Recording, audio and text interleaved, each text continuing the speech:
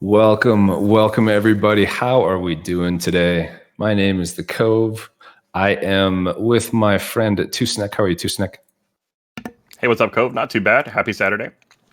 Happy Saturday, man. Would not want to be spending it any other way. Welcome to the Chippendale Rescue Rangers KONOT.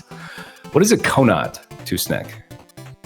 It's a knockout tournament. This is a new format that emerged recently. The first one I saw was when y'all did the Ninja Gaiden KONOT, and it's just a format where everybody gets to race at the same time, and then every round will cut some number of people, just kind of based on how many we have left in the tournament. Yeah, exactly. So usually you've seen a lot of our ONOTs on the channel, which we have kind of a bracketed tournament. We play throughout the day.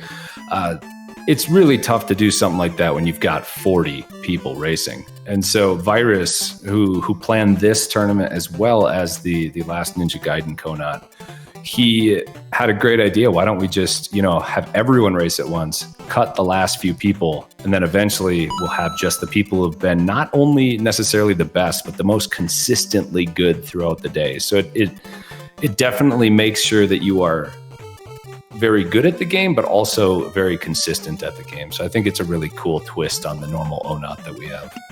Yeah, I agree. I'm hoping to play in one of these in the future because I think this is going to be, for the players, a much better experience. Because in a standard tournament where you're in a bracket, you're sitting around for like half the day waiting for your 10-minute run.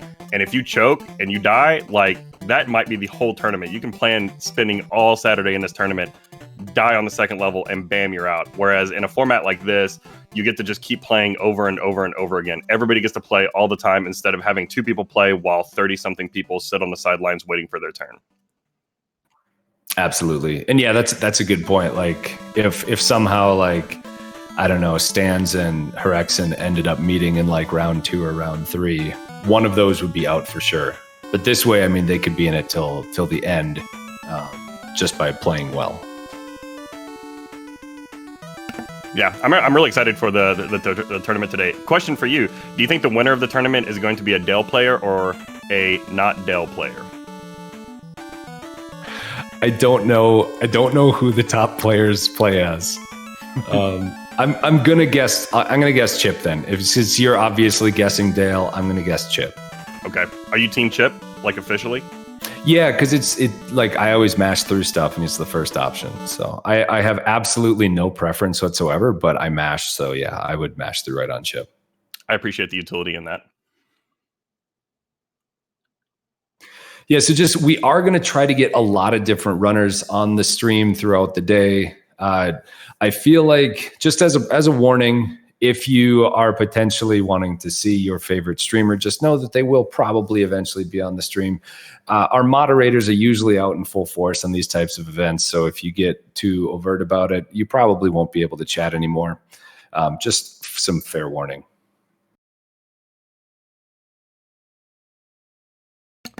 Yeah, so I think Virus is getting the last couple of runners set up in the restream here. And do you have an ETA on when we think the first round will start up?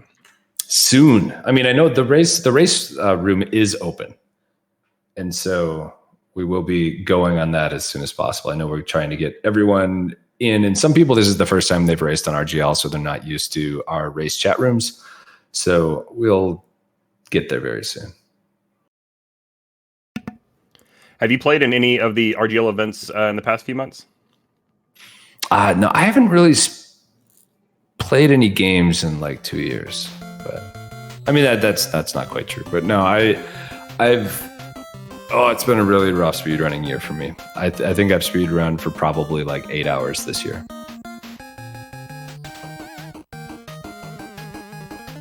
But I do my best to be around to help commentate, because I still know a lot of the games that we do on here in various events. Yeah, I feel like I see you around all the time.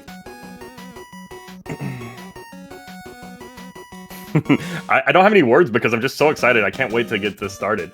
This is going to be a lot of fun. I was talking with some people before the tournament. Do you expect folks to kind of generally go on the safer side with strats at the beginning of the tournament and then start to tighten up and start going for riskier strats towards the end? If you're a better runner and you want to make sure that you're around at the end, I'd say yeah. It depends, though. I mean, some people are just incredibly consistent, and they're willing to risk making a really bad death on like towards the end of J if they took damage boosts on the axes or something. Like I feel like it's very smart to not take unnecessary risks until you need to. Yeah, I agree. So we have X-Ray, Stans, Herexen, and Baras in the top 4 here. X-Ray made a run at this game earlier this year. Took the world record from IndieSuite. I think it's the first time that I've seen IndieSuite not have the world record in this game since I started speedrunning. It was incredible. X-Ray's been on a tear this year. Yeah, we've got actually Indy is now 3rd because I think Stans beat him as well right around the time that X-Ray took the record. X-Ray also took the Battletoads world record, I believe, earlier this year. In my opinion, one of the most respected speedruns. It's such an intense speedrun mechanically. I think games like Legend of Zelda, have a lot of like cognitive weight that you have to carry throughout the run that, obviously is also very demanding mechanically, but, a game like Battletoads is just like non-stop frame perfect after frame perfect. It's just wild. Yeah, I do think, I'm not sure if he got the record or if it was just 2nd, but I know in obviously the incredibly respected game of Circus Charlie as well recently, which, I mean, obviously way more well-known than games like Legends of Zelda or Battletoads or Chippendale. Definitely. I'm sorry, like Circus Charlie, I forgot how I ended up running it, but that was like one of my first games I ran like 3 years ago for like a week. I don't think I've ever heard of it. I'm sorry. It's still really dumb. Like the record's like 325 or something. It's just a really dumb kids game that is, I don't know. It's got some really annoying music, but it's kind of fun to play. Oh, I'm looking at the leaderboard now. Everybody in the top 6 has a 325. That's wild. Just frames apart. Okay, yeah. Like it's a pretty easy game. There's just like the certain parts you can shave off tenths of seconds, and that's really what it's down to now. Looks like we have a call out from Indy in chat here. The top 3 will change again before the end of the year. You heard it here, folks. You heard it here first. Awesome. I love the competition. So does that mean Indy's going to grind out and get record back, or does that mean he's going to not play it at all and fall out of the top 3? Oh, good question. Do you have a comment, Indy?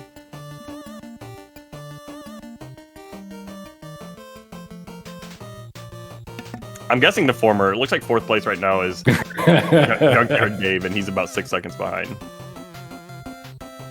No, I did that just to give Indy some grief. I know that he probably wants this one back.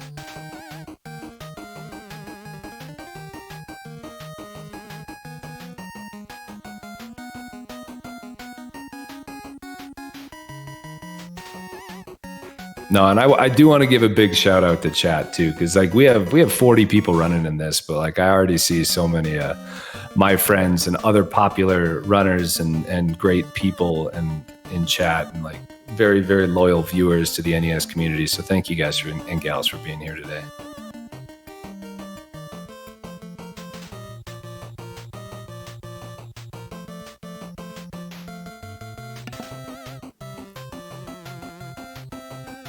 Looks like the mods are just trying to wrangle everybody into the race channel right now. So I assume that means we're going to be starting up here in just a moment.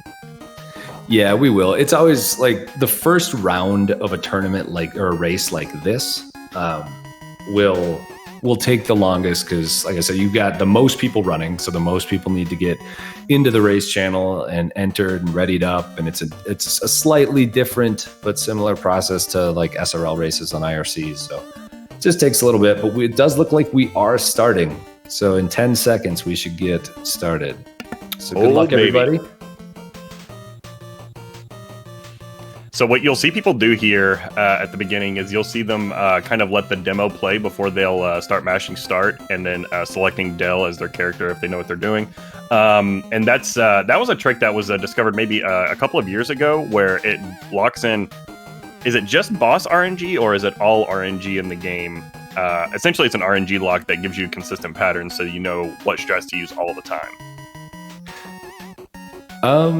So the answer to that should be all RNG, but I'm looking in the race channel. It seems like we are not supposed to be starting quite yet. Hello. There was a false start. If you're listening, so sorry. I'm still finishing some stuff here. We're supposed to give runners like 30 seconds so they can set up their demo lock, RNG lock. I don't know if you want to talk about that. And after that, we can start. Sure. So yeah. So we apparently did not give everyone the time allotted that they needed to kind of get the game to show the demo screen. So I want to say maybe about a year ago now, it was discovered that if you let the demo start playing and then start your game, it will actually lock the RNG in the game, so you can have a very consistent playthrough as long as you do the same thing every time. And so we want to make sure that we allow everyone time before we start to be able to play through that, or to show the demo, to lock the RNG and be able to kind of get back to the title screen and ready before we start. It's pretty crazy that something like a demo, letting a demo run, can affect the RNG in the actual game. Castlevania is the same way, and it has a similar problem where if you let the demo play, it can affect the RNG in the game. But I don't really know of any others. I wonder if anybody in chat knows of any other NES games where if you let the demo, which was so common in these older games, if you let that play, does it affect the in-game mechanics at all? It looks like we got Ninja Gaiden. Yeah, because Ninja Gaiden runs on a global timer that starts on power on or reset. So that's that's legit. Yeah, I remember as soon as this was found, like everyone was like letting the demo run on their favorite game and seeing if that would affect it. I didn't hear of too many actually being like affecting it in a positive way that would help the speedrun. Yeah, I when this was discovered, it was kind of crazy to see how much this game blew up. I think it felt like a gold rush. You know, people were like, "Whoa, you can lock RNG, let's go!" Saw a lot of people pick it up. Saw a lot of people pushing for sub 10, which, you know, I think sub 10 is still a really impressive time. But before the RNG lock, it took a lot more grinding to get that sub 10 time, because you just had to reset through so much bad RNG to get there. Yep, exactly. And I haven't run this since the RNG lock, but my recollection is that it does give you way above average RNG, but it's not like the best possible RNG that you can have. It's kind of like you sacrifice the potential best time for consistently being able to get a very good time. Yeah. I do wonder if it would ever get to a point again where anyone would almost optimize what you can do with the current RNG lock and need to go back to RNG runs if you wanted to better it. I was asking myself the same thing. How much more can you squeeze out of this game before people abandon the lock? Yeah, that just seems incredibly painful, though.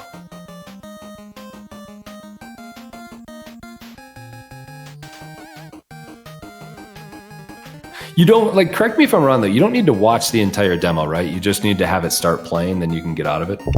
Yeah, I think that's right. Yeah, so you don't need to see the like, you don't need to waste a bunch of time with it. And yeah, Andy, I almost feel like once you've had this RNG lock and you don't need to live with the RNG, like going back to needing to get that like 1 in a million RNG perfect run just seems like it wouldn't even be worth it.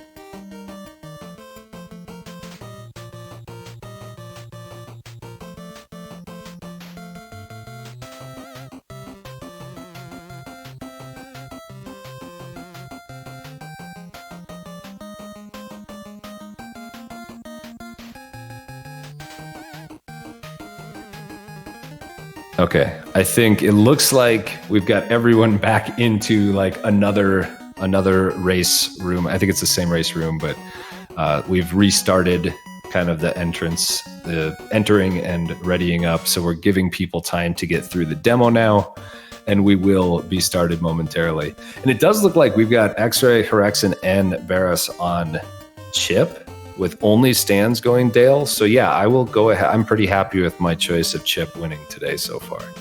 We've at least got 3 of the top, I don't know, 5 or 6 runners today that are going to be chip at least.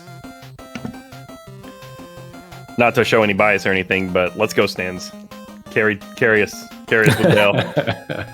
No, I do. So I'm kind of glad that a lot that like X-Ray and stands and some of the other, I don't know, I don't want to just say Russian because they might not all be Russian, even though X-Ray and stands are. Like some of the lesser known Eastern European runners that the last couple of years have just been destroying leaderboards. Like I love just sitting and chilling in Stan's chat, like just watching him because he's such a good runner. Yeah, the mechanics on these guys, like their platforming is just insane. I can sit and like you were saying, like it's sitting in Stan's chat, just watching, and to see him just kind of jump around from game to game, you know, it's just like wild. Like I can't jump from Chippendale to Castlevania because my muscle memory is like, whoa, hold on, buddy, we're going a way different speed now, and to just, you know, watch him jump from like, you know, Batman to Power Blade to Chippendale, you know, it's just you know, Journey to Silius, whatever, it's just wild. Yeah, it's great to see it.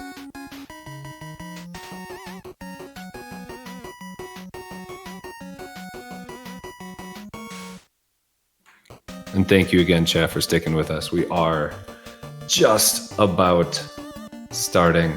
We're in the demo lock period right now.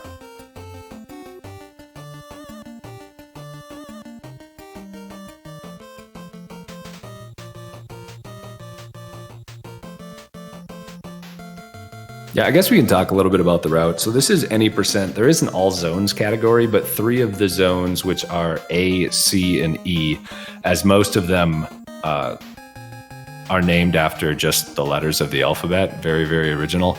3 of them can be skipped during the course of the any percent playthrough. So we will not be, hopefully, seeing zones A, C, and E today. All right, now we're starting. Hopefully not. Finally. Nice. I do see, yeah, in the race channel, it does tell people to start. So hopefully we should be seeing these 4 start off very, very shortly. Let's go. I feel like this game picked up a lot of popularity this year, in part because of the big 2013 race that just wrapped up earlier. I guess it was this month, yeah. And that was the all zones category, so you did need to learn those other zones, which the zone E boss is very hard with the RNG lock. So when I did my big 20 run, I actually didn't do the RNG lock because I wasn't competing for like a top time or anything, and the zone E boss was just way harder. Looks like we're starting up here though. Let's go. Yep, stands. So one thing to note, like all of these racers are either streaming to their own channel or to our RTMP, and we are then rebroadcasting that. So there may be a little bit of lag differences between the two. So if you see one finish first on stream, it does not necessarily mean that they won the race, or that they even finished first out of the 4 that you see. Oh, I forgot the timer. yeah. I'm sorry. Okay. We did not start the timer. We'll see if we can fix it. Otherwise, we will just have a world record. Finish in probably about 9:15 or so. Yeah, I guess we will have the first round is always the worst, so I'm really sorry for that. By the way, let me talk about the eliminations.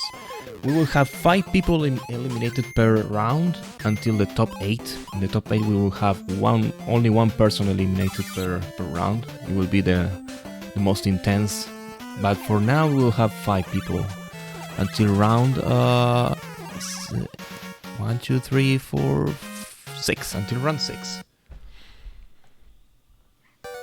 Nice. So yeah, so like we said, ideally we would just eliminate 1 per round, but because we have so many people here, we need to do multiples. And so yeah, it seems like Virus did the math, and we're going to do 5 at a round, like 5. So if you're in the last 5 of all of the racers, each race for these first 6 races, you're going to be eliminated. But anyone who is not in those bottom 5 will continue to race. And we present you the commercial breaks by Twitch. Oh my god. Oh yeah, this is actually the worst part is from something that changed around the same time as they started the mid-roll ads, is that we are going to be seeing some of this. So you're going to be seeing about 30-second breaks whenever we try to switch people in. So get ready for that. It's nothing we can fix, unfortunately.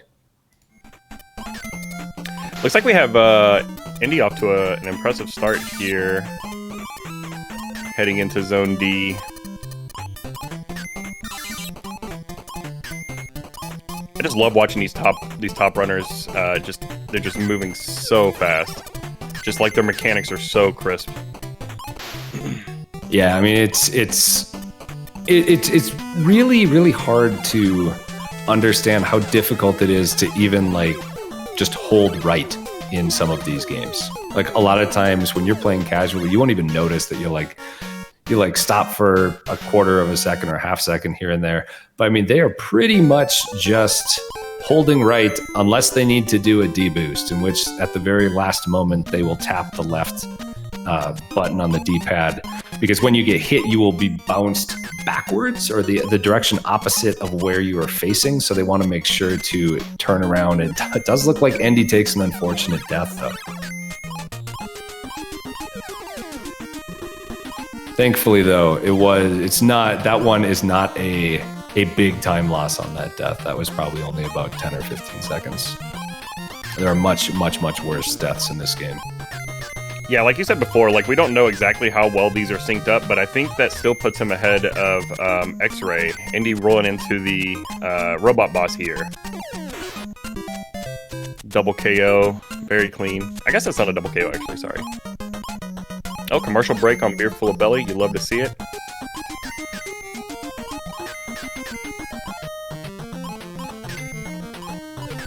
I love the music in this level. It's so good. Yeah, it is incredibly good. What's up with the eyes there? Oh no. Oh, Beautiful. We love you Twitch so full much. of ads. It does look like we have a couple concern Froge eyes on the middle of Beautiful's stream, which is interesting. I love it.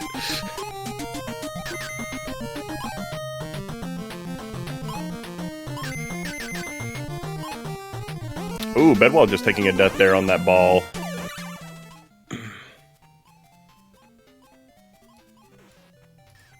Indy making quick work of Zone F. Advancing here to Zone G, which is the last zone for the first half of the game. This is one of the levels that gave me the hardest time in the Big 20. I just didn't practice it as much as I should have. Those crocodiles were just all over me. Yeah, I mean there are a couple different paths you can make it through there pretty easily, but yeah, you need to give it some time and some practice, or else they can seem very mean.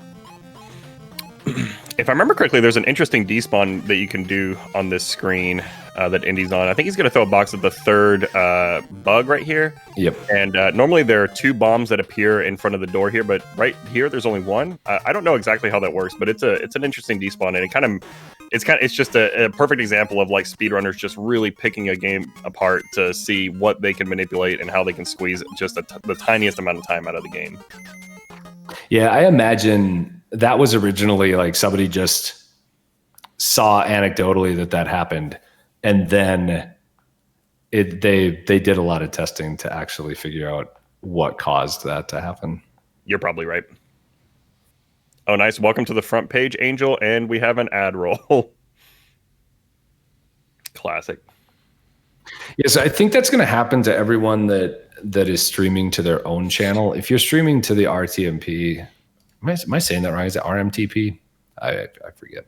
RTMP is good. RTP. Then you should be fine. But yeah, I think anyone who is streaming on their own Twitch channel and virus is capping from them will probably get that. There's also some interesting despawning you can do here with these crabs at the beginning of this zone. Do you know how that works? I do not. You had to hesitate on the first pillar there, and then you will despawn the first one of those crabs, the most annoying one. Yeah, that's right. It's kind of when you go behind that one pipe, huh? Exactly. Yeah, like I said, I think I have like a 10-10 in this game or something. I don't even know if I ever submitted it, but I haven't run this game in like 2 years,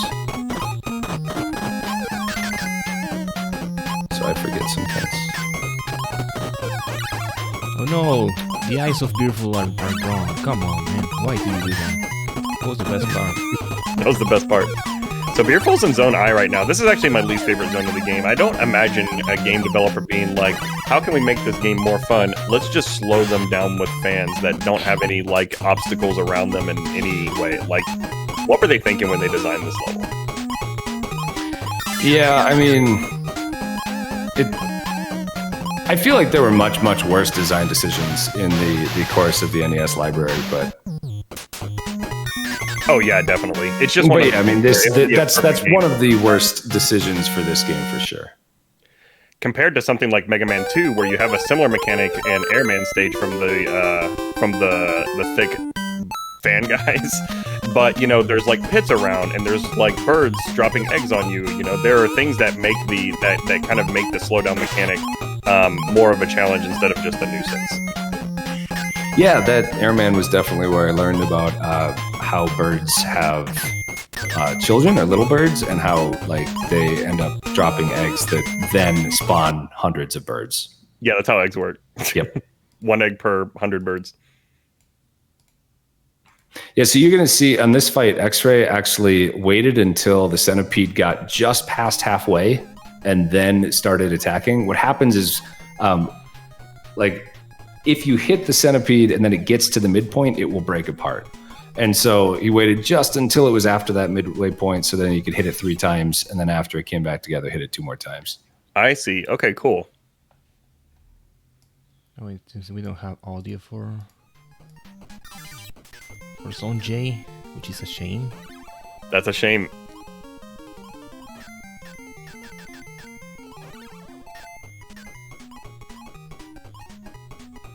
Yeah, there's some really tight jumps around those plunger guys. And then right here is where you're going to see how risky some of our runners want to be.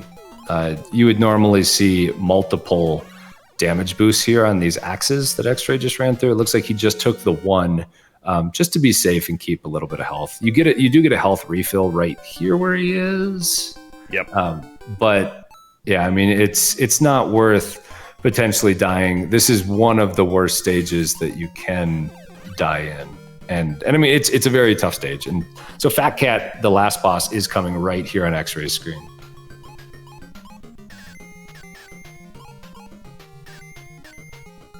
Nice. GG X-Ray. And it does look like X-Ray done with a 953. He's on fire, folks.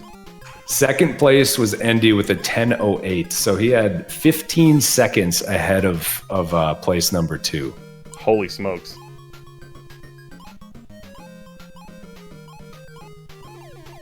We have Hyperflux coming in here on the crocodile screen here right before the big axes happen. He also looks like he only took 1 damage boost as well. That's a little surprising to me, frankly, because there isn't too much of a threat after the axe. There's like 1 crocodile that throws his head at you, but after that, everything else is pretty tame, and you get a full health refill after the crocodile platforming. So I'm a little surprised that people are only taking 1 axe boost, but I don't really run this game, so I'm sure they're making wiser decisions than I would. Yeah, oh yeah, that's right. Endy got a 10:05 or so, a 10:08 from race time with that death as well. So. Oh, that's right. He would have been right there with X-Ray. This is going to be fun. And there were, I was trying to see as the times were coming in on the race channel, there were about 23 people with a sub 11. So, I mean, that's a very large number of people with a very good time.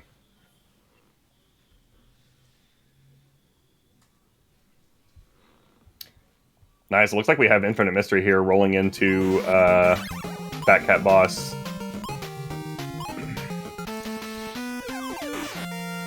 got 2 health. Ooh, he took a hit from the Ash, though. Come on, Dale Runner, let's go. Okay, looks like he found the sweet spot here. Yeah, most people you'll see will be right where IM is, because it is a very safe spot that you can just kind of sit there and take your time and not worry about getting hit. So what chipmunk was X-Ray using? I forgot completely. Chip. Chip. So we have the first win for Chip. At least I'm pretty sure when it was on the character select screen, he was just hovering over Chip. But I did not see him select a chipmunk. Nice one, GG to Infinite Mystery, Hero, and Mr. Cab. A lot of people finishing up. Looks like we have Rainbow up in Zone J here. So Sour, please. Give me 1 minute. I will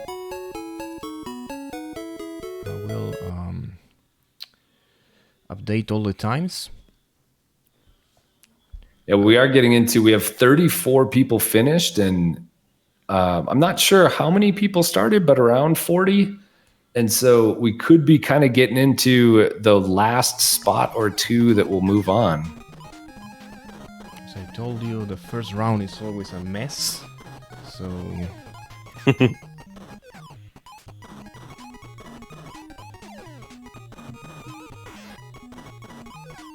41.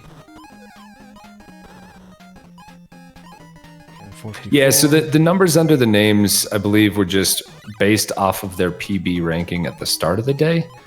We also didn't have PBs for a good number of people, so those may just be alphabetical or in whatever order they signed up. I tried to move them like in PB order, but then I was like, oh, it's almost time to start the race.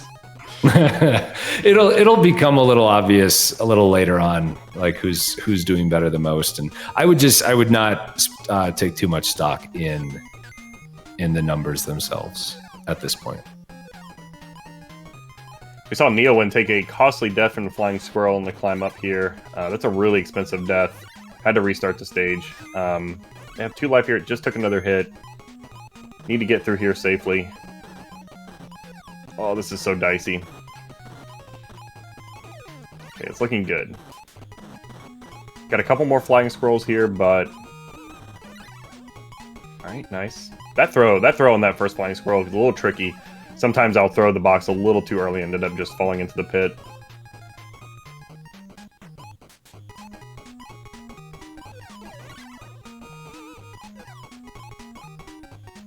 Yeah, I mean, honestly, just to call out, and not to call out any one in particular, because it's not just one person that does this, but we are incredibly supportive here. We do not disparage any runners for anything that they're doing today. So all comments in chat should be positive, please, or else you will be banned. I am one of the nicer mods. I just usually time people out and just purge it. But yeah, if one of the other mods catches it first, you probably won't be able to talk anymore. Yeah, I like that energy. I don't know. That's one of my favorite things about RGL is just how positive the community is and how supportive the community is of everybody, regardless of their skill level in the particular game in question. I really appreciate that culture. Yeah, I mean, speedrunning as a whole, we want to be as inclusive and supportive as possible. And people have different backgrounds. Some people have like barely played any video games. They're happy to even beat a game casually, and they want to try speedrunning. We want them to be able to compete and have fun just as much as we want the people like X-Ray and Stans and Endy who have played this game literally thousands upon thousands of times and are at the very top.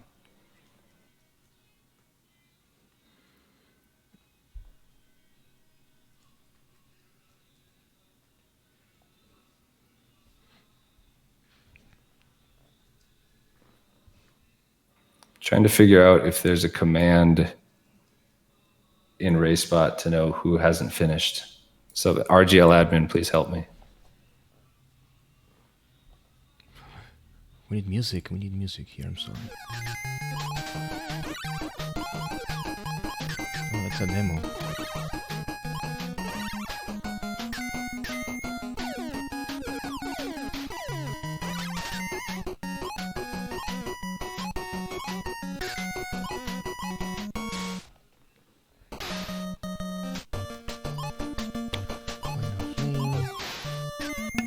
I'm sorry, Vice. Can you? How many people were in the original pool? Was it 43? 40, just 40. 40 flat. Okay, cool.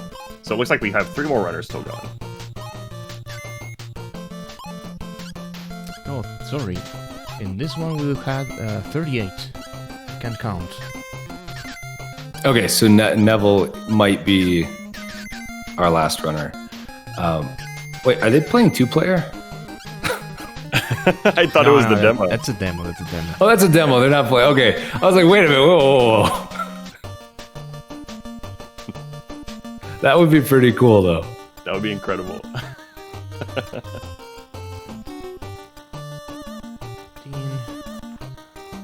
What a mess. That's absolute Katie with a 1345.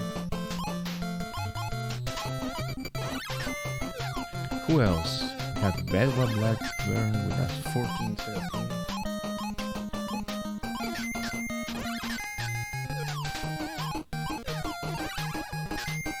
Okay, yeah, so it does look like everyone is finished for the first race. So that was a really good first race. Seeing like at least Andy and X-Ray had very good runs, like minus that one very small death for Andy. But this, if that's even a glimpse as to what we're going to see today once people get warmed up, this is going to be pretty awesome. Christine's time. Christine, where's Christine? 10:40. I need Edo time. 37.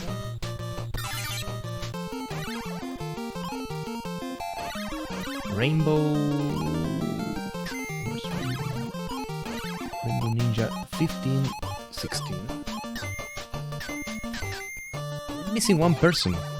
This is my worst nightmare ever. Who are you missing? I'm also looking through the list. I have one person who's not here, but there's someone who is here, which I have not seen, and I will check one by one. So let's move to the overview screen. Meanwhile. Nice. So it looks like Virus is compiling the results from the first round, and he'll put those results presumably he'll put the results in the overlay in the stream once he has those results ready, and then we'll get set up for the second race.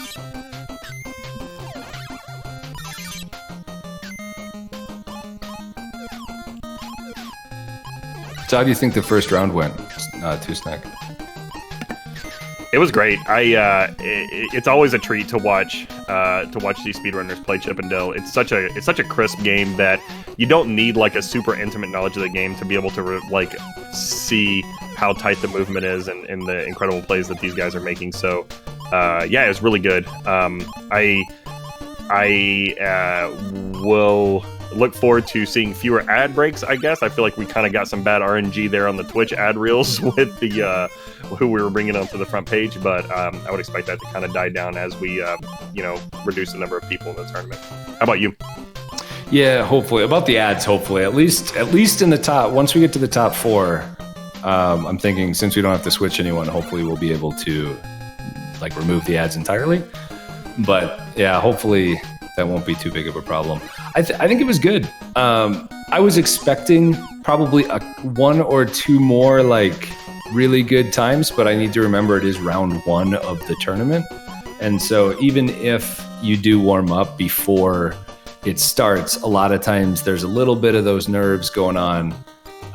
And it is really easy, doing top strats, fastest strats, it is really easy to just accidentally take an extra hit and take a death. And so I do think once the nerves calm down a little bit for some of the runners, we will see more of those lower times, those sub 10 times, which are just insane to see.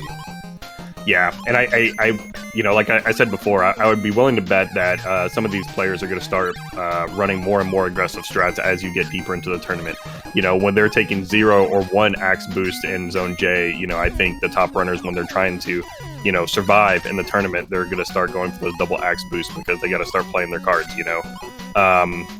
I also, looking at the results in the race chat, it's pretty cool to see folks that are like we had X-Ray with the great 9.5x time, but everybody else had over 10, and a lot of people were in the 10 teens, 1020s, and 1030s. And the people in those time ranges was a good mix of very seasoned runners in this game, plus some folks that have just picked it up this year, as a new game. So that's really encouraging to see. So we have the results for the first round. Oh my god, I forgot to put the background. Why? It's fine. We've got the important part. Chip 1, Dale 0. Whoa. Hey, I didn't say that's how it should be. I said that that's the important thing to keep count of. It was the first thing you called out, though. Hey, I don't start the Chip and Dale wars, but once I was forced to pick a side, I'm all in, especially since Chip won. Especially since Chip won. Yeah, so it looks like 34th through 38th place were knocked out. So that's Zonth, Absolute Katie, Bedwell Blackburn, Rainbow Ninja, and Cohen 80. Or Neo went 80, sorry. GG's to all the racers. GG's to those that have dropped out in the first round. You will be remembered as we advance into the tournament. And I'm excited to see who's going to be able to survive through the second round of this knockout tournament. Absolutely. And I just want to second that. Thank you guys, or thank you 5 for participating. And I hope you did still have fun today, even though you were only with us for one of the races. I know we really enjoyed having you here, as we will enjoy everyone else throughout the day who either makes it through or is everyone but the person who makes it through to the end.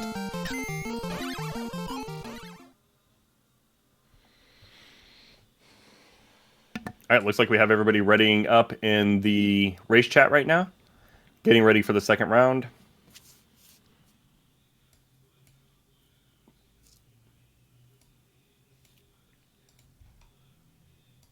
Nice. How can I see the results of the Chip versus Dale poll that we had earlier? Does anybody remember the results? Just if it was Chip that won, just tell me that you don't remember the results.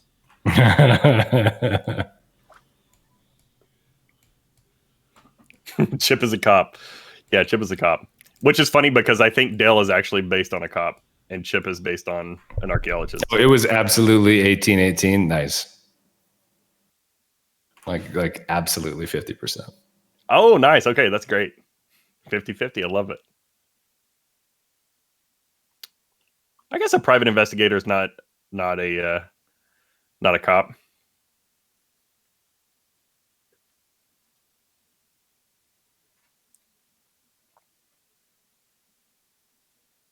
Dale has the shirt. That's right. I just love his casual style.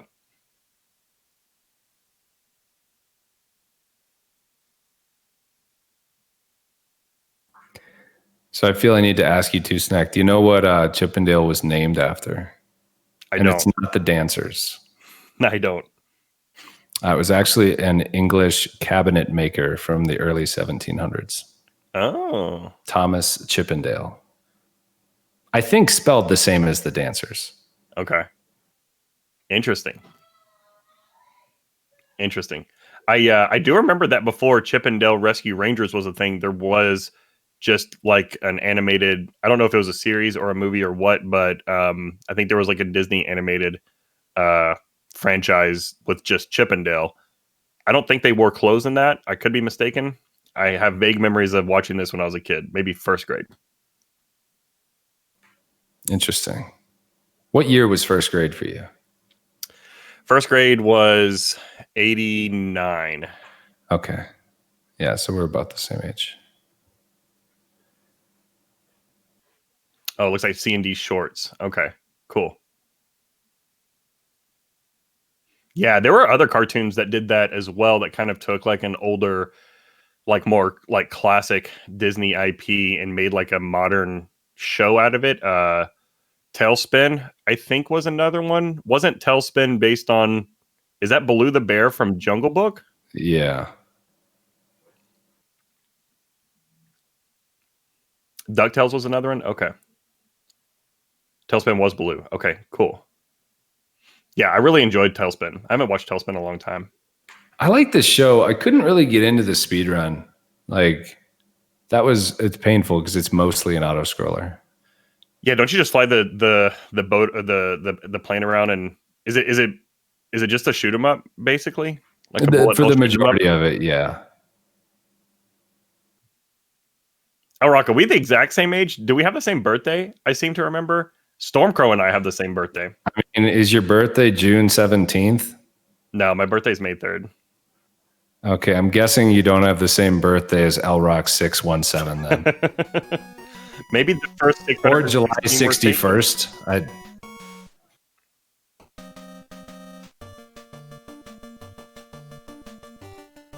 Yeah, Darkwing Duck. I was a big Darkwing Duck fan when I was a kid. Darkwing Duck was very cool. Let's get dangerous. That's another impressive speed run that I feel like Darkwing Duck speedrun was really popular last year. A lot of folks were kind of pushing that game. That was fun to watch. Yeah, that's a tougher game. It doesn't look as tough, but man, it's not easy. Yep. Okay, looks like we're getting started here. Awesome. Nice. Round 2. Here we go.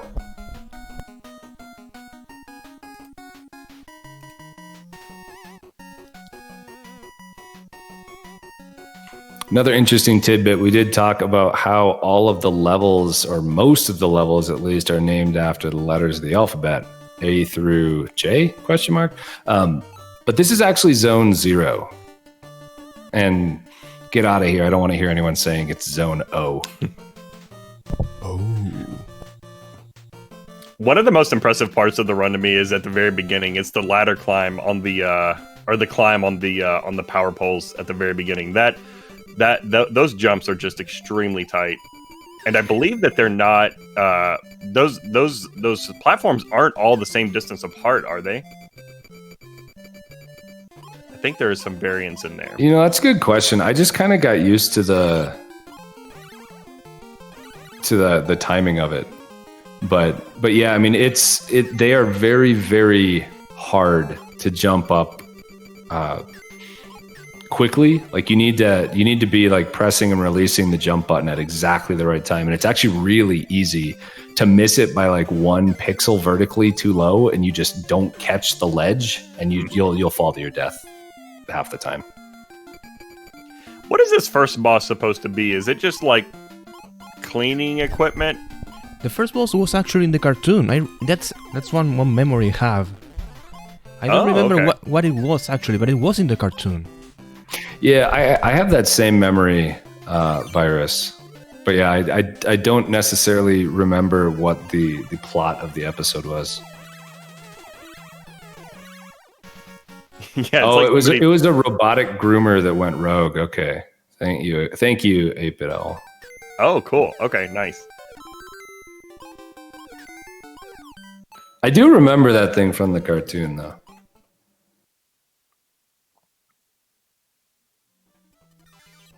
All right, we got Beerful back on the stream here. No concern, Froge eyes. Concern, Froge. Yeah. I think he saw it in between levels in the first run. I was like, "Whoops, I better get rid of that." Yeah, you can see on X-ray the faucets. You can do a bunch of different things to kind of get through them. You can duck. I forget if you need to carry something to duck, but you can kind of go left and right if it's like even with the floor. You can jump. You can throw your box. Like a lot of them, you can get to signify a twist, and you need to do, I think, 3 twists on each one to get the water to stop. Mm-hmm. So we are showing X-Ray being behind some others here, but he also started the race late. I don't know what the story there is, but his stream did start the game a little bit later than others did. So he hasn't. I don't think he's really had any slowdowns. So he's probably pretty close to being in the lead. Yeah, and that's why, like, as much as we try, like, there's stream lag, there's other things, so we go by the race times in the race channel itself in Discord. So we will be sure just to keep you updated as people finish. Yeah, we have people all over the world in this tournament.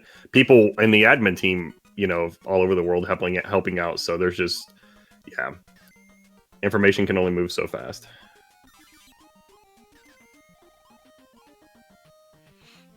I feel like there should have been like some sort of like educational video on that or like slogan right after you said that, but I had nothing. Let's talk about light speed. I don't know. It's the best I can come up with. Admittedly weak. I hate this robot boss. For some reason I have just such a hard time aiming on the y-axis. I can't explain it. It's just really hard for me to connect with consistently good hits on this boss.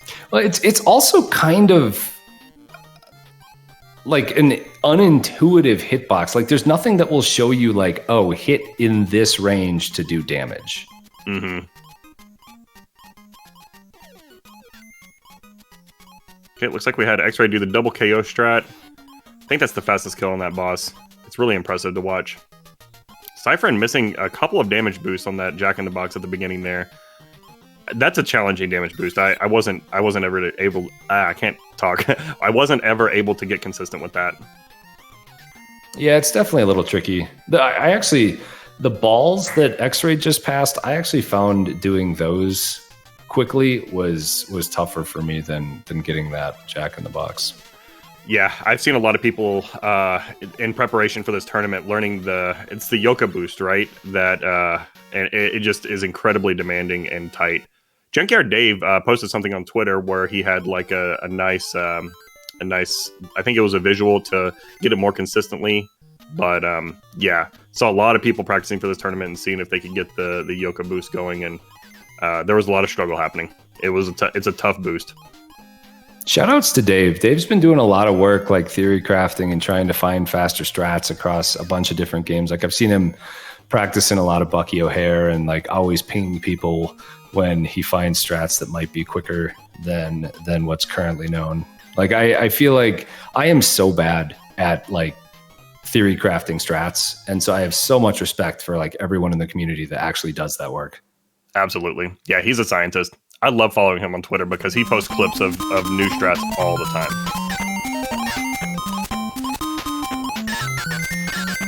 I really enjoyed it when he was digging into Ninja Gaiden 2 because with the clones, I've only ever played the game casually, but with the clones doing work for you as you move through the levels, they're just so sexy. Those strats are just really hot. Yeah. All the Ninja Gaiden games kind of scare me away. I've played them casually, but yeah, I don't think I'll ever speedrun them. I'm intimidated. Not that I don't think I could do it. It's just a big learning curve. Yeah, I'm currently playing or learning Ninja Gaiden 1 right now, and it's a tough game. There's a lot going on.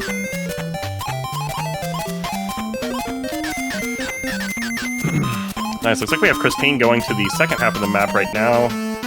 X-Ray. Well, okay, so about on par with X-Ray here. X-Ray's also going to the second half. X-Ray did start with a little bit of a delay, but, pretty close to each other.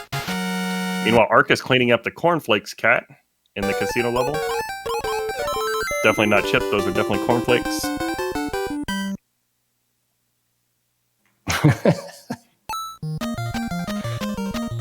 Yeah, I would say, though, like, don't let the fact that speedrunning can be intimidating stop you. I just know I don't personally have the time to play to get as good as I'd want to in most games anymore. So that's why it's intimidating to me. But I would definitely say, like, for any level, if you have any amount of time to be playing games and speedrunning is interesting, absolutely give it a shot. Yeah, there's a lot of games where I've just picked up the speedrun just because I wanted to learn the game and I wanted to, mostly just be able to pick it up and beat it at will. Not really going for a competitive time, but just kind of wanting to learn the strats, just the strats themselves, just learning those and being able to do some pretty like cool tricks, especially the people that don't really know the game. That's one of my favorite parts about speedrunning. Yeah, I mean, after a certain event a couple weeks ago, how many people can now beat Tyson where they never could before?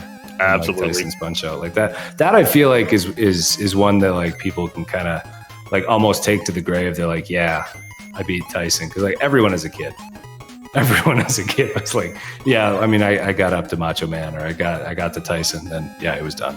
Yep. Like real talk. when I was learning these games for the Big 20, and Overstorm comes to my chat, he's like, "Have you played against Tyson yet?" I'm like, "No, I just assumed that it wouldn't be that bad because it's only like 3 minutes." And I popped it in, he just knocks me out immediately. I'm like, "Oh my god, like this guy is for real." And you're right, like people can beat it, mostly at will now, including a lot of viewers. I have some people that hang out in my channel that don't stream or speedrun, but they got interested. They watched a lot of streamers learning different strats, modified blind strats or standard round 2 TKO strats, and they were like, "Hey, I can do this," and they would just pop in their NES Classic or emulator or whatever, whatever they had access to, and a lot of them were able to beat them too. So I think that's really cool. Yeah, it is. Sorry, we're going to have about, 10 to 15 rounds of this. And so we will be talking kind of in and out of game progress. And we'll obviously mention when people die and stuff. But there will be a bit of just kind of ad-libbing about other stuff as well, since we have a lot of time here together today.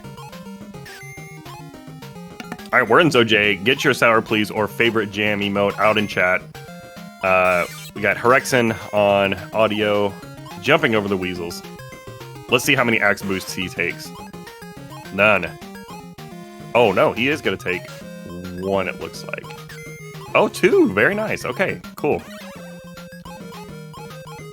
Nice. Herexen going ham. Real quick, we do have some times coming in. Unfortunately, also some of the people that we're seeing on the screen are now done, so you might get some spoilers. But we did have Andy with a 9:52.5 this round. Ooh, very nice. X-Ray had a 9:58. Herexen had a 10:05. Joseph H. Tobin Jr., 78.29, had a 10:11. Terrific Tracy with a 10:12. Monarch with a 10:13. Demian Neville with a 10:13. So, we have a ton of really, really, really good times this round. Yeah. Ray Ewan with a 10:17. Beerful with a 10:20. Daygees with a 10:29. So we had 10 people with under 10:30 this round. Much tighter times in the first round. I think what you were saying about the nerves kind of calming down and people getting into the groove is we're starting to see data to support that. Yeah, this is exciting. And then we can definitely see X-Ray and Endy are both being very consistent here, with those sub 10s. I know I'm saying that even though Endy did have that death in the first round, but it's definitely not a death he'll usually take, I feel. Looks like Horza took a death in the first screen of Zone J, entering the second screen of Zone J now.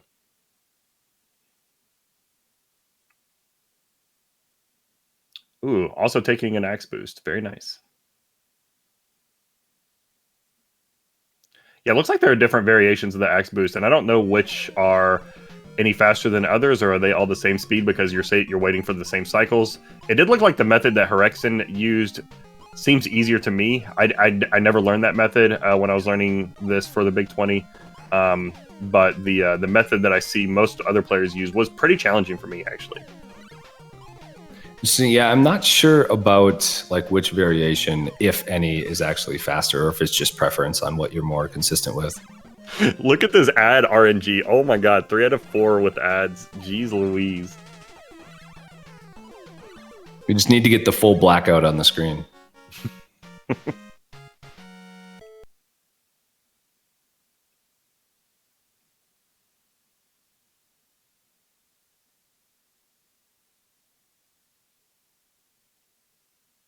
Looks like we now have 31 finishers currently, so we probably have, I think, 4 more that are still going.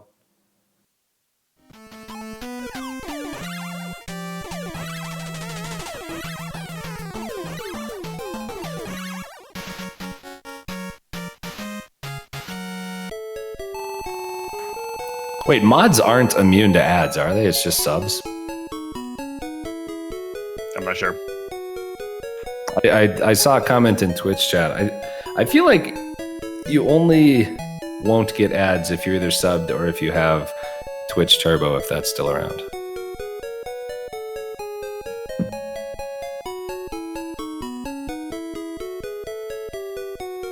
And unfortunately, with how we're doing it, you would literally have to be subbed to every one of the racers to be guaranteed not to have ads.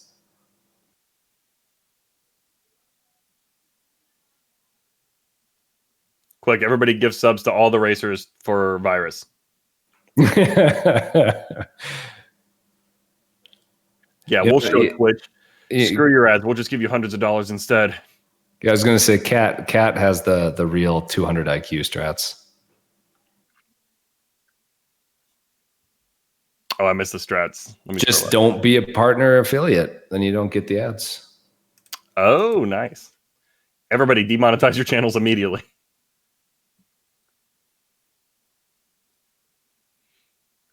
I don't know. We shouldn't get into that. I'm gonna very quickly get into a diatribe about how, like, if I was still streaming consistently, I probably would have revoked my affiliate status just to be able to also stream elsewhere. But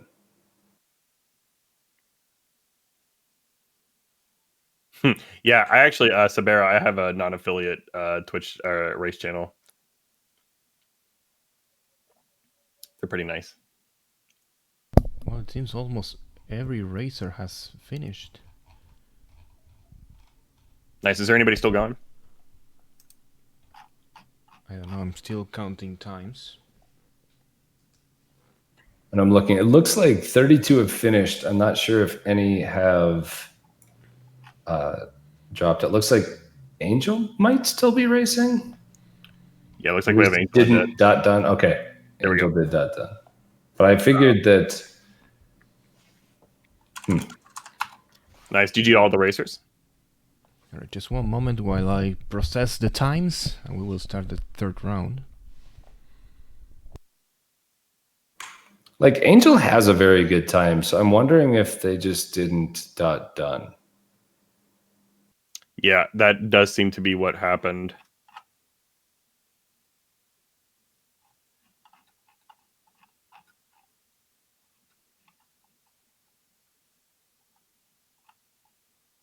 Because literally 3 minutes ago, he was talking in chat about how he had some inputs eaten after he was done. Just asking what his time was.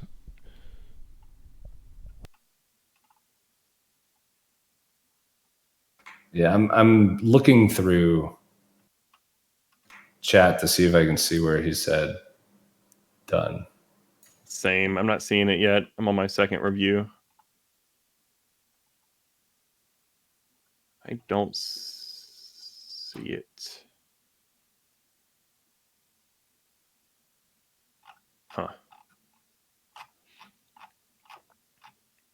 Yeah, we'll get it worked out though.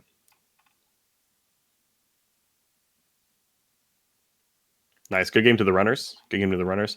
That was a fast round. Like we were saying earlier, a lot of the times at the top were very impressive this time around. Couple of sub 10s. Herexen had a 10:05. Joseph had an 11. Tracy had a 12. Monica with a 13, and Damien with a 13. Ray with a 17. Beerful with a 20. Those are, and of course a couple more in the 20s and 30s. Really clean times. Really clean times.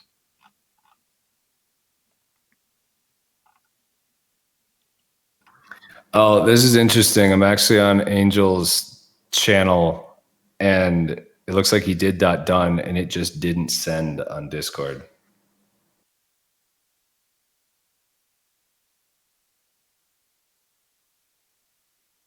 Yeah, so it looks like it would have been about a 10:38 or a 10:39.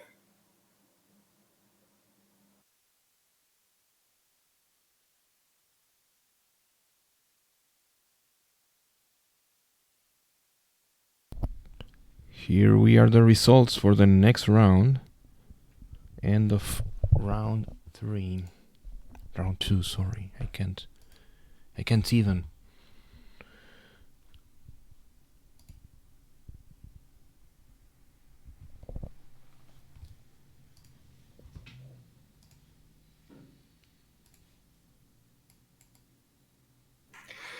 Yeah, I mean, I know the dot done didn't go through, but I think we can't judge like potential Discord, like internet issues, as like we can go through the VOD. Angel obviously got around a 10:35 to a 10:40.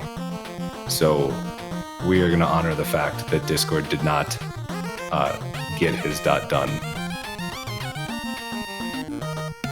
That feels fair.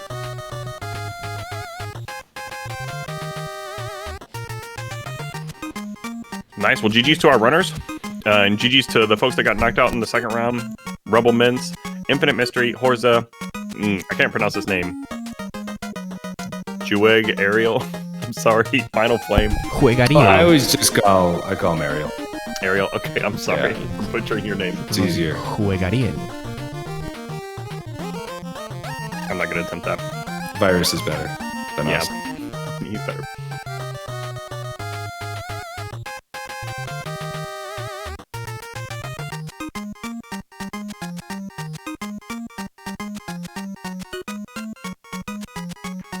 Yeah, and it's very easy to obviously, like with Angel having the .done typed in his Discord and posting a screenshot and us being able to see him talking very shortly after in Discord and seeing the Twitch bot.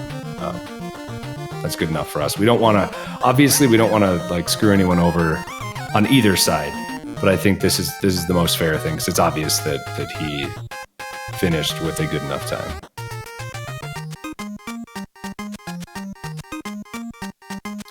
Final Flame saying they took a death in Zone 0. That's rough. I was hanging out in Perfect Fin's channel this morning, and Perfect Fin was debating whether or not he would take some of the more like risky damage boosts on the power lines.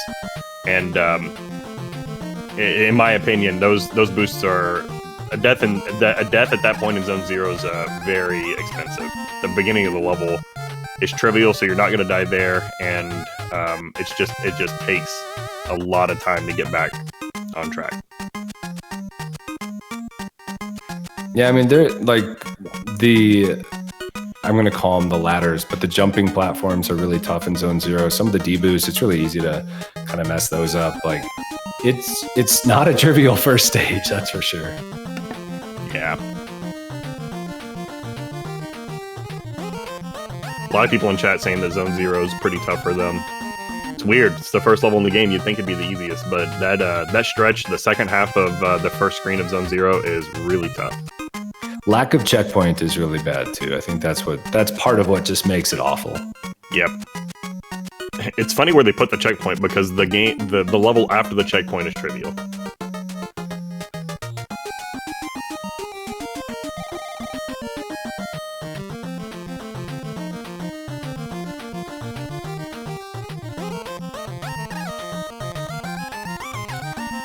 Kind of rough too that's actually a very tough stage and right at the beginning of the game.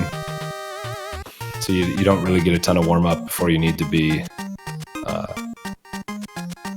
competing at a high level or performing at a high level. Outside of the race context, though, I think it's preferred that some of the toughest parts of the game are at the beginning, so you get you're not spending a lot of time on trivial gameplay just to get to the tough part and have to reset 6 minutes into the run. It's nice having that tough reset point, 30 seconds into the run. Yeah, I think that's fair. I think it's one of those things where it's probably a little bit your mentality as well. If you're not a big person on resetting, you might want something that's tougher towards the end of your game.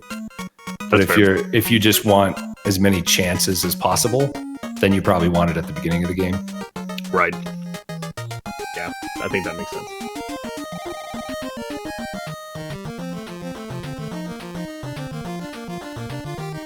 And that's one of the fascinating parts about like speedrunning. I like talking to people because like you have like the opposite ends of the spectrum.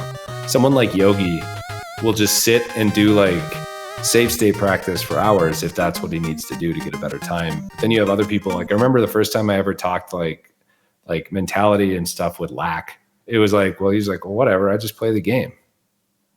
And like it's fun for me to just play the game. And it's like there are top runners from all over the place have incredibly different mentalities for how they practice and how they play. It's really interesting. Yeah, I remember when Pranzo was pushing for sub 30, I believe, in Legend of Zelda. He was doing a lot of resetting at the beginning of the game, and I think Cantaloupe gave him the tip that you get a lot by just playing the game through and just kind of developing a level of comfort with the entire game rather than just the first 3 levels, which are some of the hardest levels in the game. And if I remember correctly, Pranzo kind of took that advice and started playing more no reset runs, or more no reset as long as you didn't die runs. and it really improved his performance in the game. Right, So I here think a we lot go. of it's just what game are you playing? Oh, you say you're ready to go? Here we go, round 3. Let's Yep, go. we are going. We've already seen. We do see Endy off already. Endy's apparently not one to have a lot of latency on his stream. Yes. It's probably because of the difference between Twitch and the RTMP. Yeah. Yeah, but I mean, you look like Endy's, what, 25 seconds in now, and the other 3 are just starting. Yep.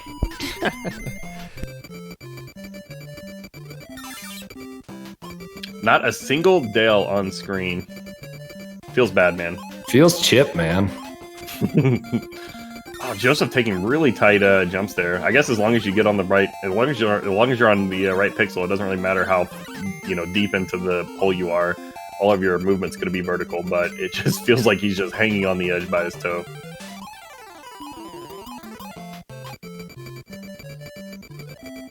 Yeah, there's just so many threats up on the power lines here. It's crazy.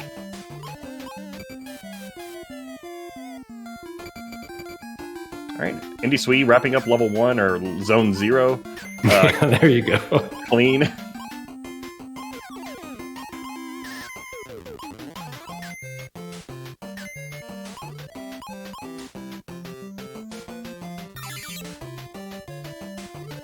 Yeah, I just like the one tough part about commentating this is a lot of times I just get kind of almost mesmerized when you're like watching some of the best runners at whatever game you're racing. And it's just, I find myself watching it and be like, I should be really just talking about what they're doing. Right, like I'm sitting here watching Indy Sui, just like this game's challenging for me because my main game's Castlevania, and in Castlevania you don't have any variable height on your jump. You're just kind of locked in on whatever the jump animation is going to be. But a game like this, similar to like Mega Man, you jump for as long as you hold down the button. And just watching him move through these really tight places so quickly, or watching these runners move through these really tight places so quickly with, a bunch of different jumps of variable heights, it's really impressive to me. Oh, and we see that Neville is on the commercial break-in level again. So I'm not sure if you saw, but when Moniker and other runners, when they're at the part of the level where they're jumping over the pots of water and there's bees coming down from the top of the screen, you can actually cause them, if you jump off the screen when they spawn, they'll think you're at the bottom of the screen, so they'll just essentially just go straight down to the bottom. Oh, so I that see. is one way that you can avoid those guys. It's kind of tough to see, but every once in a while, if you see one of our runners on kind of the pots there jumping over, just take a look to see where the bee actually starts going horizontal. Okay. When I learned this game, I was able to do that, but I didn't know what I was doing. I was just copying the movements of people's PBs that I was watching, so that makes a lot of sense. Yeah, if you just jump at the right spot, then these guys, they just fall all the way to the bottom. Frankly, I thought it was just RNG. Like, I thought it was associated with the RNG lock. I had no idea why that was happening, except that it was peculiar.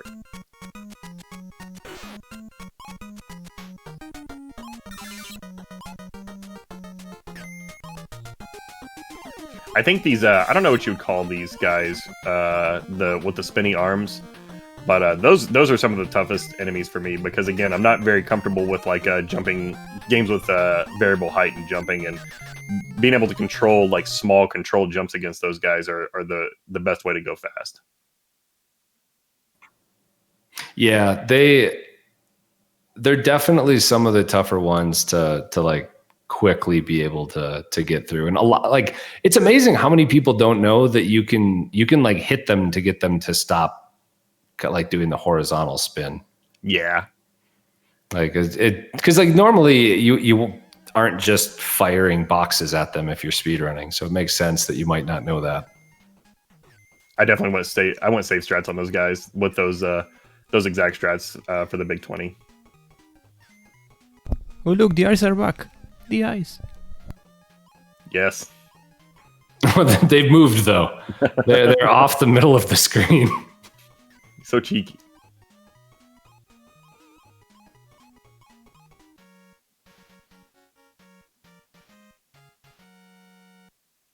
Nice boost by Ray there. Ray, yo.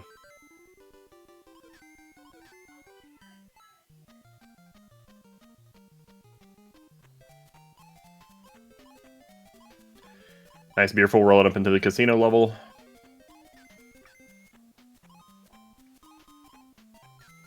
It's a really pretty start to the level. Like when you watch somebody do it right, and just how they're seemingly just jumping like between the alligators. I also like how Beerful goes up on top. I feel like most people don't. Yep. I like to see the variance in route. I feel like so much of the routing in this game is just kind of where your comfort lies. Yeah, there are a lot of places that there are multiple possible routes. I feel like a lot of times people will just watch whatever the world record is or whatever time they're aiming for. They'll watch a run around that time and then just kind of copy those strats. A jump on, so I'm looking at DayG's stream right now. There's a jump up here where you have to like jump a little early to avoid a fly. Actually, DayG's did a pretty cool strat where they jumped about halfway into the platform and manipulated that bug to fly across earlier. But that jump was really tough for me. I would fall into the pit pretty often. Yeah, that is a like low key, very tricky jump in the run because it doesn't look like it should be that hard. You're just so used to jumping off the edge of every platform, but with that jump, you have to jump relatively early.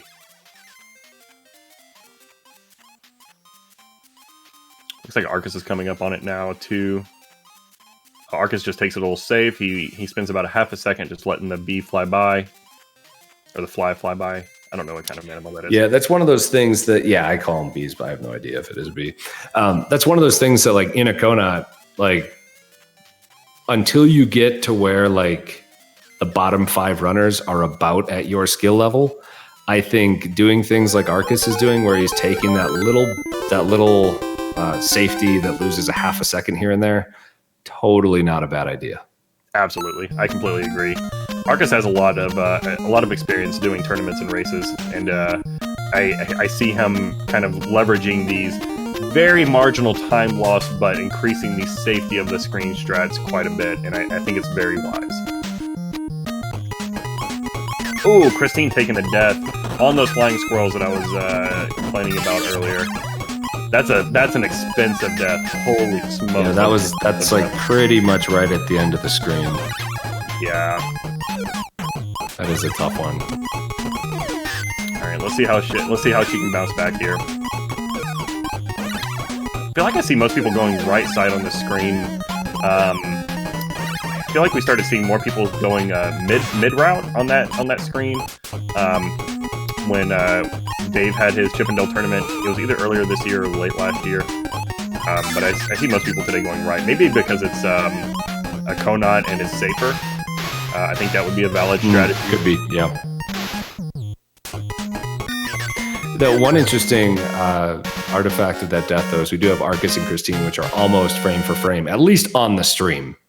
Mm-hmm. Like they could be off from each other on the timer, but it's always good to see a couple racers that are at the exact same spot. Yeah, I do believe Christine is streaming on Twitch and Arcus is streaming to the RTMP server, so they may be about 30 seconds behind. But the sync for our viewing, the sync is awesome. It's fantastic. Yeah, I mean, even if that's not how the final times will shake out, it's always nice to see people who are right next to each other on the screen. Nice, 2 out of 4 at RNG.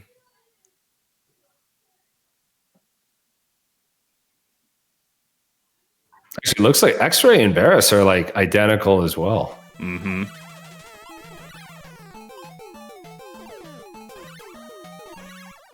Yeah, just really good job getting as many hits as you can in before that centipede is going to fall apart. But Andy's just crushing it. He's already on the last screen before Fat Cat. But we do have to remember he did have a 25-second head start, at least for what we could see. Nice. Sour please in chat, everybody. Zone J, let's go. I'm never not going to say that, so if it's annoying you, I'm sorry. No, it's funny because like I'm like, this is round 3. I'm like, I feel like I've heard that every time. It's fine. It's a fantastic like fan service last level song. And we're gonna bring in someone else to do commentary. See you, Two Snack. Thanks for the help, buddy. Yeah. The only rule for the new person, they can't say sour please at level J. That's it. Okay, so I'm going to give you the times as we see them finish on screen. So Andy did finish with another sub 10 with a 954.4. Ooh, spicy time. And I will hold on the rest of these until they finish, or perhaps don't finish. Who knows? X-Ray is finishing now with a 958. So even though it was 25 or so seconds after Andy race time, it was only 4 seconds off. Barris finished with a 10-minute flat. So that was 3 runners now with a 10 or lower. That's only 5 seconds off of Barris's PB. That's a really impressive run. Yeah, and you have to realize most likely there is some negligible amount of time that he is, or maybe even non-negligible amount of time that he is like finishing and then going to hit enter on the keyboard. So it could have been even faster.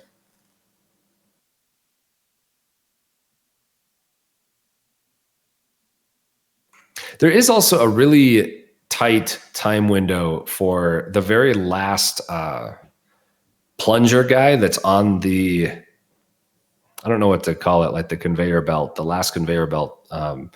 There is a very small time period. I don't think it's frame perfect, but I think it's pretty close, where you can actually kill him in one shot instead of needing 2.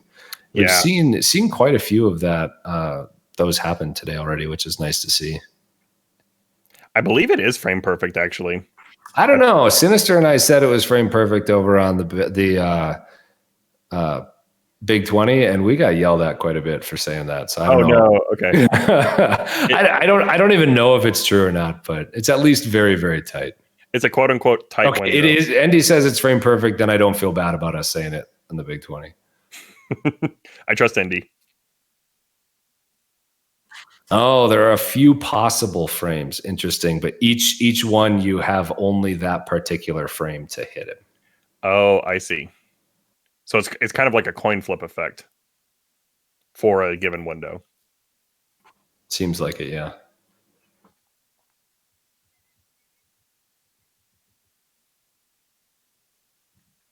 Potentially more than a 2-sided coin. We might all be ready already. Okay, let's whip through a few more of these. Some other good times: a 10:13 for Demi and Neville, Monica with a 10:15, Beerful with a 10:16, Herexen with a 10:17, DG's with a 10:19. Man, when we get into like the final 8, it's going to be like neck and neck. Yeah, we got Stans with a 10:20, Rayo with a 10:21. I mean, all of these just 1 second apart. Ray Dude with a 10:25, Angel with a 10:28. Edo with a 10:30, Arcus with a 10:36, Tracy with a 10:39, Cab with a 10:44. Yeah, Hero with a 10:44, Flux with a 10:45. So there's, man, ZG with the 10:47. A lot of these are just coming right after each other. It's going to be really exciting. It's getting really tight.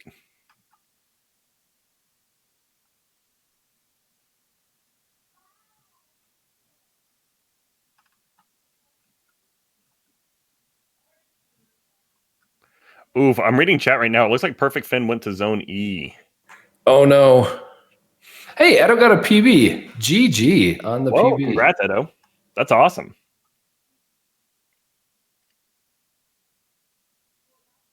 It is always awesome to PB in like a race or a marathon. Yeah, I mean, it's one of the last things you usually expect, unless you're very new to a game. But it is always awesome to see. So Death by Skee Ball, there is no bracket. This is a KONOT, which essentially it's called a knockout one night only tournament. What we're doing is everyone is racing at the same time. And then we drop out the last 5 placements each round right now. And then once we get to our final 8, we'll just drop 1 out every round.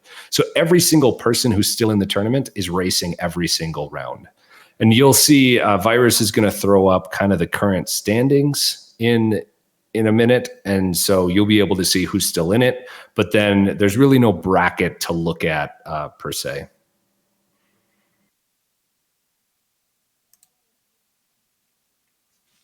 Yeah, I'm really excited about this format. I hope that this format picks up even more steam over the next year or two. Okay, looks like Virus is about to post the round 3 knockouts. Looks like Andy Lee, Joseph Tobin Jr., Nescape Plan, the Daniel Rivas, and Perfect Finn. GG to all the runners. Perfect Finn going to Zoni. That is a tragedy. Sorry, bud. Looks like 22nd place had an 11:03, so really tightening up on the times here. It's also cool to see Barris jump up so much in the rankings here, as well as Noise Police. Oh no, Noise Police with an 11-second time. That's a little sus.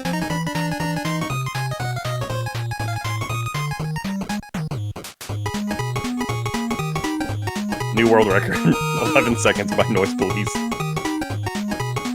Arbitrary code execution, GG.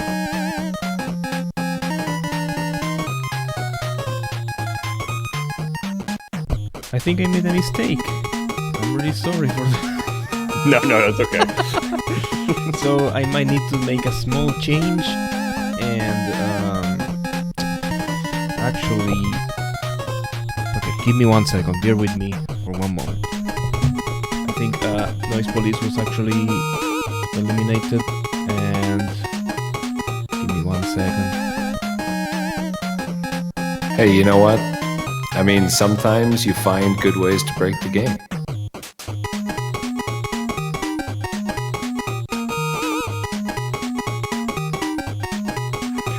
So Cypherin, I know he forfeited at during the race, and so that's why it's saying that he, the racer personally dropped versus getting knocked out from a finish time that was not good enough.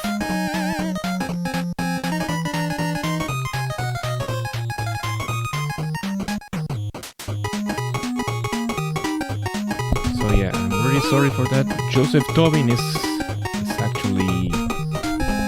Oh, wait, where is it? Give me 1 second. So I think Virus, it looks like so Cypherin forfeited at the start of the race, but then we also took out 5 more people. So I'm wondering if Andy and Joseph should both be in. Yeah, I was actually thinking about taking both because so it's less people to to take care of. But yeah, I guess you're right. I'm just doing lots of mistakes here. Give me 1 second. Hey, the one thing that I will say is Virus is planning and running this essentially all by himself. It's an immense amount of work. He cropped literally every stream you've seen today. He's done all the work himself, so there will probably be some hiccups, and that is to be expected. Yeah, shout out to Virus. I jumped in the channel about 30 minutes before the start, and he shared his desktop with me over the Discord stream, and holy smokes, he is juggling a lot of stuff. Yeah, I mean, this is definitely I feel like this is one of my favorite types of tournaments, but I think we need to figure out better ways to not have it all fall on one person. So what was Noise Police's time? I can't see it. Andy said it was an 11:40 something. I don't remember the exact time.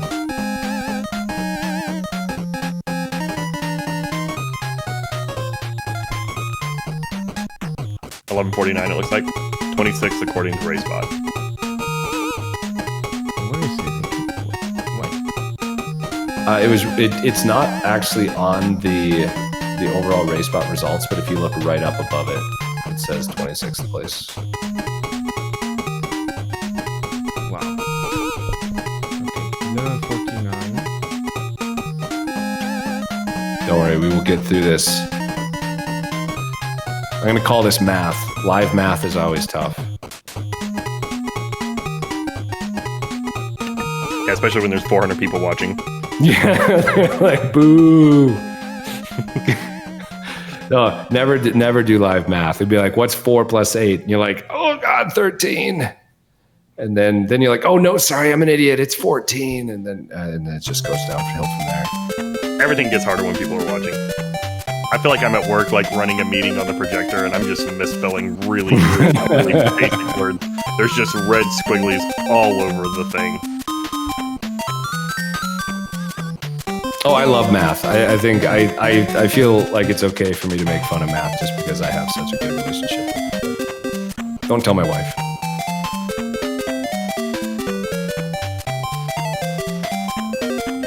Man, so you know what? Donkey Kong Jr. math would be a great KONOT, except for the fact that each round would last like a minute. And I feel like that would be too much overhead for the amount of value we're getting.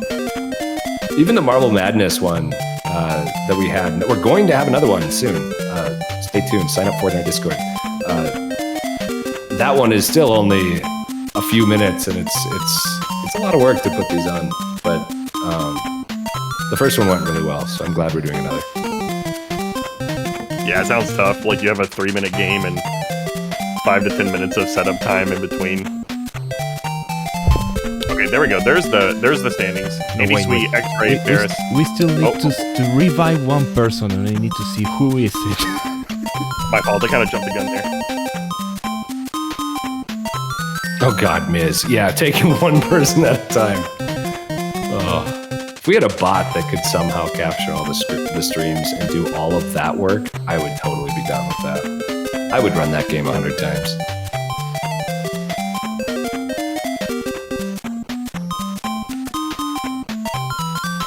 Hey, if any computer programmers out there are bored, they're looking for a project, can help RGL out. Automate some of this. So, the person who will revive this round is Andy Lee. I'm really sorry to take you out. It's alright, Virus has brought you back to life, Andy Lee. Congratulations.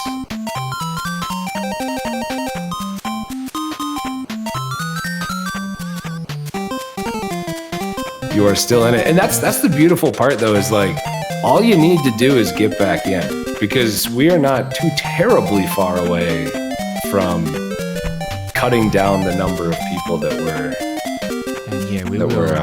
eliminating. And so you just got to keep being that. You can be the last person that makes it every round and still eventually win, but you just got to stay alive. Yeah, I'm sorry, Noise Police. You have to be knockout for now. Well, I feel like Noise Police realized that they didn't get an 11-second time. Oh, no. There's new KONOT round 4. Alright.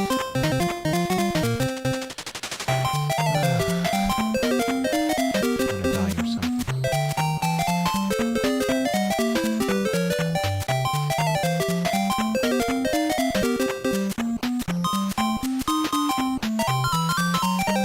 Alright, we have everybody readying up in chat.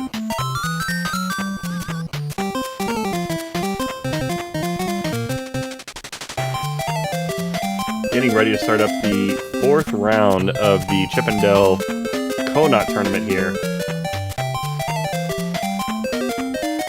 No, so there weren't any technical issues. We just had some clerical issues on tallying up who goes on to the next round, but those are done. We will get started again in the next probably minute or maybe 2 for the next round. So yeah, we are in the process of readying back up for the next round.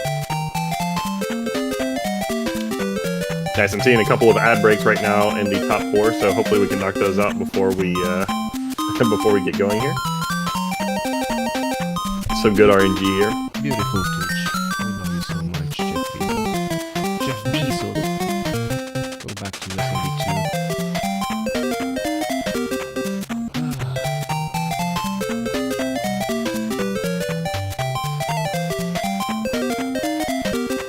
Nice. I'm curious, how many Dells do you think, chat? How many Dells are going to be in the top 4 of the next race? 4 or not 4? I mean, that's what we're guessing. Brother Kyle with 4. Or however many. You can guess whatever you want. I don't want to be too prescriptive here. I mean, I would probably take the odds and definitely say not 4. That's reasonable. Yo, thank you, Absolute Katie, for that raid. Also, I think Perfect Finn raided earlier. I might have missed that or made that up, but thank you for the raids. Oh, that's right.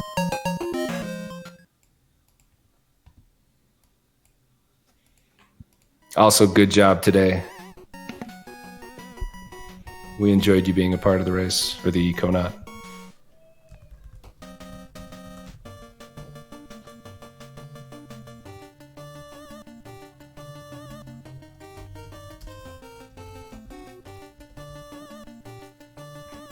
No sideswipe, there's absolutely no difference in picking Chip or Dale, outside of the fact that 1/3 of the community will cheer you if you pick one of them, 1/3 of the community will boo you, and the other third of the community doesn't know what the other 2/3 are thinking.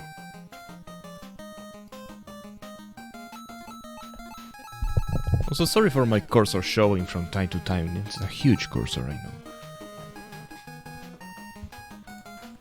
Virus's screen is actually a 240 resolution. Yes.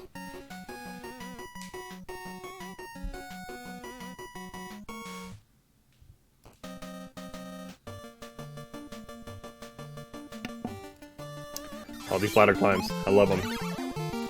Looks like Indy and Damien are starting early for various technical reasons. Or not that various, maybe, even.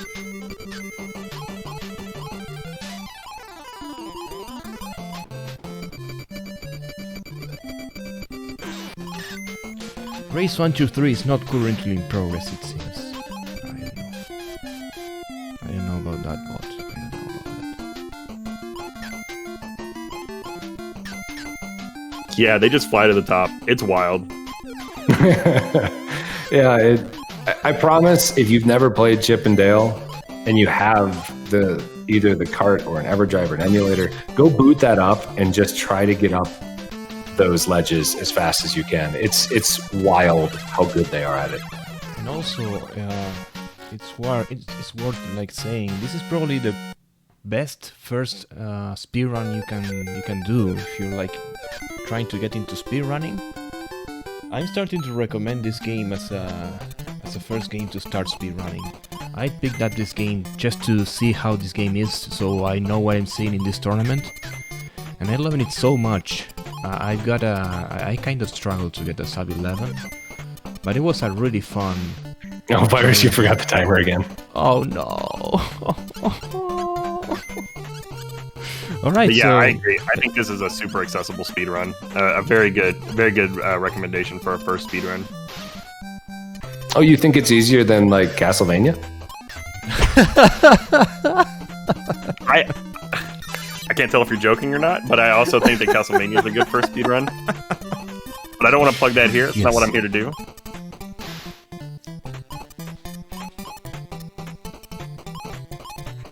Yeah, I think if you're looking for something that is pretty easy to pick up and is a pretty enjoyable game, and you don't mind platformers, I think this is a very good first game for you.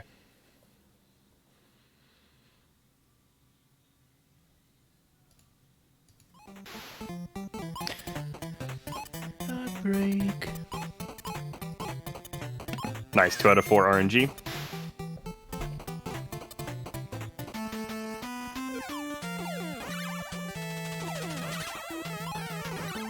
It is interesting how the ads seem to be synced when we do see more than one up. It's like their program just randomly grabs a handful of channels, or probably more than a handful, and just fires ads on those channels.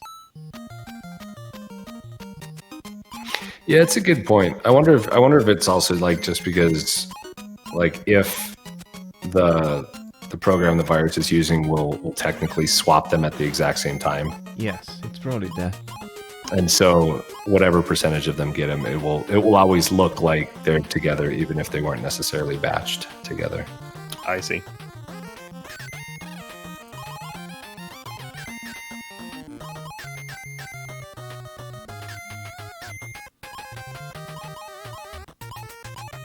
Oh my god, was there actually a poll between Chip and Dale and Castlevania for the best first speed game?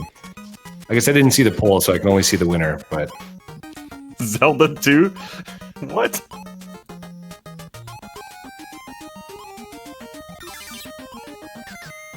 Imagine a Zelda 2. Castlevania, Zelda 2, and Chip and Dale. Oh my god! Imagine, just imagine this: a Zelda 2, one night only knockout tournament.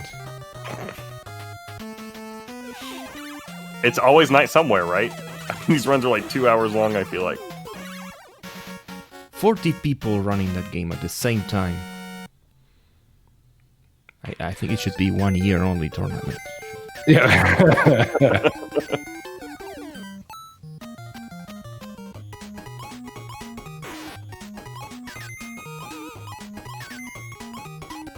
Yeah, longer speedruns, like, I think it's really cool that people have that level of commitment, but it's just so wild to me. It's like, hey dog, what you doing tonight? It's like, oh, I'm just gonna go to the house and, do one attempt on Final Fantasy VII. It's like, what? Like, that's crazy to me.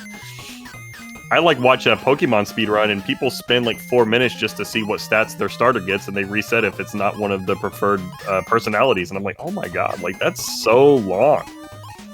So I don't know. I have a lot of respect for folks that can endure these super long speedruns.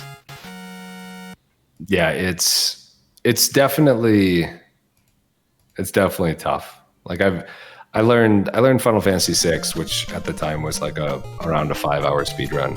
And, holy smokes! And I had to stop it just because I didn't have time to do runs. It's like, well, I've got 4 hours to stream today. Crap. Right? You make a mistake 30 minutes in. You're like, well, see you guys later, now, guys. Yeah. Yeah, that's wild.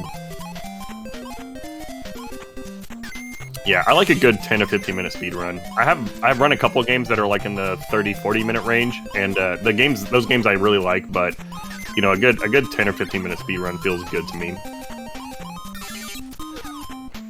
Yeah, it's a good time. Like I think it really depends on, more so than how long the run is, it's just how interesting the run is during that time.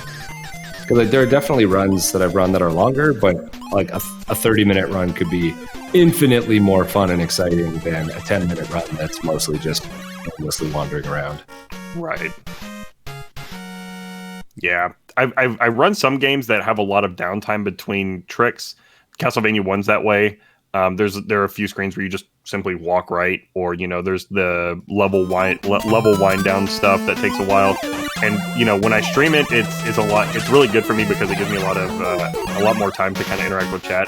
Contrast that with like Castlevania 2 that has no levels and it's just action 100% of the time. It's a much different streaming experience. I know, like in Castlevania 2, people give it a lot of hate because of that annoying pop-up that appears that you can't mash through that says like it's a horrible night to have a curse. But when you're speedrunning that game, you need those to take a drink of water. Yeah, I mean, I've never run the full game, but there was like a partial game for Big 20, and that game was actually incredibly like engrossing and fun.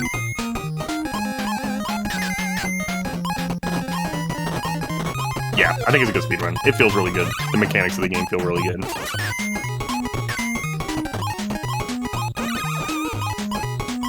Looks like we have a few people just finishing up level H on our screen. Yeah, I'm watching these folks now. They are doing that hesitate as they're jumping up to despawn that first crab. I'm gonna have to implement that next time I play. We have Edo going mid route up this time here, so that's cool.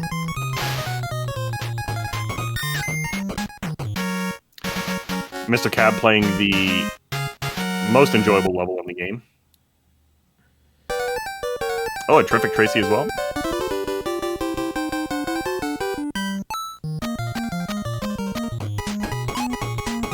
You're actually pretty good at saying things sarcastically without sounding that way. Is that a good or a bad thing? I don't know if it is or not, but you're good at it either way.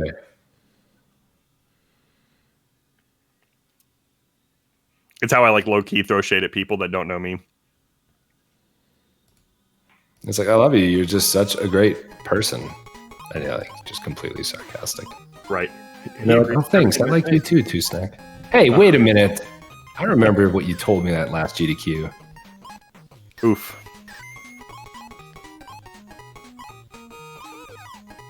I'm interested to learn this. I don't. Would you call that a caterpillar? I don't know what the zone. I call it a caterpillar. Okay, the zone boss. I'm kind of interested in learning the faster way to do that because it looks interesting. Like what you're explaining earlier about waiting until that very moment to start the like the damage output. That's pretty cool. Yeah, like you'll notice they'll be on the left side and throw up so that it comes down and hits them like immediately after the midway point, so they can grab it and be ready for another throw right away. All right, Indy in Zone J. So get your seems good out in chats. Is that better? You do you, man. Anyway, let's see. So has Indy been going for the frame perfect kill on these guys? No, it looks like he's taking damage boosts. So it's just that last one, I think, that you can really do that on, because I don't think you have a box for the first one, if I remember right. But yeah, he seems to be getting it very reliably, which is nice. Yeah, that does seem like the second one. I think even if you were able to do it on the first one, the second one does seem to be the optimal strat for a race, because you're going to be taking a hit of damage from that guy anyway. So if you can it's not even really a gamble. You're really free rolling it. If you just throw the box and connect, then that's good. And if not, you just turn left and take the damage boost like you would do even if you weren't going for the frame perfect. So it seems free to go for. Obviously not free. Yeah, I mean it's You might as well toss it and see if you get it. We definitely did have a slower round for the faster times. Like Barris actually got first this round with a 10:05.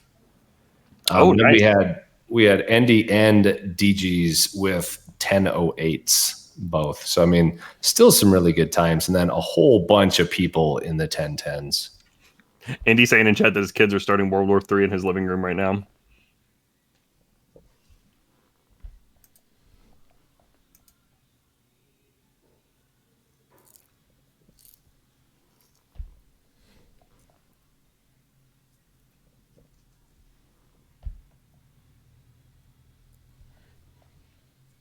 Well, I mean, he could field over half of a soccer team with his family, so I imagine it can get pretty rowdy.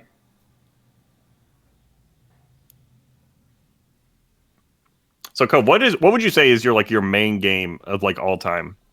I don't have a main game.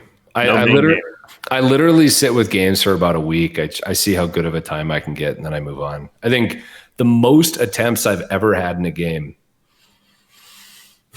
minus maybe like Donkey Kong Jr. Math, which is a minute per attempt, per completed run, is probably Mega Man 1, and I bet I only have about 400 attempts. Okay. What about California Raisins? Tell me about your California Raisins career. I learned it for a group that I help run called Retro Games Racing, where we pick a game every month to learn, and then we all help each other learn the game for a couple weeks, then we race it. Think of like a Big 20, but it's community driven. There's one game picked, and you only learn one game. So I learned it through that. I got world record on day 2, and I raced it, and then it was in the Big 20, and I stopped playing it. Like it's sad. Like I don't grind anything ever. Yeah, that's funny. I'm the exact opposite. I love to immerse myself in a single game and just try to get good at it. Mostly because I'm a little bit of a slow learner. Like my curve is a little steeper than I think other folks' are, but just try not to plateau out early, which is weird. I feel like when I was younger, and I played a lot of competitive games when I was younger, like fighting games, online like RTS games, or things like League of Legends, and I did feel like my plateau was relatively low for those games. But with speedrunning, it just seems like if you're willing to put in the time in a game, you could just keep going with it. I think anybody can speedrun. That's one of my favorite things about this. One of my favorite things about this hobby, coming from those competitive games where like I'll be playing StarCraft or League of Legends, where you like casual play is like 2 or 3 hours a night just to maintain your current skill level relative to the rest of the population. With a game like with a hobby like speedrunning, you're kind of just competing against yourself and just pushing yourself. And if you need to take a break, it's fine. You'll pick it back up. You'll de-rust and just keep going if you want. I don't know. I love this hobby. Yeah, it is fantastic, and I honestly wish I would grind out games because I think that's one of my biggest strengths is I learn games really quickly to like a very above average level, but then I get bored and I move on to something else. I think that's why I'm okay at things like a Big 20 or like multiple game relays is because I can learn the games and be competitive very quickly. Like I could probably do a full run at the end of week 1, and even if I didn't know any of the games. That's but it's cannot. just not as fun to do 10,000 attempts in a game for me. But I envy people like you or any of the other people who just grind the heck out of games because I wish I had it in me. I don't. Yeah, I'm just the opposite. I can't do what you do with learn X games. I tried with the most recent Big 20. It was the only Big 20 I've competed in, and I don't think I'm gonna do it again. It's just really tough. It's really hard to just stick with learning all the time. It was much more challenging than I thought it was gonna be. Yeah, it's definitely a different type of challenge for sure. I do want to say we do have the times up and the runners moving on. We want to say thank you to Smart Alec, Rayo, Christine, Edo, and ZG, who were eliminated this round. And we do see Andy Lee, who was the revival last round, actually would have even qualified for this next race if he finishes 12th again. So GG to Andy. GG Andy, and GG to the runners that have been knocked out so far. And of course, those that are still in it. But yeah, good showing from everybody so far. These times are really starting to tighten up on both ends. Like you called out earlier, like it's pretty crazy that we saw some low 9.5 X's earlier, and now the fastest time was a 10.05. Yeah, I mean this was a little bit slower race for the best time, but yeah, I mean if you look at all of those times and the 10-10s bunched up together, like this last big elimination, and then once we start the singles are going to be really, really close. I'm excited for the top 8. I'm excited for all of this, but I'm really eager to see who makes the top 8. I'm bracing myself for any heartbreak in the next couple of rounds. You know, somebody that we probably at the beginning of the tournament would have anticipated, making it into like the top 3 or top 4. Like I'm looking at stands right now, 17th place. Holy smokes! Yeah, like that's a big surprise. That's the one that I was gonna mention. As soon as you said that, I was like, well, look at who barely got through this round. But I mean, stands could be right back up there with a 10:01 or a 9:59 next round. Yep, absolutely. But it's getting to that. It's getting to that point. You know, like you could at the beginning of the tournament, you know, as long as you're consistent, you can make a big mistake here or there and still finish with like a high 10x and slide in. But those times are about over. You know, I think we're getting down to like the really metal part of the tournament coming up in the next couple of rounds as we kind of wind down to our top 8. Yeah. So there's a question in chat: how many people are going to be in the final round? Well, the final round itself. That's a good question. I forget how many we actually go down to, but it may just be 1v1. But yeah, it'll be groups until there's 8 left, and then 1 at a time will be dropped out after that. Hey, Christine, thanks for the raid. And GG's today. Yeah, thanks for the raid and great job. Andy has brushed the teeth on 2 of his kids. He's good. He's good. He's 1/6 through his kids. Oh wow, that's about twice as many kids as I thought he had. Oh, I have no idea how many kids he has. I just know he has a lot. He has 6, as far as I know. Oh, okay.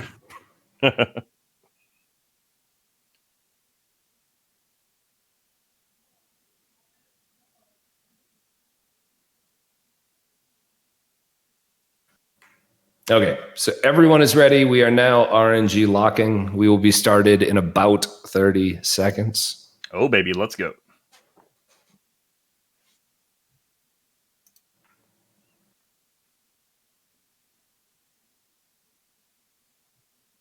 And if you're new to Retro Gaming Live TV, you think this is fun? I just linked our Discord in chat. Come join, say hello. We do events like this often. It's not necessarily on a schedule, but whenever we have good ideas, we throw an event on the schedule, and we have fun with it. We do these knockout tournaments. We do other traditional one-day tournaments that we call one-night-only tournaments. We have various multi-game races that we put on. We're going to be having the Tiny 10, which is 10 Game Boy games, coming up in November with the release next month. We have our, I think we call it the SNES Sprint, which is coming up shortly. That will be a 5-game race that we will be announcing the games for very soon. What else do we have coming up? I know we have a Marble Madness KONOT as well. So if any of these things seem... Oh, the SNES Sprint blind race is tomorrow. Thank you, Cheese Viking Games. I knew it was soon. If you have any interest in any of these things, join our Discord. Come say hi, be a part of it. Always looking for new people to join in on our events. Okay, it looks like we're off. Deiji's and Indy Sui with the fast internet. Which is actually really nice for me because my favorite part of this level is watching those climbs, and now I get to see 2 sets of people do the climb. Yeah, so you can watch Indy do it and then the next set of everyone else. Yeah. Nice.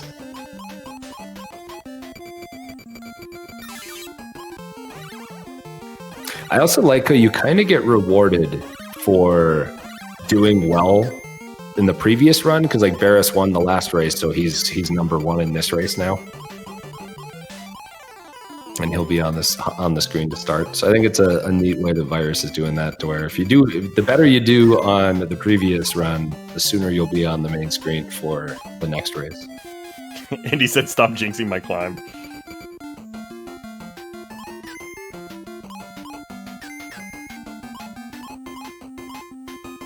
If you have time to type, you have time to fix your climb.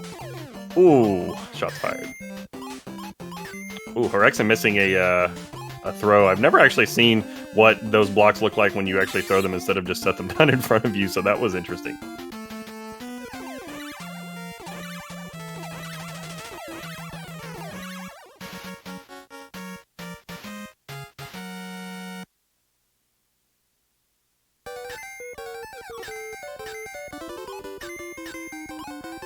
Yeah, and 8-Bit Owl and any other people that just love being in chat for these events, like, that is also 100% okay. We wouldn't be anything without the people watching, so thank you again for always being here.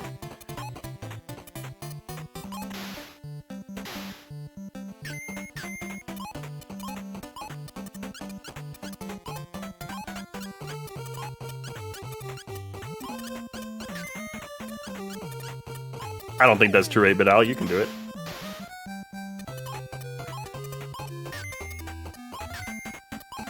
Yeah, it does depend though. I feel like there's a difference between like not being able to and just not having the interest to, and I'm not sure which one, if that is what not having the stomach for it meant, but like I can definitely understand people that speedrunning has taken the fun out of some games for some people. That's fair. So, I mean, some people have that, and if that's their thought, that's fine.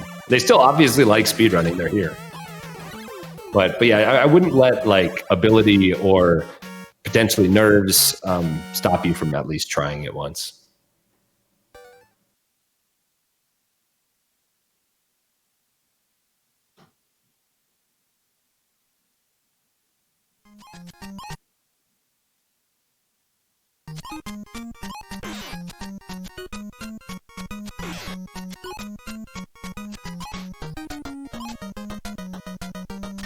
Just look at the gradients they put there, like commercial breaking progress and all the psychedelic lights.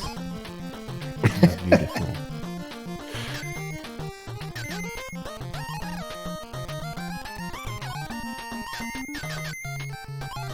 Yeah, it's disappointing that like this is definitely a new thing that came up when about the time they announced the mid-roll ad test. They said they stopped that, so I don't think we should be getting all of these like this, the way that this is happening, but we're living with it. It's what we've got for today. It's not what we wanted to happen, but it's what we have to deal with. Yeah, it really took us by surprise. I'm sorry. Go ahead, Virus. No, it took us by surprise. I was really disappointed yesterday when I saw this. Yeah, and so that's we had asked as many runners as possible to go to the RTMP because it seems to be better there because it's still obviously not everyone was able to do that, so we're still seeing a lot of it.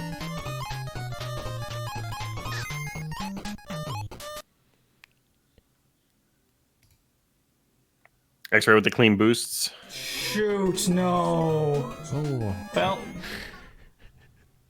sorry for Okay, so Moniker died. I think that was his audio. Also, I thought that was Virus in the background for a second. Me too. And then I heard, "Oh, I died," and then I saw like the audio go to X-Ray from Moniker. But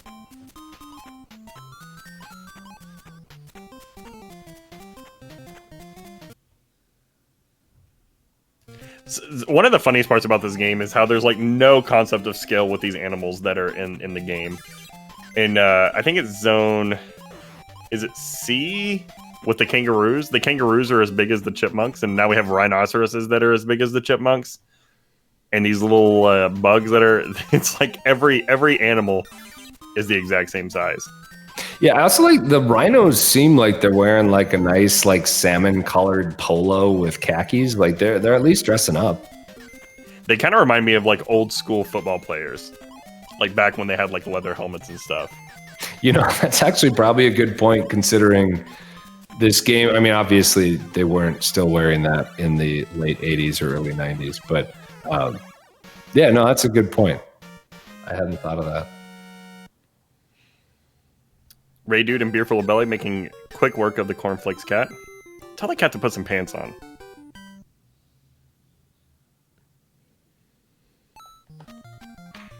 Hey, as long as the webcam doesn't catch it, I'm all for it. It's not, yeah. Feels TOS, man.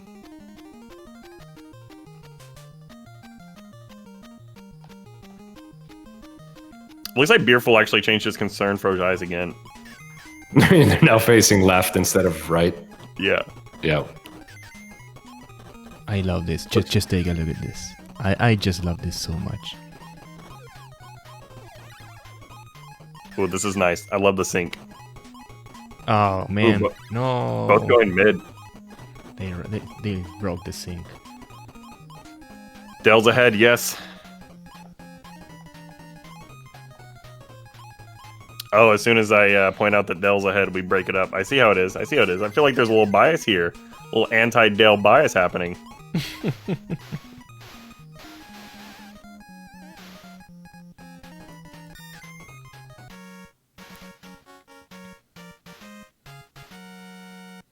Yeah, it's a little tough to do brackets for this because the bracket is literally just this round. These are the people racing because no one's actually racing each other.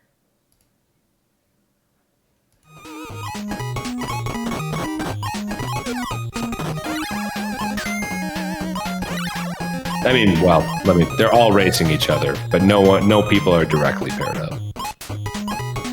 See Hyperflux here starting up zone H. And this is what I'm talking about. Like, as we get deeper in the tournament, we're going to see a lot more of this where everybody's really close to the same spot of the game. Looks like Andy's finishing up zone H now.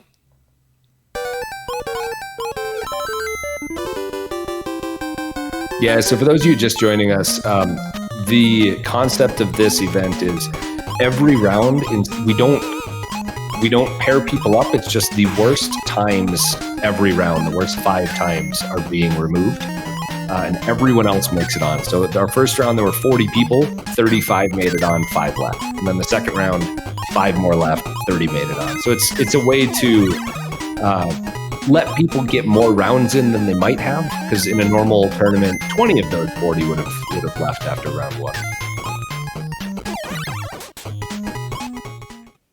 Yeah, that's my favorite thing about this format is just how much more the runners can gain during the tournament.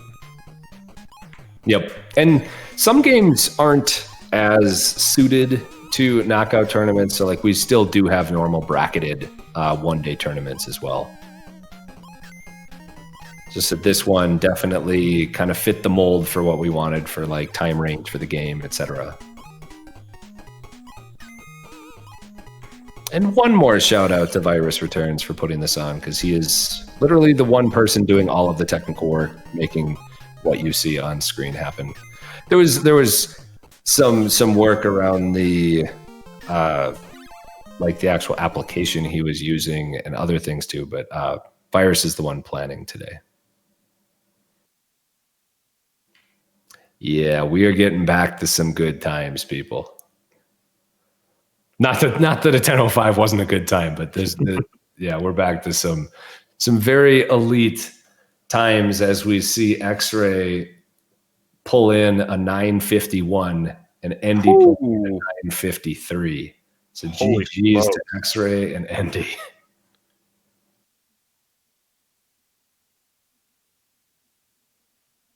Apparently on X-Ray splits, it was a sub 950. But yeah, we had 2 sub 10s this round, and apparently one of them might have been a sub 950. So 951 according to our race spot. Yeah, so right there, Stans went for the frame perfect hit on the plunger weasel guy, but missed it and just kind of turned left and took that damage boost through. Yeah, it's kind of what you're forced to do if you do that. Yeah, we had 4 people sub 1010 this time with another. Barris was right at 1010, so still some really, really blazing fast times. Yeah, GG to our runners. Whew. Sub 950 from X-Ray. That's really impressive.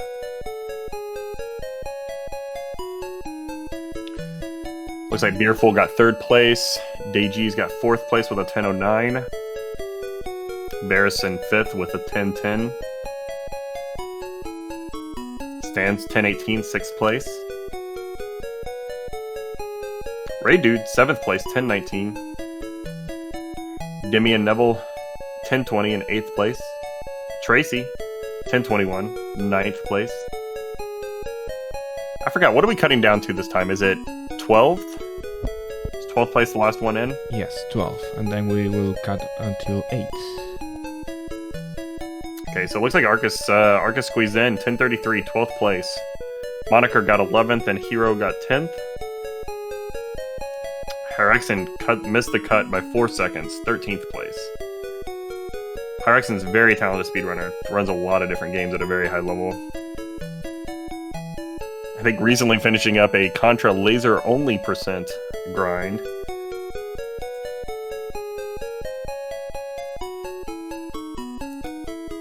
Andy Lee, 15th place, 1044. Angel Undead, 1056. Flux, 1105. Well, Mr. Cap was the second within a PB. That's awesome.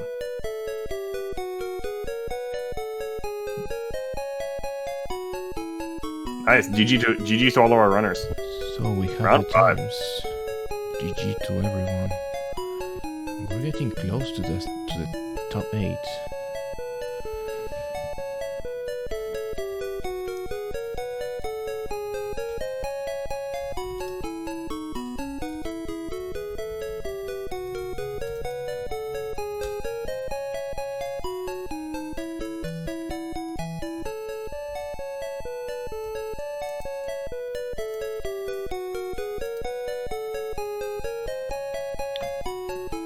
So are we going to cut 4 from this round to get to a top 8, I guess? Yes.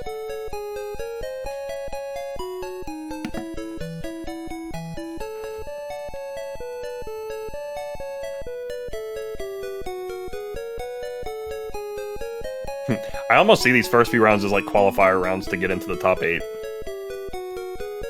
Yeah, kind of. That's kind of it. Not to suggest that that's their only function. I think just being able to watch a lot of gameplay is a lot of fun. But yeah, it looks like folks are readying up in the race channel right now. Getting ready for the 6th round.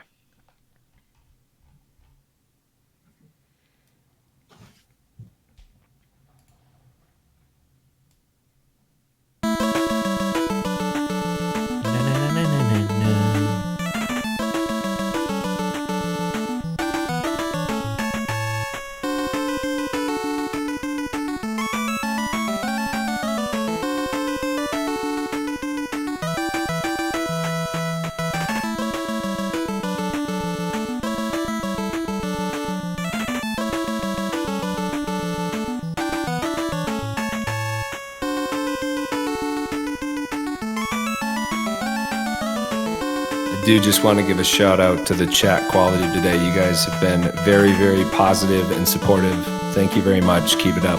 It's exactly what we want to see at these events.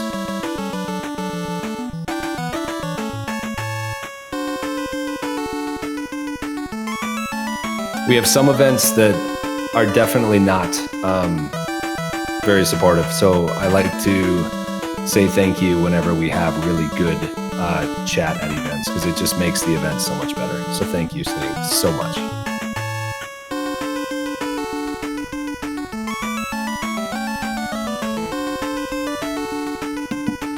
Sub hype 8-bit out. Thank you so much for subbing.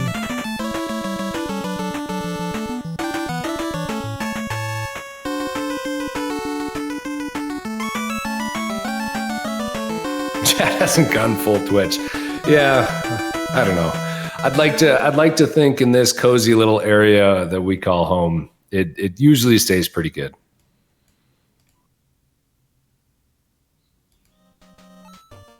And if not, our mods make sure to make it good. So here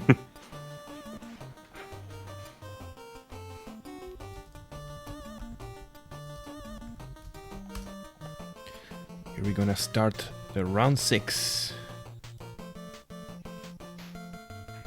awesome.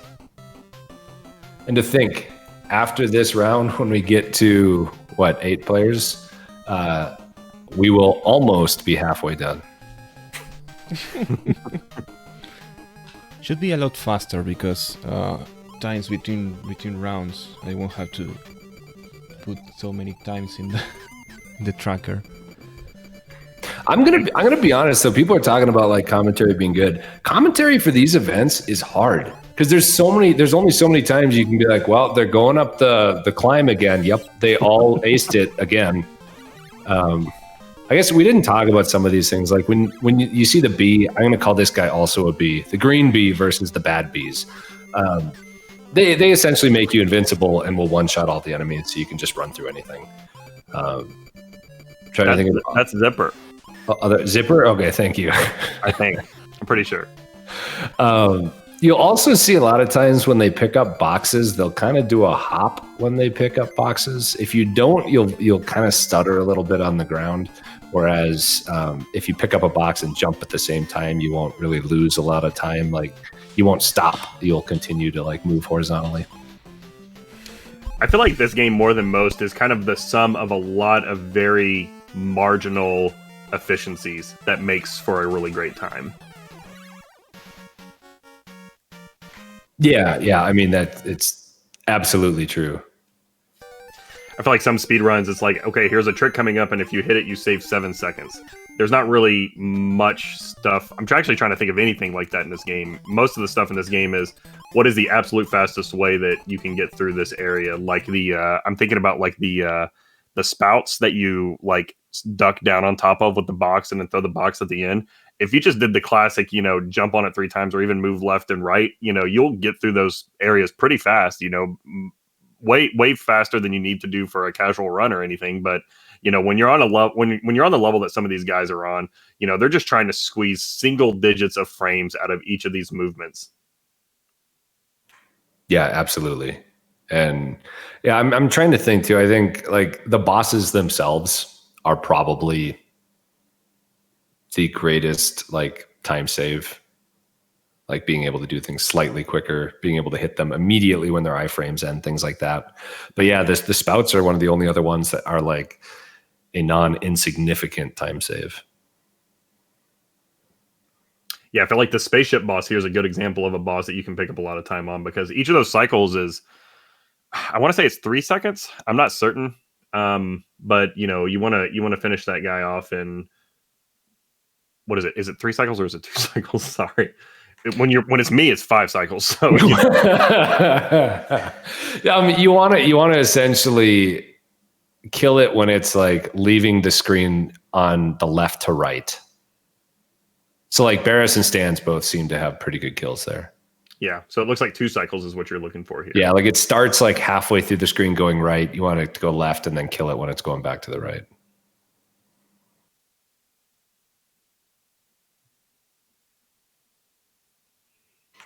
And the third hit, you don't often see it. You'll see him throw it to the left and it'll just bounce off the wall. You're like, why do they do that? Well, it's actually hitting the spaceship kind of when it's still either off screen or like just starting to get on screen.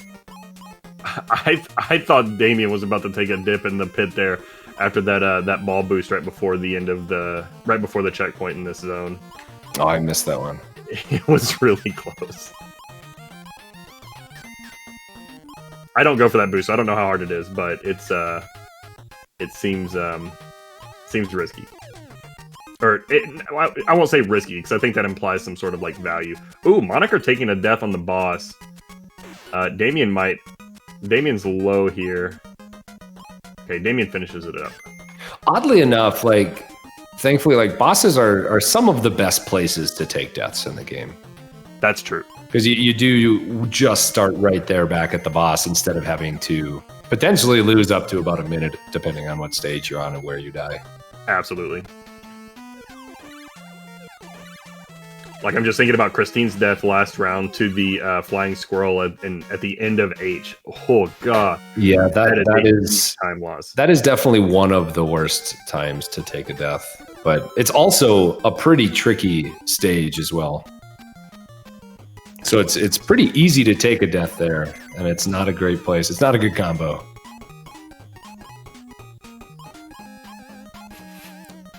Rayo says, thankfully no one saw my death. Now you have my curiosity. Tell us about it.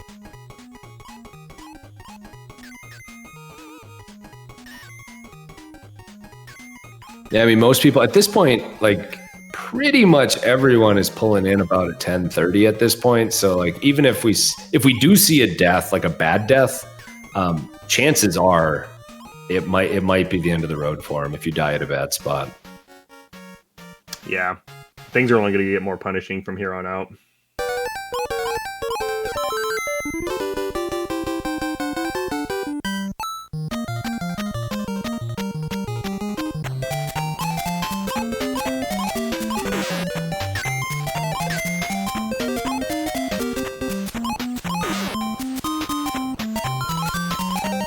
Ark is taking a couple of unexpected hits from these crocodiles, so he needs for the rest of the screen to be clean as he approaches this checkpoint here in the casino. And it looks like he got there. There is a damage boost that folks normally take at the end of this hall, and a big reason why I think people take the damage boost is because the double B. Oh, it looks like he got through it without a problem, but the double B plus the Rhino is a pretty tough, pretty dicey spot. So most people just opt to take a damage boost through that section. Yeah, it's just three or a few different like sprites all kind of converging on the same area. It makes it difficult.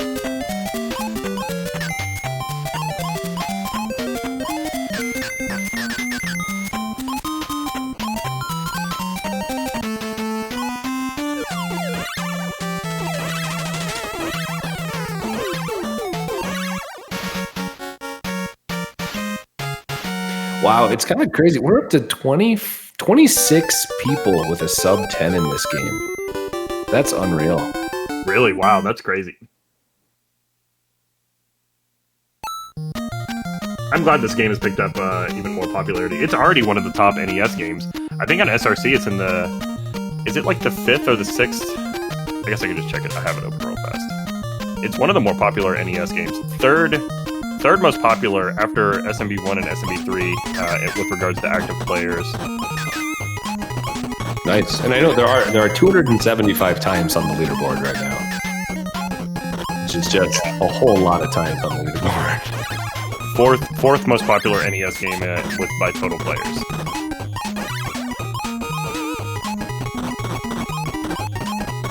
And it's kind of cool to take a look at what like the most popular NES games are, because there are some unexpected games in this on this front page here, and I think it has more to do with how interesting the speedrun is rather than how like classic or nostalgic the game is.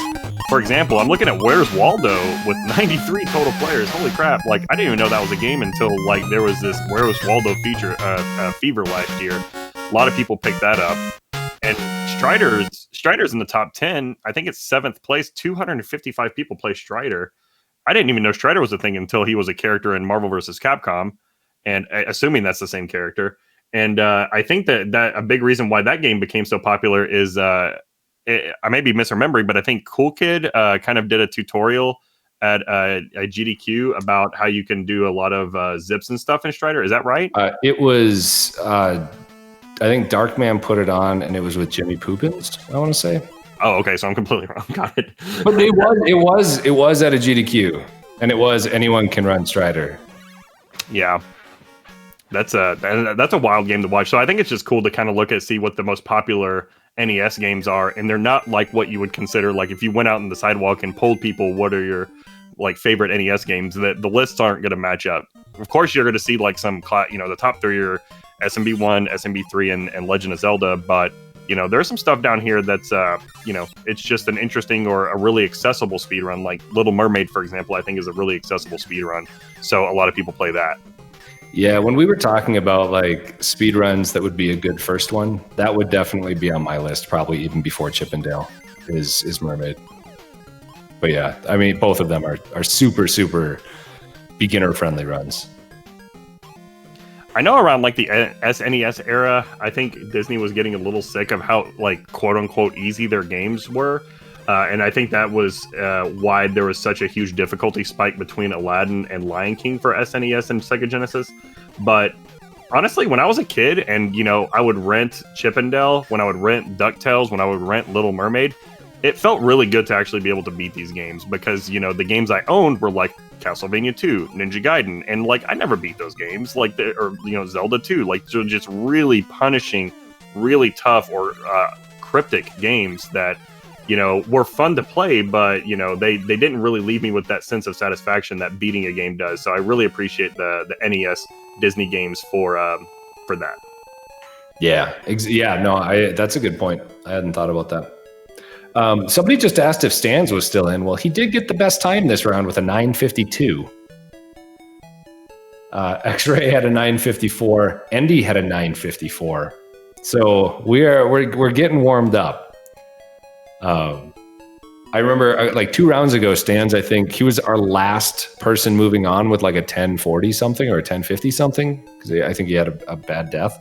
But yeah, and then we were talking about how, a round or 2 later, he could be right back up at the top. And yeah, he had 9:52. So that's awesome to see. Yeah, 9:52 is a spicy time. Yeah, I think X-Ray, Endy, and Stans might be the only ones. I'm trying to remember what Barris's best time was, like when he won the 1 round. But yeah, there've only been a few people that have hit that low 9:50 mark. It seems that Arcus just tied his PV, and that's probably a PV for him. Oh, nice. Awesome. GG Arcus. GG. You love to see it. 9:52.59 for X-Ray, actually. Arcus finished 8th place in this run. So he needed that PB to move on because he was 2.4 seconds away from being eliminated. All right, so let's pull the list. The list. Okay, so Virus, talk to us. Right now, we've been eliminating roughly 5 people per round here. How is this going to work for the last 8? So, for the last 7 rounds, we will just eliminate the last person, the person who gets last. So we get to the big final. The big final will be best of 1, just one go only. So this is truly to the point now where I get to talk about my analogy about when you're camping in the woods and a bear is chasing you. You don't need to be the fastest out of all your friends. You just need to be not the slowest. You need to survive. Hilarious. That is terrible, though. Yeah, I mean, yes, obviously it's horrible. I know. Where did you come up with this? I camped a lot as a kid. We talked about scenarios, like you always wanted to make sure that you weren't the least athletic one of your group of friends. Oh my God. So that's why my friends always invited me camping. Sorry, I should have told you earlier too, Snick. I'm the bait. But no, huge congrats to everyone in the top 8. Also, congrats to Ray Dude, Moniker, Barris, and Hero, who we say goodbye to here. I know Barris especially he won one of the rounds, or they won one of the rounds. And so, like, fantastic job to everyone who's still in it and who just got eliminated. Yeah, Barris had a really impressive tournament. Good showing. It is round 7, right? Yes, it is. So, first round of the top 8. Here's where the real deal starts. Yeah. Oh, and I definitely didn't make up that saying. I just enjoy it. So for people in chat saying that it was around, yes, it was not anything that I made up myself. So, Virus, I know you have your hands full, but I just want to point out that Stans won the last round, and I believe he's a Dell player. Oh, stop it. You're still doing this? Like, you're right. You literally need Stans to win out every round pretty much for Dale to win. I'm being transparent with where my bet is placed.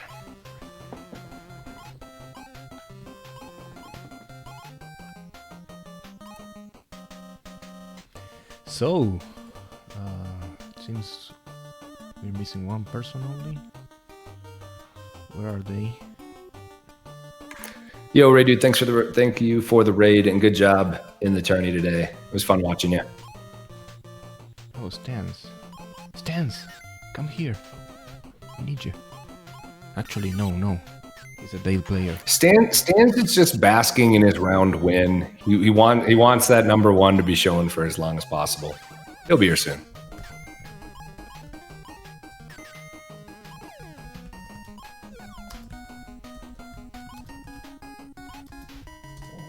Right, so 30 seconds for RNG lock, and we are starting the thing.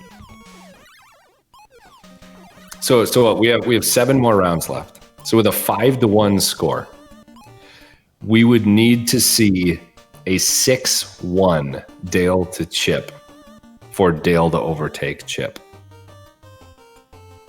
You know, like, I think if you wanted to measure it just by, like, absolute, like, who won performance, but, you know, I would also like to analyze what proportion of our runners were playing Chip versus Dale, because maybe as a function of proportion, Dale is actually winning.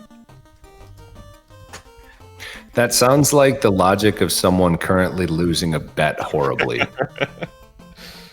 It's my perpetual life state.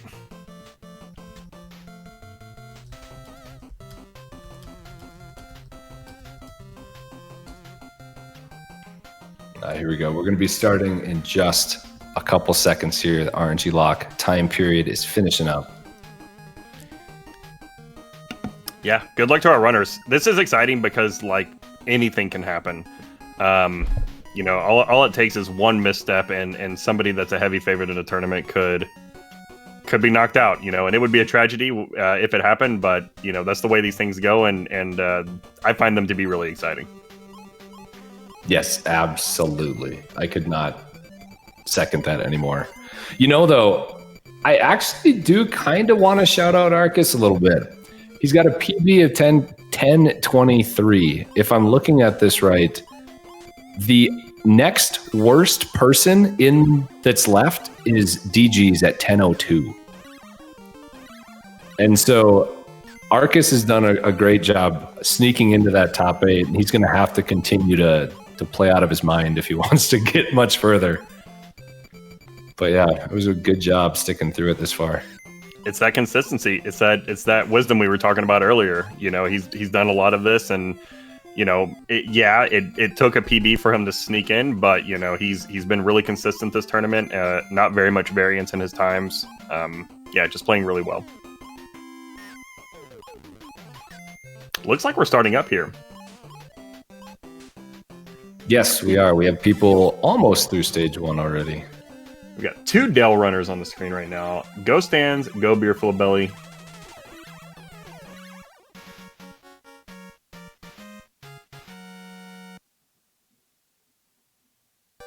Don't worry, I see probably a 2nd and 3rd place for them coming up. Just to keep the Chip wins alive. I have no horse in this race. You forced me onto the chip horse, but I'm happy you did. Thanks for jumping on the horse with me.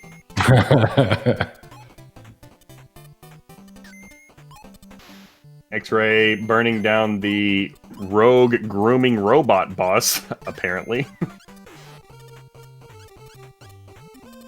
Doesn't seem that rogue. It seems like the boss is minding his business. He's just chilling in his, whatever this is, cabinet. Yeah, it's probably like the cleaning closet. We're going in there to like cause a ruckus. We're actually not the good guys. Yeah.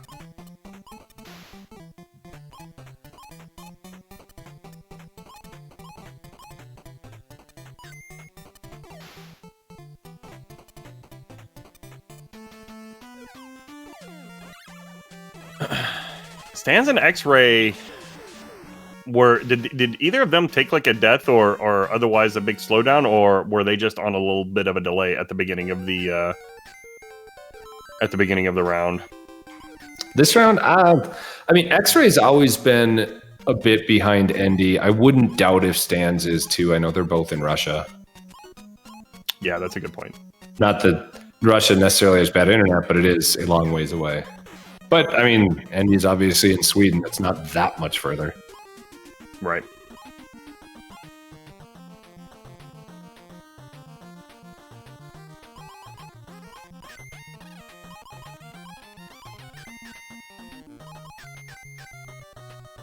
A little bit of a slow spaceship kill for Endy Swede, but still finish it up at the end of the second cycle. You should definitely refresh. Okay. I think Endy killed the spaceship about a minute ago. Oh, good lord. Okay. Oh, it's because I was looking at the RGL screen and not Virus's restream. Not the commentator special. The first row seats.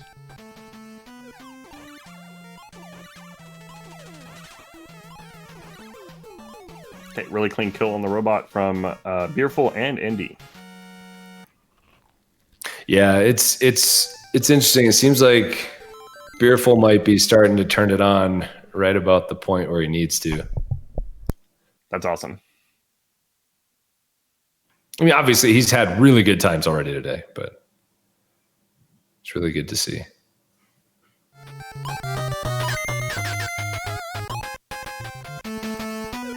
Okay, Arcus rolling into the same boss. Missing a shot there. That's exactly what I'm talking about. That's the thing that messes me up too. No, yeah, it's definitely one of the more like obscure hitbox bosses for sure. And yeah, I don't have a horse in this race. I'm friends with most of the top 8. I just want to see people be really close and have some good finishes. Same. And hopefully have them do their best and not have like a dumb death decided. That's all you can really ask for. If they happen to play Dell,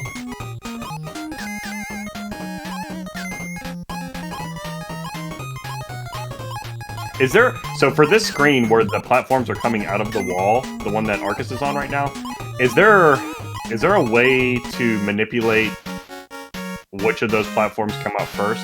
Like, is there a fastest way to do that screen, or is it essentially an auto scroller? No, you can see them like jump up at certain points.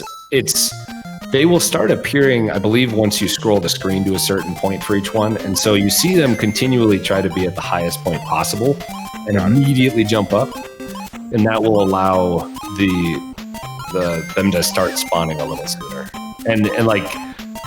Kind of by definition, the sooner you can get one to spawn, the sooner you can make the screen scroll to get the next one to spawn. So it kind of helps it. It helps if you keep doing it optimally. Cool.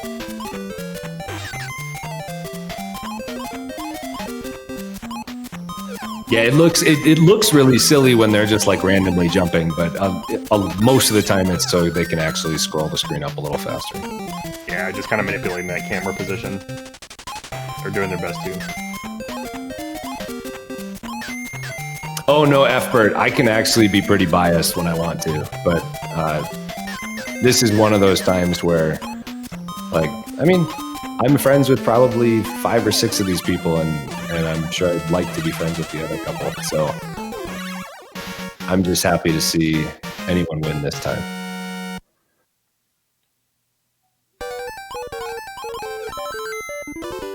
Brother Kyle, we are in the final 8. So this is the first round that we are only eliminating one person. Pretty nice mid climb by the DGs there. Yeah, that climb, but yeah, DGs did a really good climb there. A little slow on that flying squirrel, but not too bad.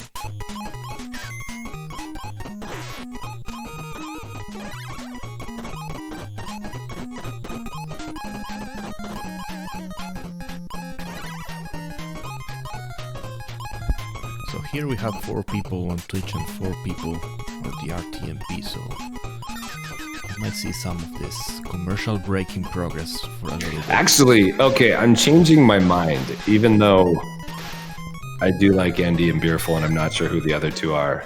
I want our finalists to be on the RTMP so we don't have ads.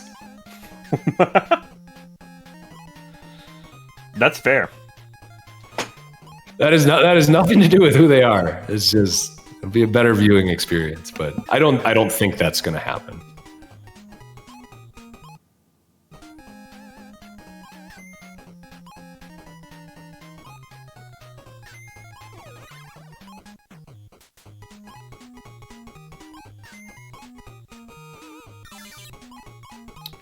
So Stan's taking a knockback there, down to 1 health. I think there's a health refill later, so it's probably not a big deal. He probably doesn't even need it, but he'll probably grab it right here, I guess. Yeah.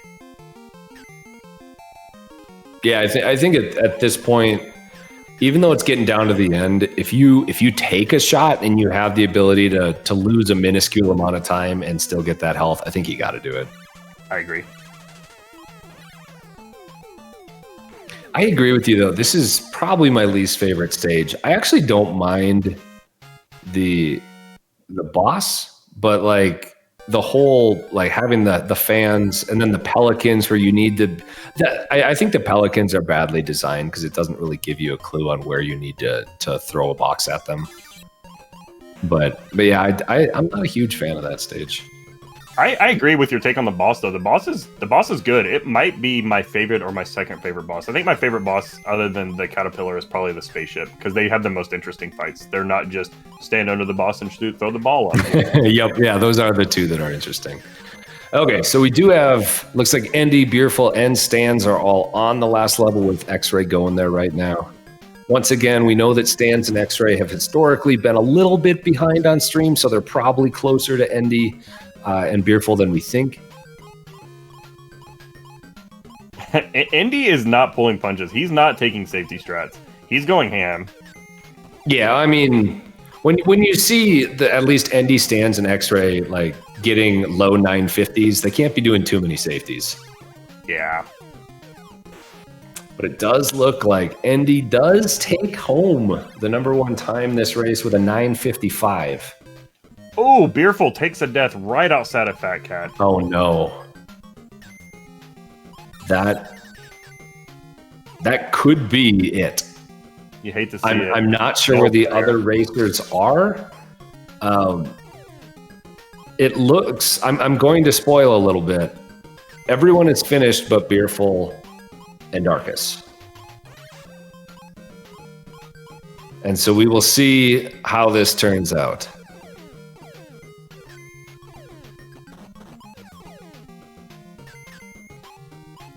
Virus, can you get Arcus on the overlay easily? It doesn't matter. Arcus is already done. I was trying to cause some suspense. Beerful takes another death outside of Fat Cat. It's too bad. Oh no. The ashes. Ashes to ashes. Funk to funky. And Well, Arcus is actually pretty far behind on the stream too, because he got done like a minute ago. Alright, so let's close the round, I guess. Sadly, this will Yeah. Sucks to lose Beerful. Beerful's a great dude. Just had an unfortunate death before Fat Cat. Yeah. That's a really dangerous part of the level. I probably practiced this hallway leading up to Fat Cat more than any other part of the game leading up to the Big 20. There's just a lot coming at you. Yeah, it's a really nerve-wracking part. That's for sure.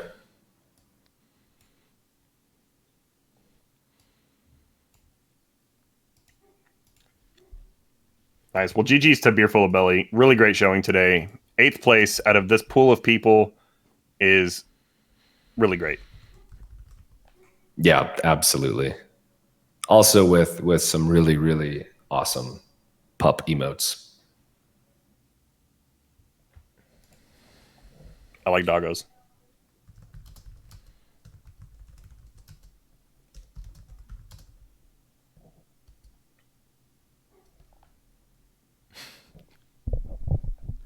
Oh my god, I feel terrible. Well, GG is too beautiful. So we got another cheap win, right? Not surprising. Andy was using cheap, I think.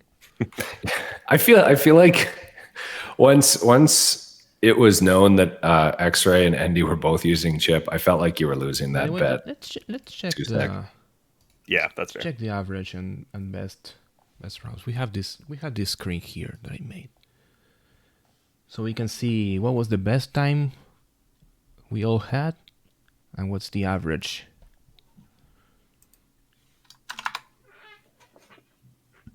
And since X-Ray had the best time today with a 9:51, Stans and Andy with a 9:52, and those were the only sub 10 today. Yeah, the three of them have been very consistent with the. I think Barris had maybe an exact 10 even. I could be making that up. Yes, Barris had that. Yeah, Chris. It was around 40 people for the race or for the tournament. Noise Police is still there with the 11 seconds. Yeah. Oh my. All right, so we have 7 people, 3 people remaining here.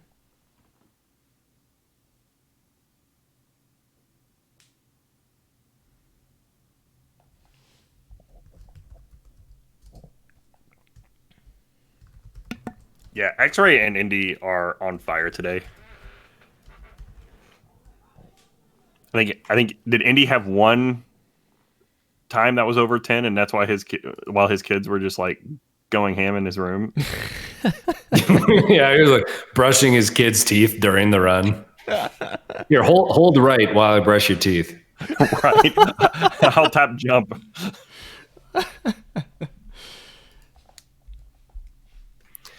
Yo, Beerful, thank you for the raid and great job today, man. It was awesome watching you.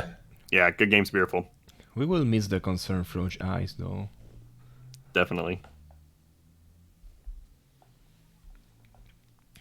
Right, so we are getting ready for round 8. Oh no, this is not the screen.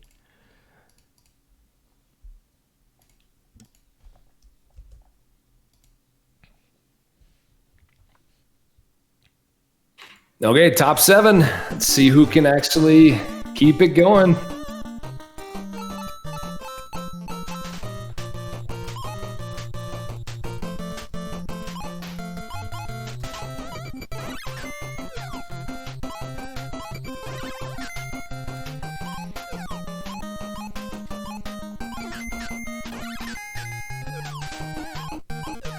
Man, if latency issues get a little better and stuff like that, I would love to see more like co-op tournaments on games. And obviously, like, it'd be really tough to do those like in person together, but man, like net play and stuff like that, I would be so down to do like co-op events with people. Yeah, I don't. The only co-op game I play is my girlfriend and I speedrun Cadence of Hyrule together. But it's like SGDQ last year was the first time I'd been to a GDQ event, and I love just chilling in the practice room watching folks co-op co-op speedrun games that, you know, they, like you're kind of getting at, they don't really have the access to under normal circumstances. Heck yeah, dude. Like, co-op has always been like my favorite way to play games. And so any time I get to those events, I try to play as much as I can with others. I was really enjoying Indy and Sinister's Chip and Dale co-op runs from ESA last year or earlier this year. Those were a lot of fun to watch. I imagine so. They're two of the best at the game. So, and they're fun guys too, obviously. Okay, we are on to the first boss. Looks like DG's is done. Andy's just finishing up. X-Ray and Stans are probably done, but we just don't know it yet.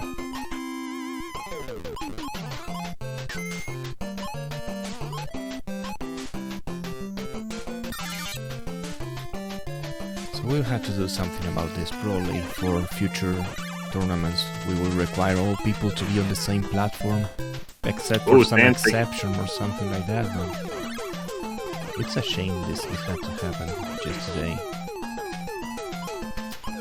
Nah, it's fine. I mean, this stuff happens in tournaments sometimes. It's not only today. So, or are you talking the ad thing? Both the ad and the latency thing. Yeah, I mean the latency thing. It's tough. The ads, yeah. But we just found out about that yesterday, so it's really tough to force everyone onto the RTMP.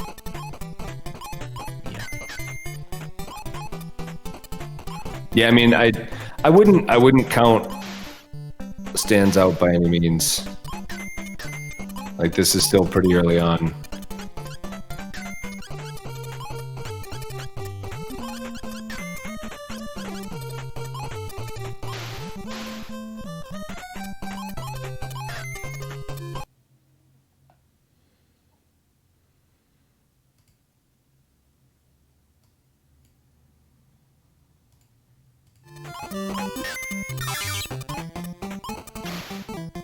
I think most people are having a pretty smooth run so far. That's the other part. Like, when you get to this point, there's not a ton of, ooh, took a death, or ooh, messed that up. It's like, well, they're playing pretty perfectly again. Yeah. We got Arcus on the spaceship boss here.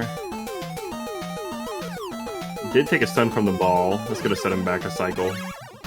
Yeah, he missed one. Looked like he missed one shot during the fight, so he was one shot behind. Then yeah, he took the hit, but still only, like you said, about a 3-second loss or so.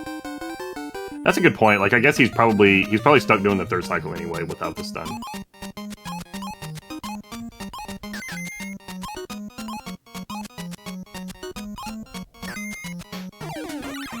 Yeah, so we're swapping audio based off of who's on the screen and what parts of the round they're at. So sometimes some of our people don't have audio on the game. So if that happens, usually Virus is just trying to find somebody that does have audio. So it may cut in and out. It's not you.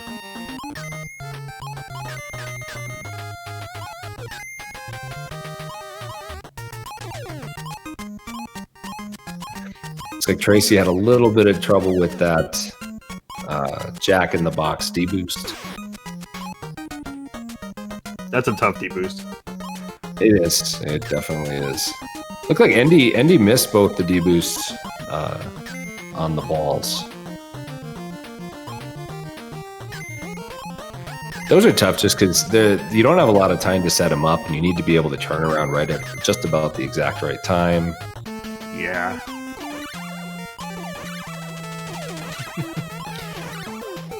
That other guy, he's that cough.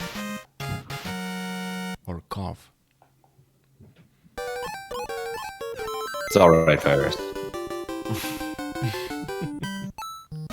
It's like my cat. My other cat is called Other Cat. I'm just going to change my Twitch name to The Cough. Okay, looks like Tracy missed one of the ball boosts at the beginning. Took the extra ball boost that you normally throw the box through.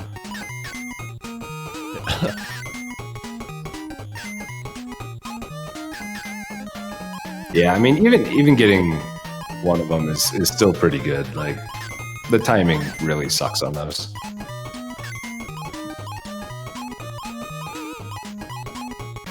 They have.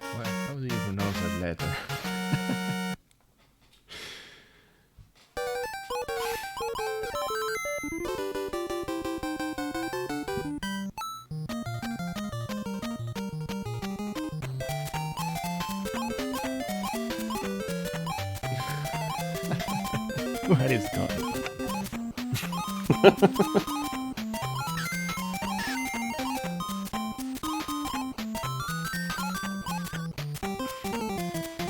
Andy and Demian are really close too. They're only a couple seconds apart.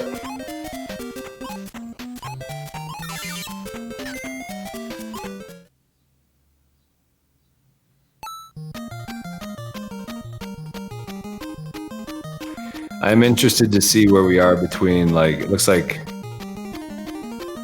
Arcus is a little bit maybe behind on out of those four, but I'm interested to see how him versus Stans is looking. Ooh, it actually looks like Stans is, I'm trying to remember, but maybe just a few seconds behind Arcus now. Yeah, it's pretty tight between those two.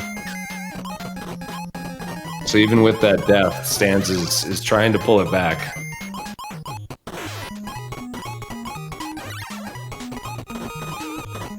Yeah, I think if I remember looking at the average times before this round, it looked like Arcus needed somebody to take a death and needed a pretty clean run to be able to advance out of this round, based on his PB and average time.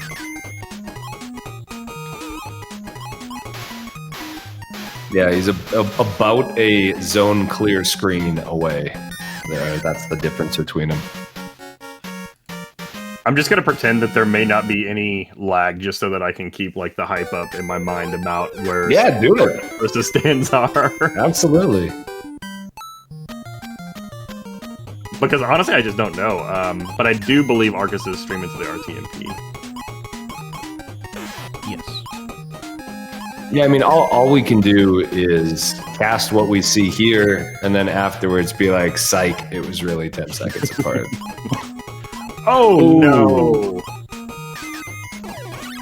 Well, You hate to see it. you hate to see it.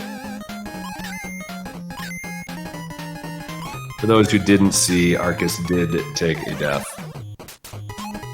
It was And the same death that Christine took earlier. Yeah, it was super punishing. in a bad spot. So Arcus will absolutely need someone else to take a death at some point here.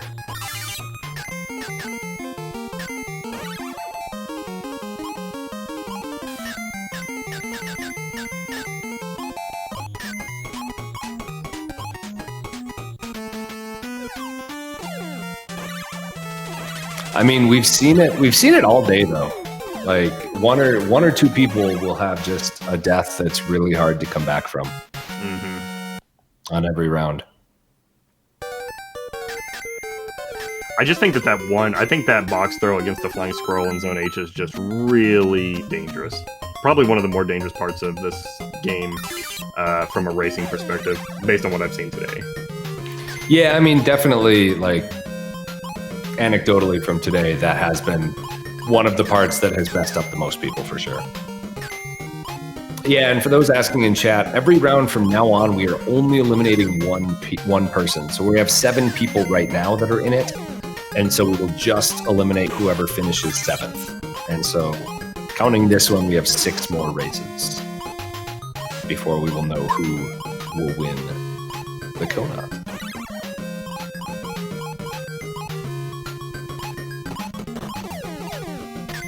Stan's missing a throw on the caterpillar. Yeah. Small time loss, but I was gonna say he got it. He got the last hit in before he broke apart again. So it was really only about what, maybe a second. that feels right. Whoa, Andy and X-Ray are still bringing the heat.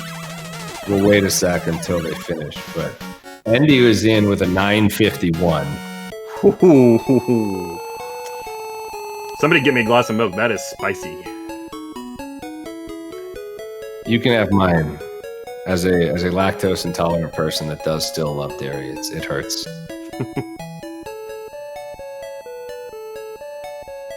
Yeah, I feel that. I just love ice cream too much. I still eat ice cream, even though it's terrible for me. Oh, I know, man. I know. So now that X-Ray is finished, you can kind of get a feel for how far apart the latency is in their run, because X-Ray finished 2 seconds later with a 953. So the two of them are consistently getting 950s. It is scary how good the two of them are playing today. Holy smokes, Stans just took a death in Zone J2. So Arcus is actually ahead at the moment. It's very close. Well, depending on the latency. I'm literally on the edge of my seat right now. This is crazy. Also, I would appreciate it if no one spoiled anything for looking at race chat.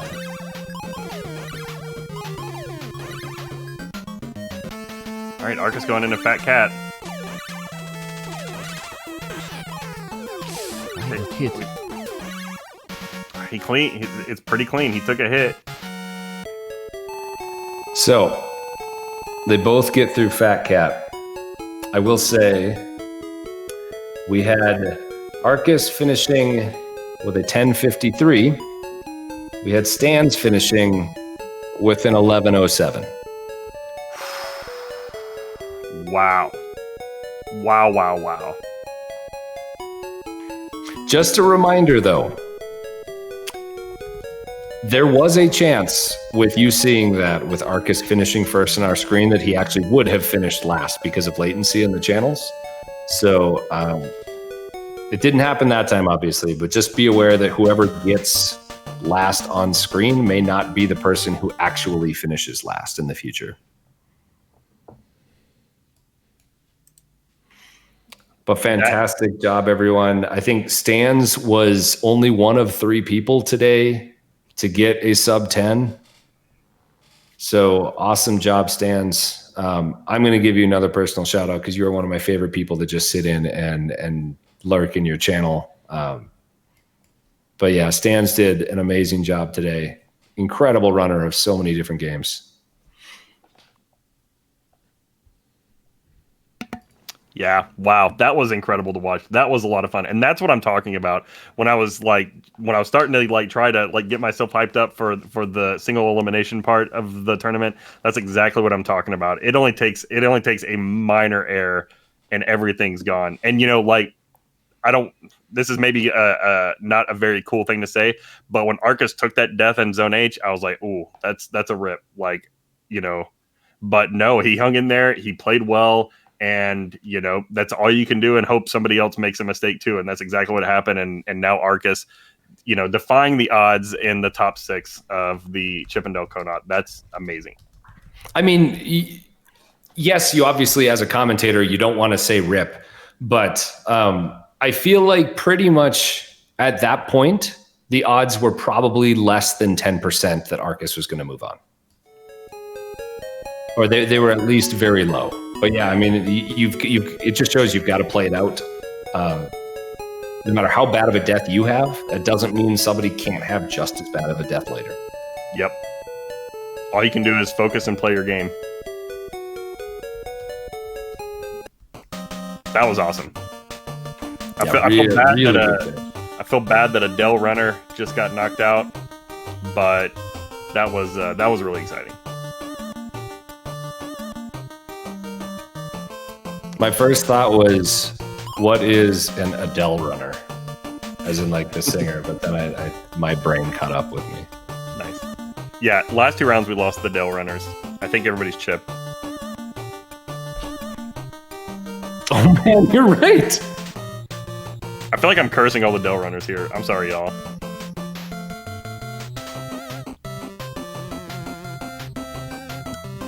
Hey, Tiago, I'd like to say, as far as I know, I have not commentary cursed anyone today. We are off with our top, I want to say 6 now? Yeah, top 6.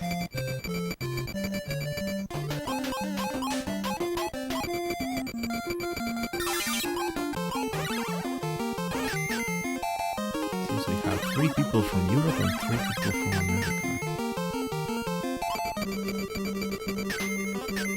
When I get the trophy home. Yeah, I guess I would assume probably that any person that was Russian is, population-wise, many more are in Europe. Yeah, I guess so. I don't know where X-Ray lives, but... Well, I would say, as I say America.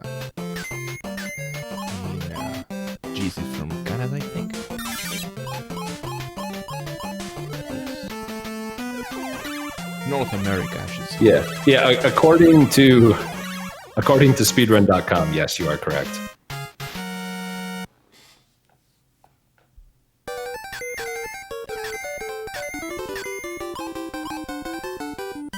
So Rayo, I actually feel like the world record would be higher if they used Dale because they're taking longer to start each run, so they'd have less attempts. Easily 941.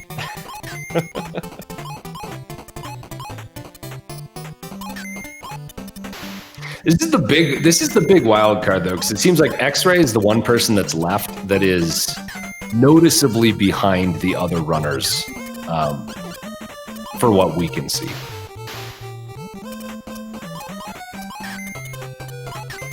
Yeah, it's really hard to parse. Like, it's almost like I just need to watch X-Ray screen for the most part and see if he has any major time losses. And if he doesn't, then we can assume that he's close to the front.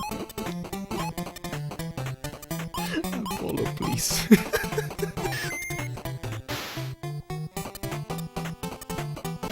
Yeah, Hemi, but I mean, we had said European, and I couldn't necessarily say that he was from Europe instead of Asia. That's all.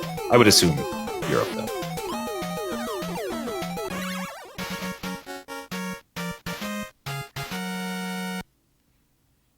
Virus, I have a question. Let's say that like hypothetically, if X-Ray's in the finals, is there any way that you could delay the start on your side of things to sync them up, or is that not a thing that can happen? I don't think I can do that with the app, to be honest. Okay. I wish I could. I definitely would do it, but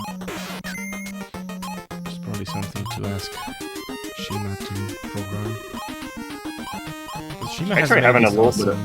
It's awesome restreaming software.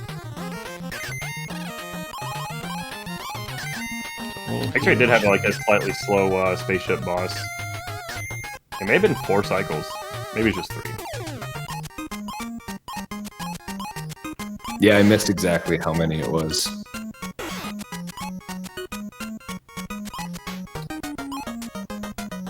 Yeah, I definitely want to shout out the RGL admins that we have here, because we have people that almost all our software that is built is in-house. They've created ways for us to restream so much easier for like multiple people. So thank you very much to Shema and everyone else who has been doing work for us at RGL.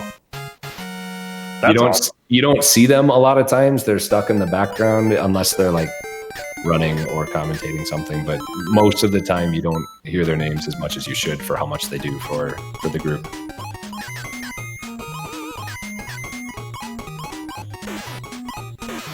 Yeah, it's awesome to have that kind of support. The guy behind the guy. Yeah, we have like 4 layers of that here.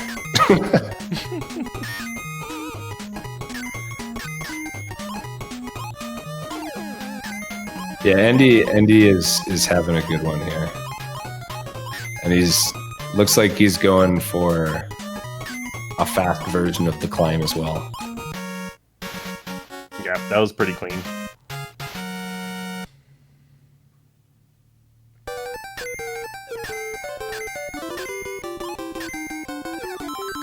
I mean, obviously anything can happen. One death can turn everything around. But I think it's, now that Stans is out, I think it's very heavy, like very good odds that it's going to be an ND X-Ray final from what we've seen. I agree. It would take a bad beat for that not to be the case, I think. It seems like almost every round since the first couple, both of them have had sub-10s every round.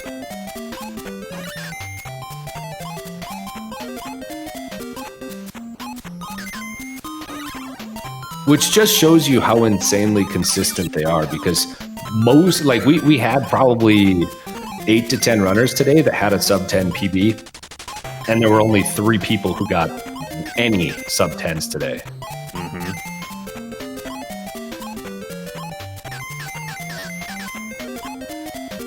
Also, don't listen to Miz. Donkey Kong Jr. Math is not going to be a KONOT, as much as I wish it would be.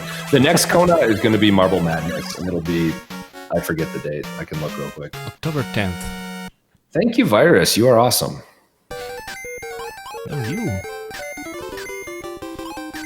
it could be both of us and two stack. Oh, thanks.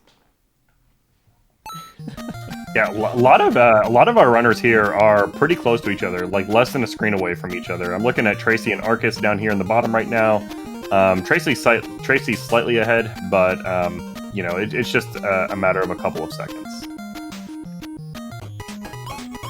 Yeah, I think the end of this one is going to be really close. I mean, the end of almost everyone from now on should be really close, unless we get some unfortunate occurrences.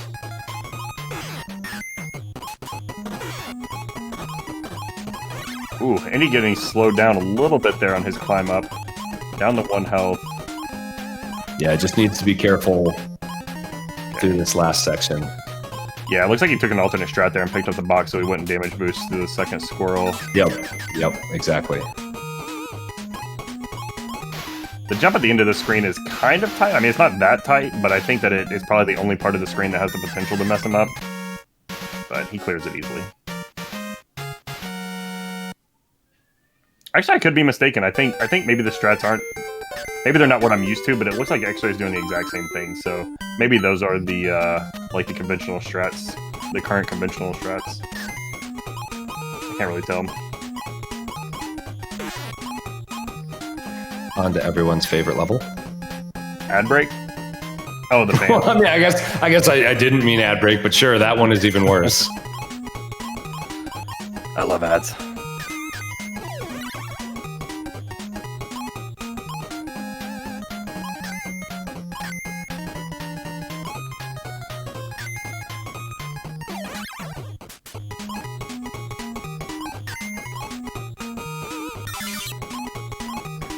Yeah, it's kind of...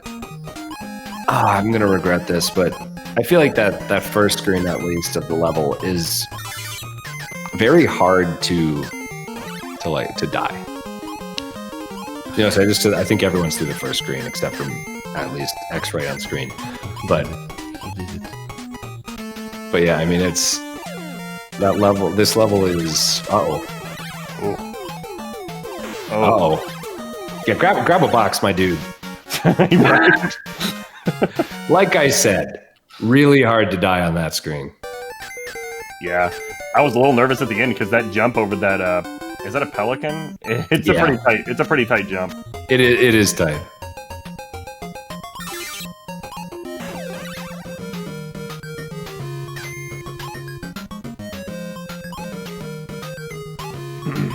So it looks like we have Daygees, Indy Sweet, and Damien going into J here.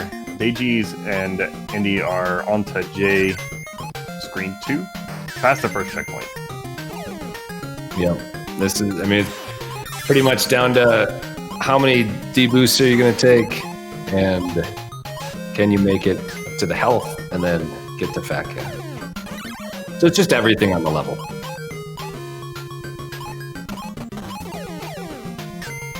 Daygee's taking the slightly slower but safer route behind the crocodiles. Indy jumping DGs and Indy are almost frame perfect together. Come on, let's see Adele win here. He kind of got hung up by the crocodile right before Fat Cat's door. So Indy is in with a 956. Nice. DG's coming in second with the 1003. So good run, DG's. And then we are still seeing him run through this, but X-Ray did done with a 1009. We have Tracy, who finished with a 1012. We're seeing Demian finish with a 1020. Arcus done with a 1021. And that's a PB for Arcus as well. That's a PB, but not quite enough to continue on. Wow. GG Arcus. That's so awesome. GG Arcus. I don't think you could have asked for much more. PBing in the race that you were still eliminated, like, you can't do much else. So GG, man. Maybe a little bittersweet there. Yeah, I mean, I'd be really shocked if Arcus was too upset with PBing and making it this far. You could probably say, I would be really shocked if Arcus is upset about anything, yeah.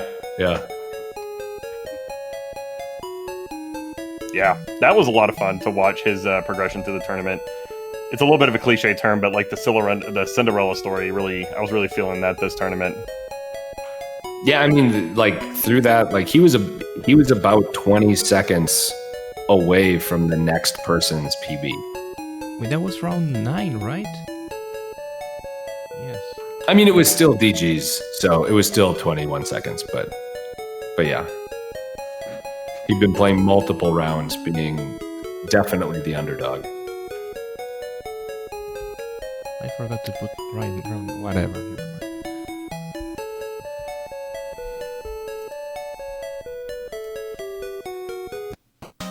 On to the top 5. We can almost get all of our competitors on one screen, which means no more ad breaks, hopefully.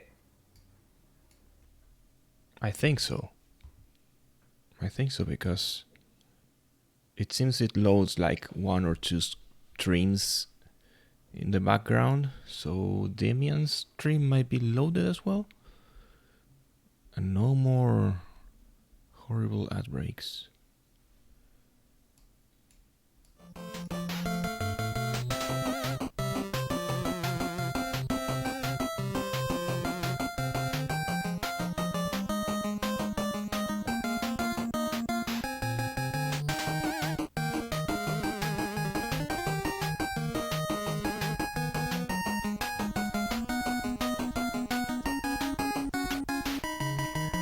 Yes, I mean, we've got, who left? Andy, X-Ray, DG's, Tracy, and I believe Demian's number 5. So we've got 5 really amazing people with PBs. Like, let's run down the PBs, at least what we got on speedrun.com. X-Ray's got a 945. Andy has a 946. We have Tracy with a 957. Demian with a 958. And DG's with a 10:02. Like, we've got really, really good runners left in here.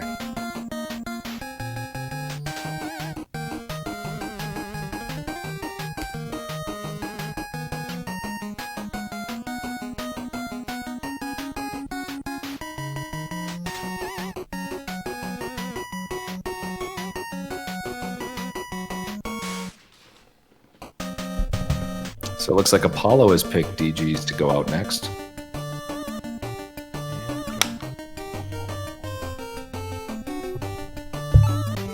And we are starting the round of top 5. Yeah, that made complete sense. Round of top 5. So we do see DG's and Andy getting a bit of an early start compared to X-Ray and Tracy. I guess Tracy is behind too.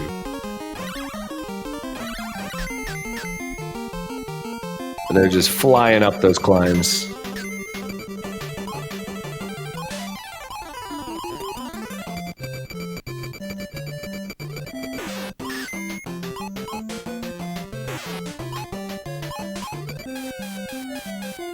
Everyone seems to be making it through okay so far.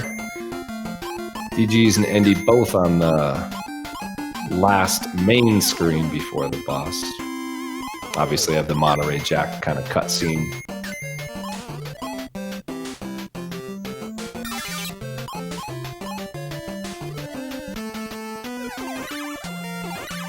DG's is through.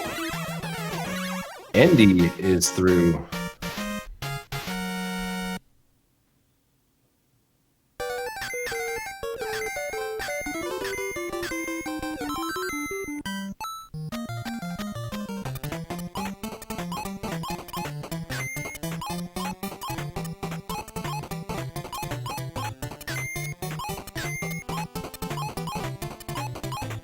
It's always crazy when you get to this point of the tournament and everyone is playing almost flawlessly.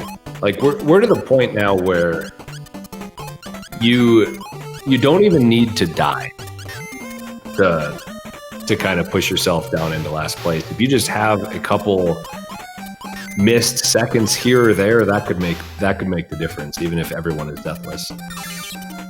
Like, I feel like that screen that X-Ray had last run with the Pelican and the fan, Like that. Yeah, yes, definitely. That could be a decider, like that amount of time lost now.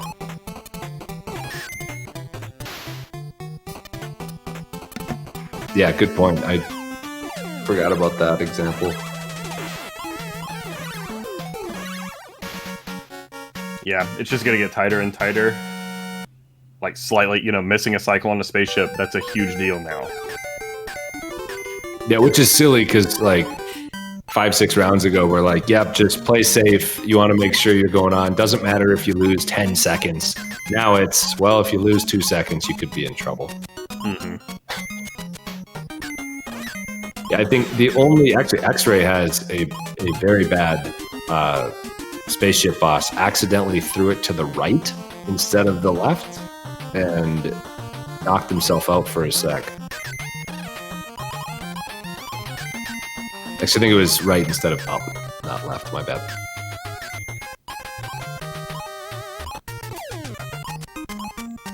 Yeah, I would say based off of the times, Endy and X-Ray are really the only ones that could afford a small mistake and maybe not pay too badly for it.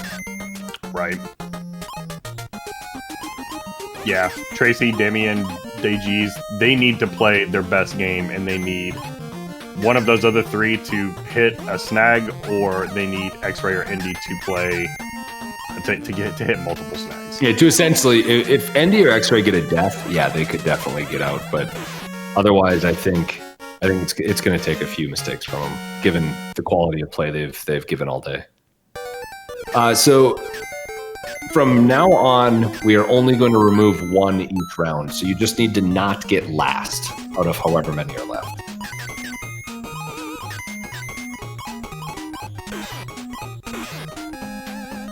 Ooh, nice Endy joke. with some sexy D boots there. Yeah. Daygees missing the second boost.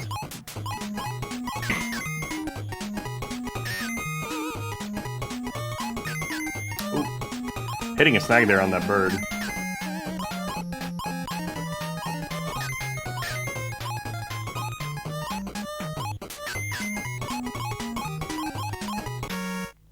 Endy's through. DG's is going to be through in a sec. Demian looks like he's just the tiniest bit behind Endy and DG's. Yeah, I think Tracy is solidly in 5th place. So Tracy and X-Ray both started about 20 or 25 seconds late. Oh, okay. I hadn't noticed Tracy because I don't think we'd seen Tracy at the start before, but Tracy is also behind, like X-Ray is. Got it. Okay, so they're probably much closer than... Yeah, well, yes, much I closer would than guess. me. I would guess. Cool. Okay, nice. So it's actually really tight, which is awesome. Yep. Yeah, I think the only mistakes we've seen, DG's had a little fumble at the robot, and X-Ray had a pretty bad spaceship fight, but otherwise it's been fairly smooth for everyone.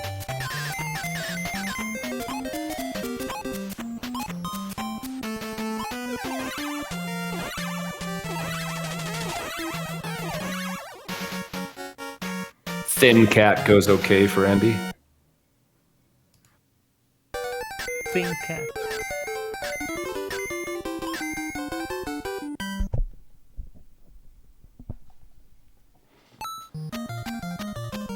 Also okay for Demian and DG's. X-Ray's back on. Oh, this is what we wanted to see. This is really close.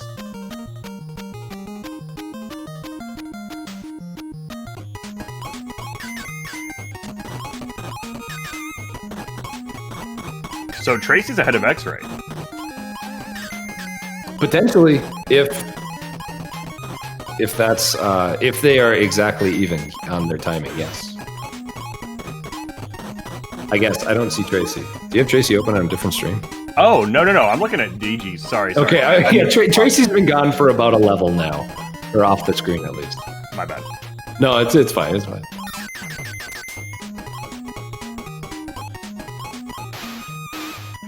Yeah, I think like just watching Endy, he is on fire right now. Like, he is every stage just looks super, super clean. The climbs are really smooth and fast. Like, it just looks really good.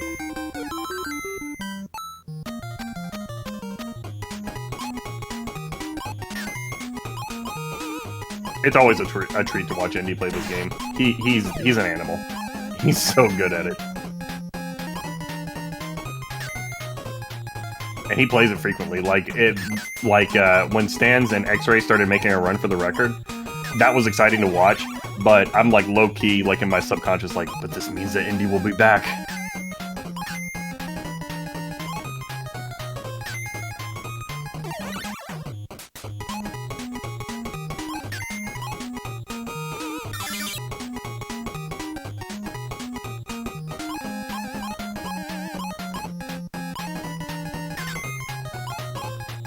Yeah, it's pretty awesome when that happens in the community, because for so long, like, Endy, and I want to say there was someone else who was trying to push it down with Endy for a while, but like Endy was kind of alone at one point, just with him, like, where nobody was really challenging him a ton in the game. And I think you're like, well, okay, I've brought it to a good enough point, I can stop. But now with X-Ray and Stans pushing it even further, like, yeah, and Endy's not one to just let people take a lot of his times, his records.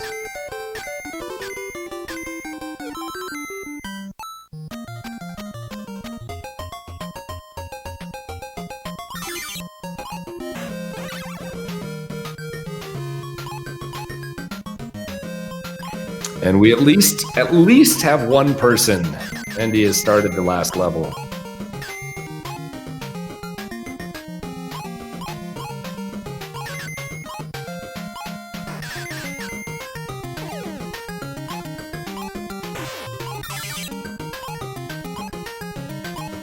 Yeah, I think even with the delay, Indy is way out in front this round.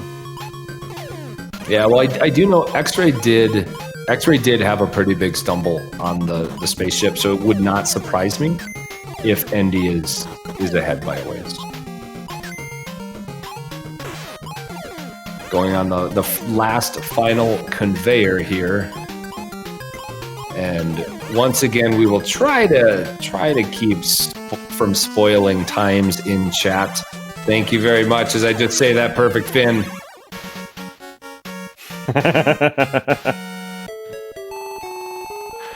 Yeah, I guess if we could, let's try not to spoil chat, everyone. People aren't in the Raise channel in Discord. They can't see times. But Endy is in with a 950.7. That's great. Possibly second fastest time this run, this tournament.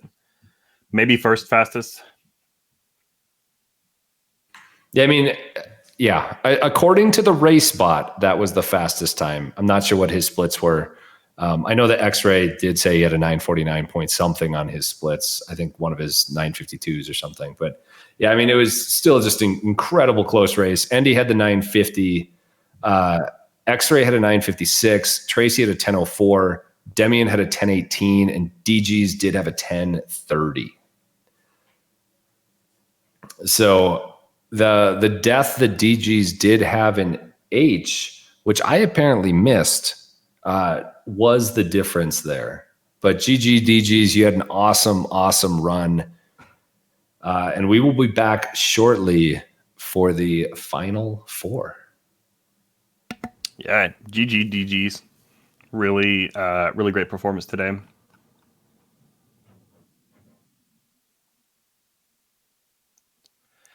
And then there were four.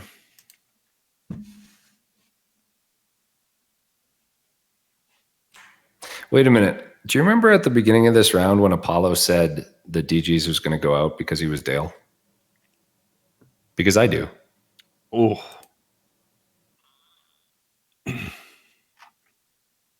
So I'm sorry, DG's. Apollo jinxed you.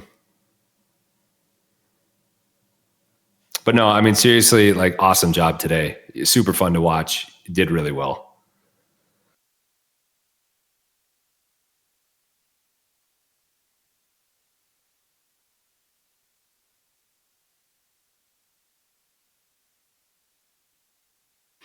Yeah, while we are kind of setting up this last round, people have been kind of asking about some of our events going on. I did mention we have the SNES Sprint, the SNES Sprint, which is a 5-game race. We are doing a blind reveal race. So if you want to just come and have some fun and race 5 SNES games that you don't know what they are right now, show up tomorrow at 1 p.m. Eastern. And then the race itself, you'll have a month to learn the games. The race will be on October 24th. We have our Marble Madness KONOT on October 10th, which will be coming up in just a couple weeks. It'll be the same exact format as this, but we'll be doing Marble Madness, much quicker game.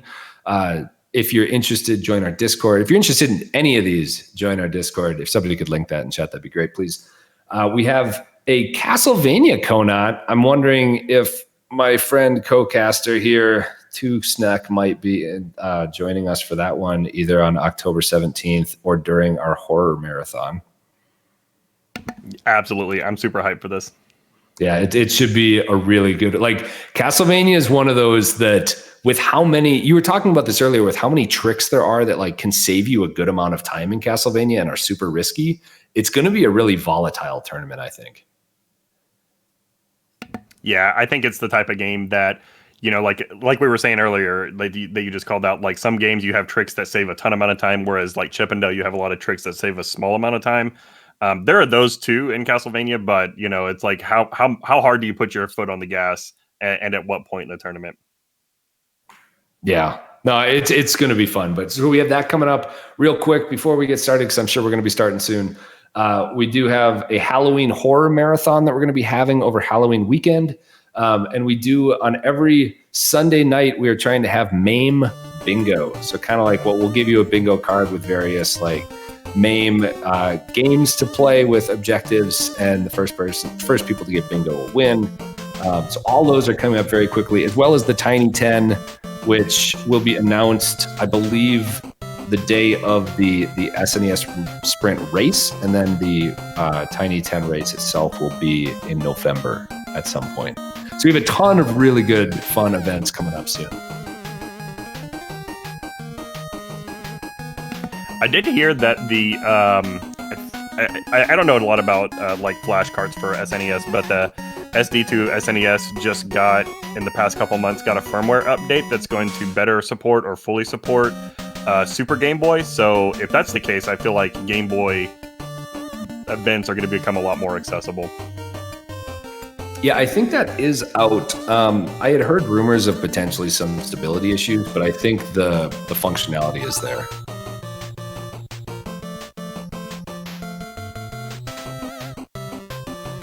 And I do want to say, Andy, X-Ray, Tracy, Demian, you guys have just been amazing today. I wish all of you luck, especially because we're all chippers here. So, whoa, looks like I win the bet. So, Snack, I'll give you my PayPal later for the $500. Yeah, you got it.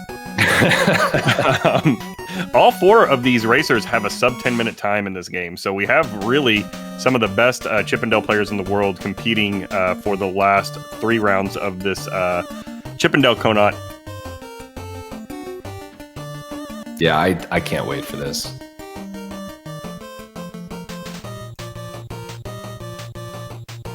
I'm going to be paying close attention to when people start, so that I have a good idea of like what kind of delay we can expect between runners. That's a good point.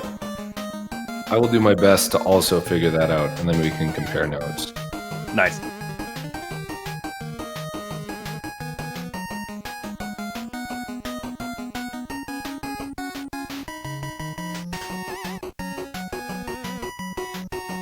I wish I had like an actual stopwatch that I could be pressing right now, but I just have a stupid phone app.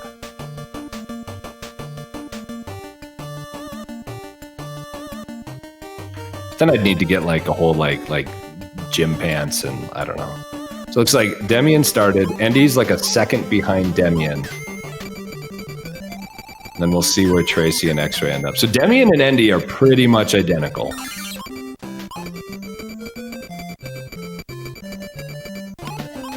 I should buy one for the next KONOT. I don't know why. Like, no one would even know I'd have it, but it'd be fun.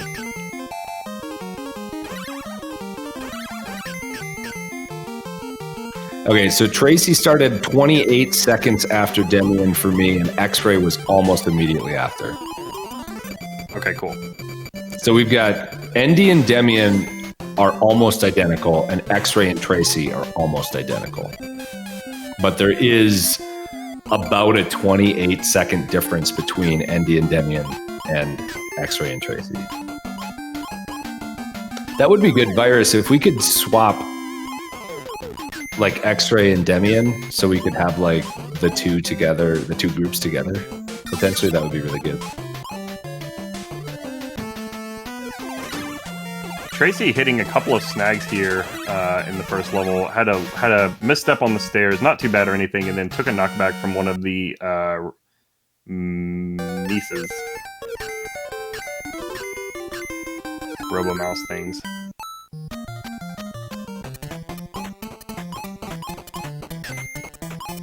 Meanwhile, Endy and Demian look pretty synced here. They were very synced at the end of the first boss.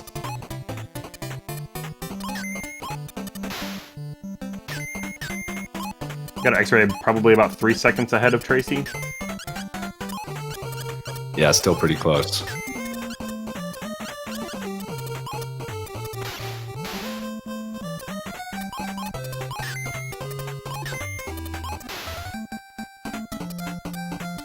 This is the other thing that's really insane to me about speedrunning is when you look at games that are popular, like Chippendale, like a Mario 1, like you could have somebody who is in like the world record holder and the 50th person, and they can be almost neck and neck. It's just very little things on the popular games that separate times on the leaderboard. So even though we do have Endy does take a death on Spaceship.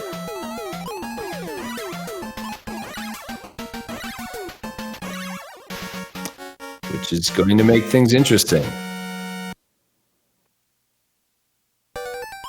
I mean, thankfully, it's not the worst death in the world. It was on a boss.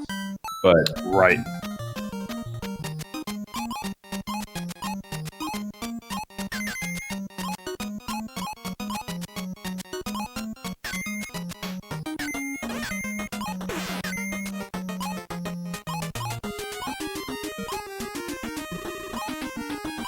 Okay, I think X-Ray's in the lead by about 3 seconds right now. Okay, we've got things switched up now, so Endy and Demian on the top row are like on the same time, and Tracy and X-Ray are on the same time. Demian, you know, I kind of want to ask if Demian's watching this, because they just did the safety to stop the ball instead of deboosting on the ball to get over that pit. Mm-hmm. And so I'm wondering if they're actually adapting strats on the fly. That'd be smart.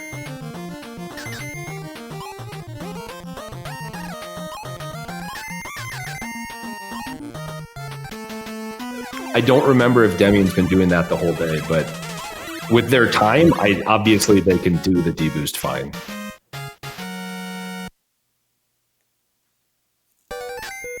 Okay, I'm gonna see how Endy's doing versus Tracy right now. Got my stopwatch app going. We're working hard over here.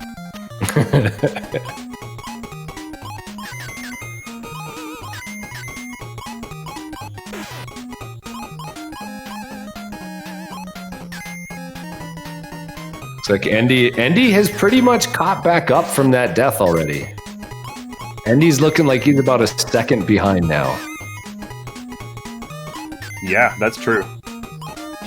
That's the downside of taking those safety strats. Is like, yeah, well, like you said, I guess Endy took a death, but I missed it. I was watching Tracy and X-Ray. I guess Demian died at the start of the level. Oh, okay. And just game over. So that is definitely not good. It's definitely not good. Second try, or like I guess third try through, did get very good deboots there.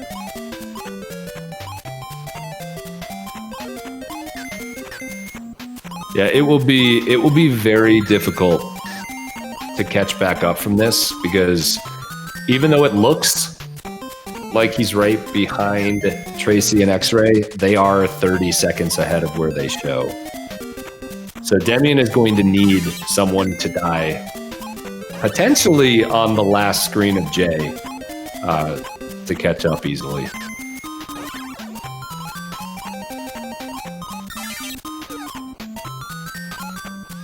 I feel like we are starting to see some of these nerves come out in these people's play, though. Yeah, I mean it's Final Four. It is the time to. I mean, this sounds mean, but put up or shut up. I mean that is way too mean for what I'm trying to get across. It's really it's the time you need to perform at your best, or else you might be going home. Yeah.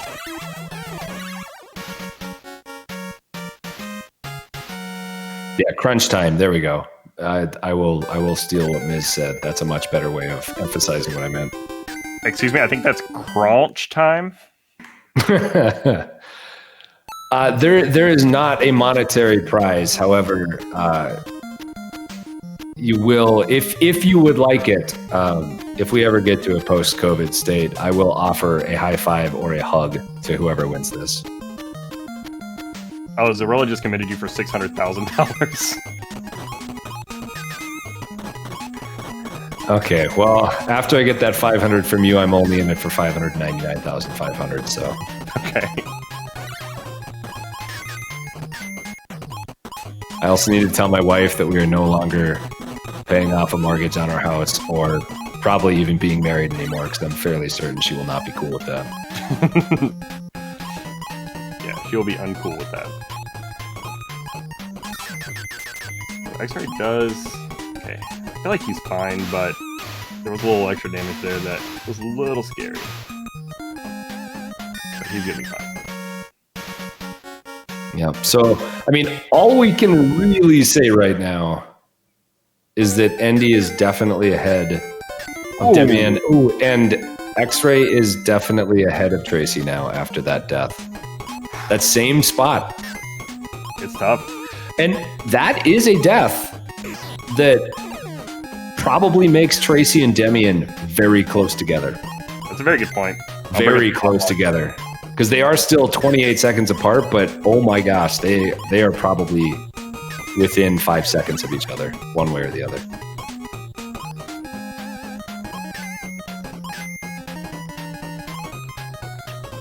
Yeah, I think everyone has made a mistake this game.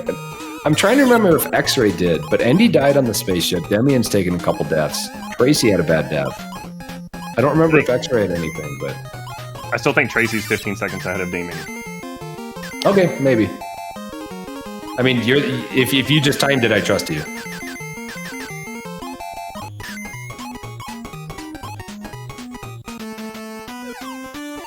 But we still have 2 pretty tough levels to get through here. Yeah, and you are right. The nerves are getting to people, so. And like you said, like you can't really, you're not gonna die here at the beginning of Zone I, but you can lose a healthy amount of time if you let those fans push you back too much, like we saw with X-Ray during the last round. True. Yeah, and missing that deboost over the Pelican twice, so he had to go back and get one of the boxes. Endy is having his way at the beginning of stage J here.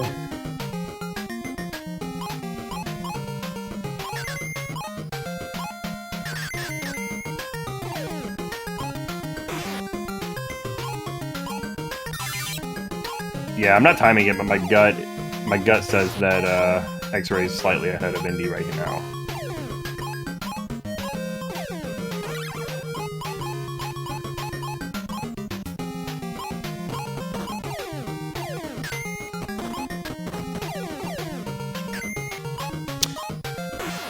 Yeah, I think so too.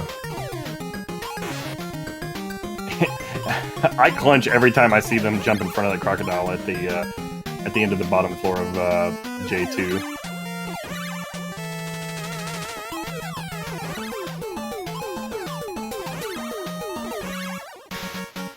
Nice, all right, good game, Endy.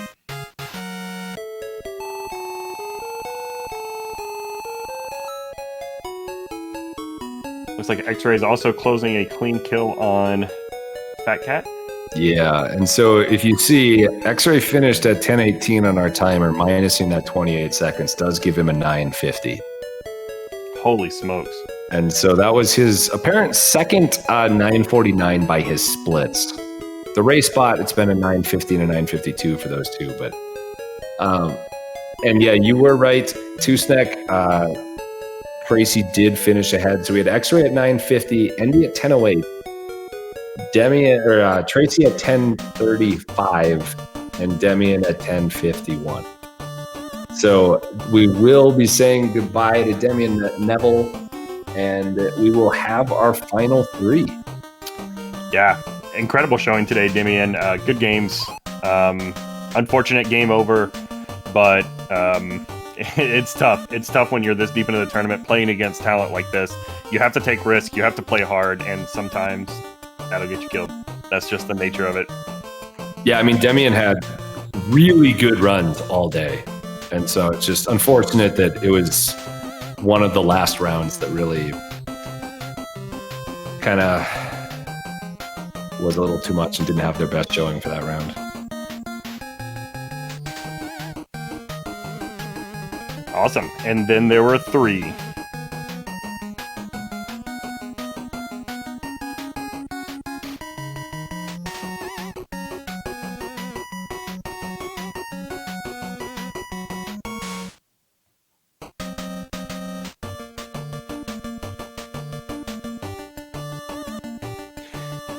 Cove, what has been like the most like insane moment for you in this tournament so far? That's a good question.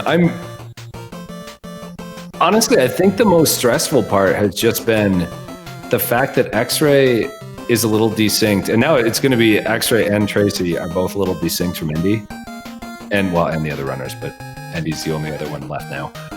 So you never really know who's winning, which is a little crazy for me. I think as far as like the most exciting part would just be probably a couple of those times where we had people on screen synced up at the end where they were only like a second or two apart. I love that. Yeah, those are probably the parts that have been the most exciting, obviously. Yeah. How about you? Probably the fact that Chip is winning 9-1 versus Dell right now. Come on. 10. 10-1. I mean, I'm fairly certain it's going to end up being 12-1 unless we end up getting a character change here. But I think that would be a pretty risky strat for any of them this late in the day. Yeah. A couple of other jaw-dropping moments from me were Arcus taking that death at the end of H and still coming in and surviving the round. That was insane. Stan's getting knocked out 7th. That was a big shocker to me. And Perfect Fan going to Zone E by accident and ending his tournament. That feels bad.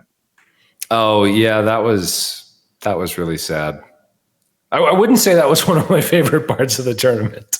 Oh, is that the question? My bad. I thought that's what you asked me.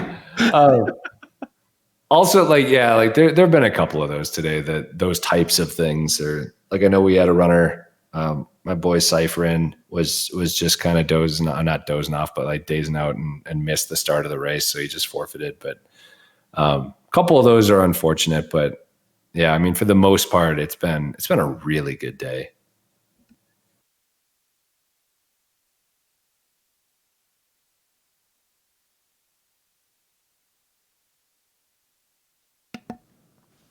Yeah, this has been really smooth. Thanks again, Virus, for putting this together. This has been it's been really good. It's my pleasure. Yeah, I thought something about that mage buy, but I don't think we can make something like this at this moment. What why did you choose Chippendale? I actually can't remember. I think I saw Sorilla play it, and I said, hey, I think this is a great game to do the thing. I actually can't remember why.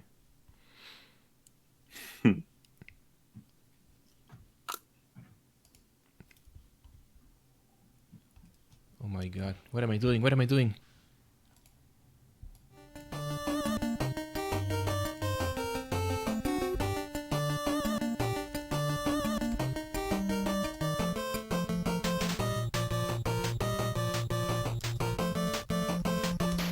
Sorry, I was a little bit distracted by stuff. Like I have a cat walking on my keyboard and stuff like that. But we're gonna start the round 12 semifinals or something. And after this, we have the. What's happening? I think the RTMP may be acting up a little bit.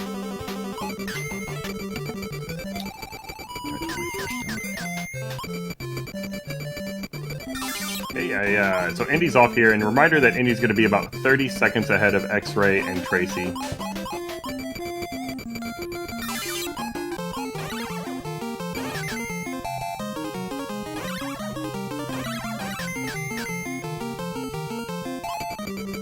There we go.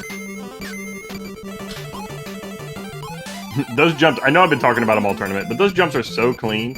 It doesn't even feel like he's jumping. It feels like he's just floating up through the screen. So the timer is for the ones who are on the top. Okay. The RTMP players. I should put 2 timers next, one for Andy and one for X-Ray. I'm saying X-Ray like I know he's gonna win. I'm really sorry for the winner between Terrific Tracy and X-Ray.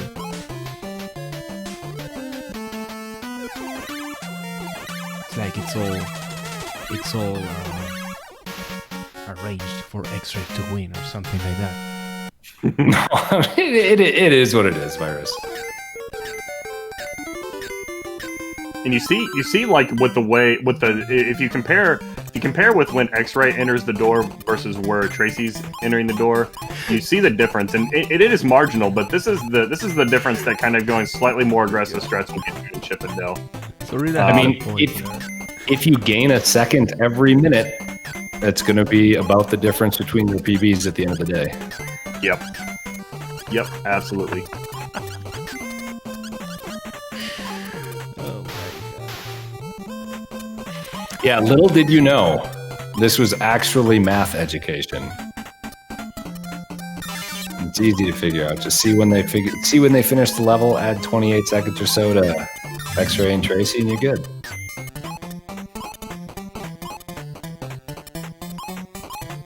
Let me see if I can open a second live split.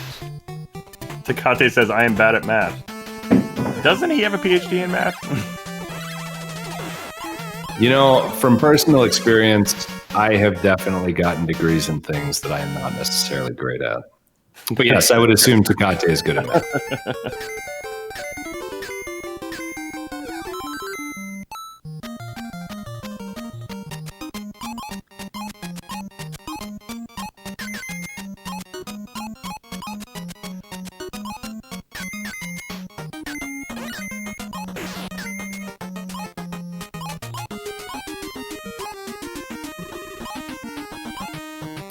Pretty decent kill for X-Ray. Little hiccup there for Tracy. Took a stun there.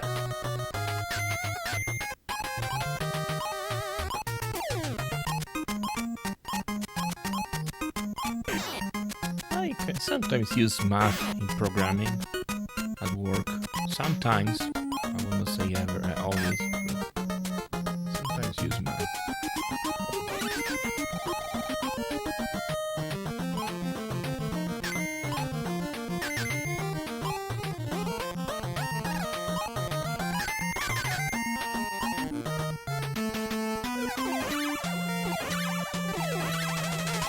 Everyone is just cruising along.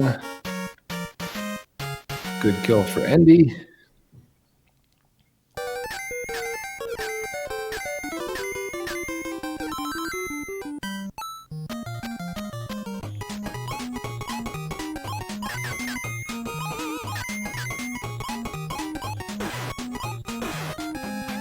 And just a reminder, you don't need to be the best at speedrunning to still have fun with it and to still compete with people. Or just not even compete, just have fun and see what you can do yourself. just try to be better. Like try to improve your own times and compete with yourself. It's sometimes a lot more fun than just going for world records and stuff like that.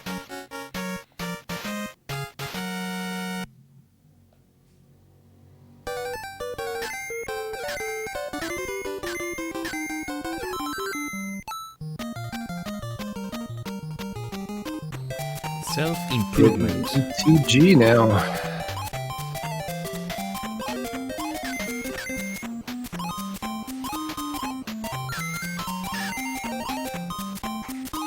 Yeah, so Katie, you can do what's called a double KO where you both die at essentially the same time. And in some games, double KOs will mean you lose. In some games, they mean you win.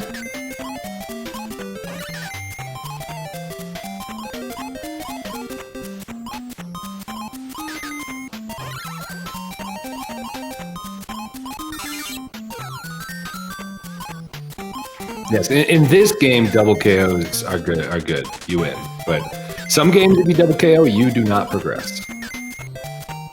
Like the soft locking turtles at Splinter. yes, that is one of those times. I have facts.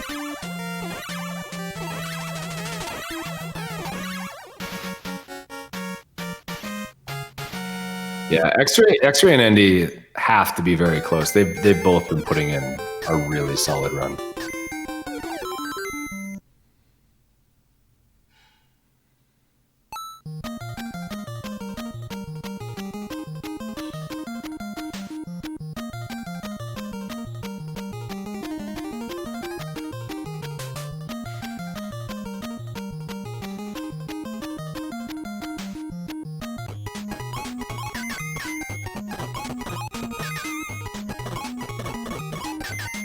And outside of the spaceship fight, Tracy's had a really good run too.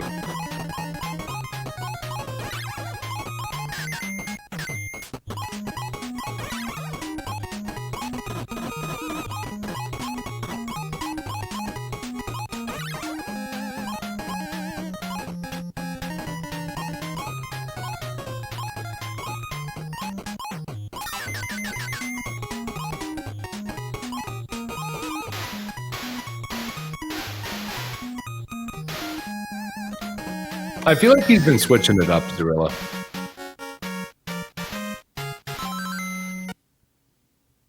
They one up.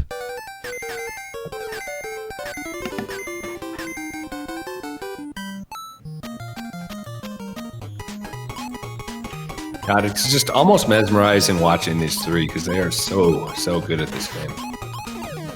Yeah, it's really hard to do commentary on because they're just flawless. You know, it's like, yeah, and he does the scream perfectly again. Okay, you know, it's just like, oh god, so good.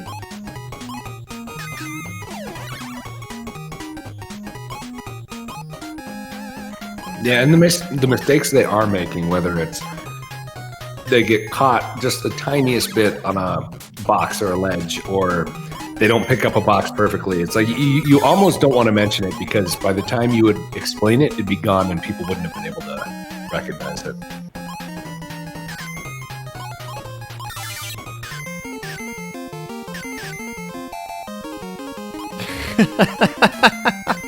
Just I mean, to be fair, I do really enjoy calculus as well, but I enjoy that. Thank you for making that. I'm really proud of that.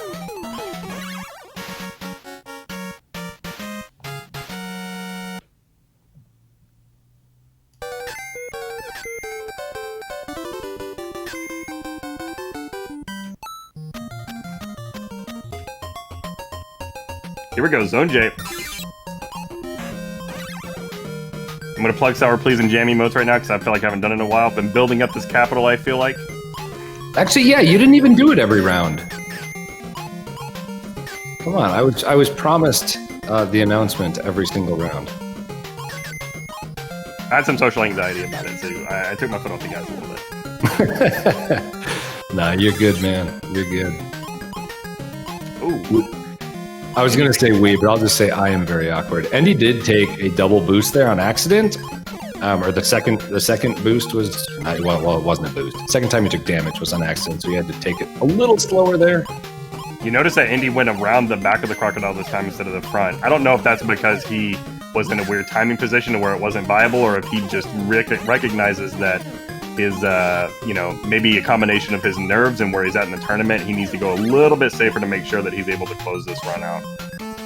Yeah, I imagine it might be almost the latter, where he's just like, you know what, I just need to get through this level and I'm going to be fine.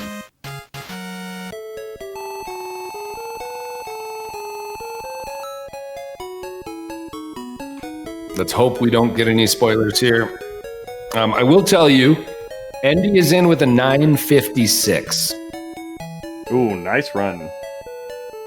And so we'll see how X-Ray does here. X-Ray is done with a 955. Whoa, that is one so nice. 1 second faster than Andy. Oh, and Tracy takes a death from the weasel plunger guy at the very end.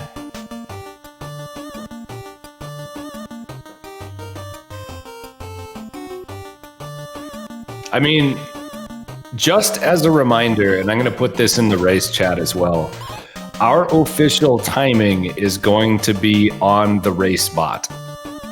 So if it says X-Ray gets a 955 in the next round, X-Ray gets a 955. It doesn't matter what's on their splits. Yeah, so Kinslayer, there's some lag on X-Ray and Tracy's stream to where they don't actually start their run until about just under 30 seconds in. So it's not entirely synced up. There we go. Tracy finishing off Fat Cat. Great tournament by the terrific Tracy. They did a great job. Just lots of great times today. Really solid performance by the terrific Tracy.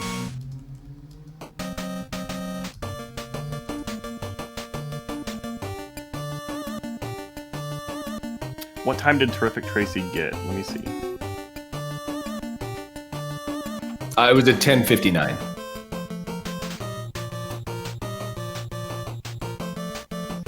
But yeah, awesome job, Tracy. You had great runs throughout the entire day. Like, top 3 with this field is awesome. I'm sure you probably wanted to do better, but I believe I can speak for everyone with the fact that you lasted longer than anyone without averaging like a sub 10. I feel like that was an incredibly good day. Takate, we explored that earlier, and it doesn't sound like we can do that with the software that Virus is using to organize the tournament, but he's going to put in a feature request to the developer. Gosh, dang it. I was hoping you weren't going to say feature request, but being in the IT world. Should I say enhancement request? No. Just, we're going to make better stuff in the future. No, it's fine. I'm just thinking about work. Yeah.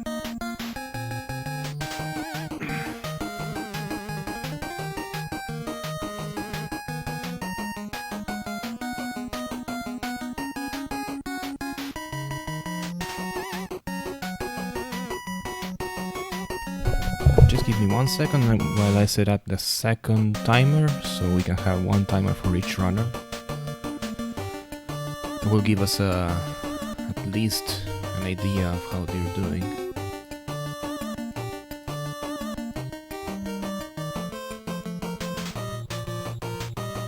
Second timer would look horrible, but that's all we have. I'm so sorry. Timer 2.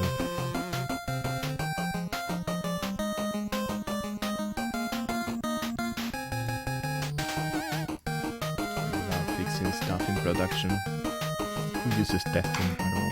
So this is the point where people usually say, be sure to follow all the runners. Well, I think it's a little silly to tell you to follow 38 runners. So what I want to try here is find one person on this list that you like the name, or it's a random choice, or you've heard about them but you've never watched them. go follow one person out of this entire list, because if you do that, every single person who raced today will average getting about 10 to 12 new followers. So if everyone can just follow one new racer, that would make me really happy.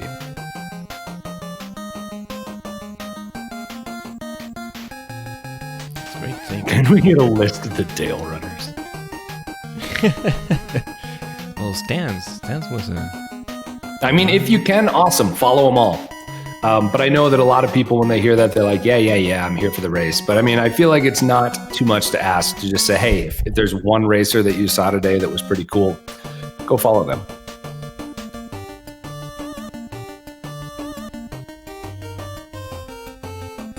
No, Indy.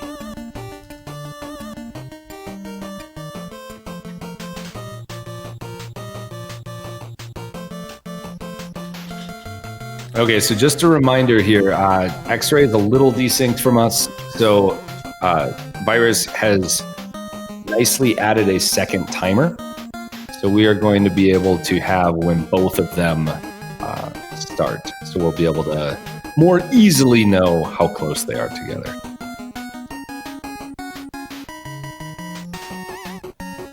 So the pink timer will be for Andy, and the white timer will be for X-Ray. I'm just saying this to myself so I don't screw it. And I will say this has been, these have been far and away the best two runners all day. I would say more often than not, they were 1 and 2 or 2 and 1 every, like the majority of the races. So I think it's only fitting that we have these two in our final. Absolutely. Two of the best Chip and Dale runners in the world. If not the two best Chip and Dale runners in the world. Their PBs are only split by about a half a second or 2/3 of a second.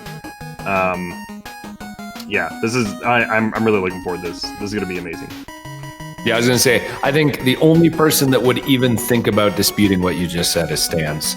But I mean, at least today, ND and X-Ray have been much more consistent. I don't have perfect notes, but I feel like Indy has won more, but X-Ray has delivered faster times. Yeah, X-Ray has a couple of the fastest times on the day, but ND, I think,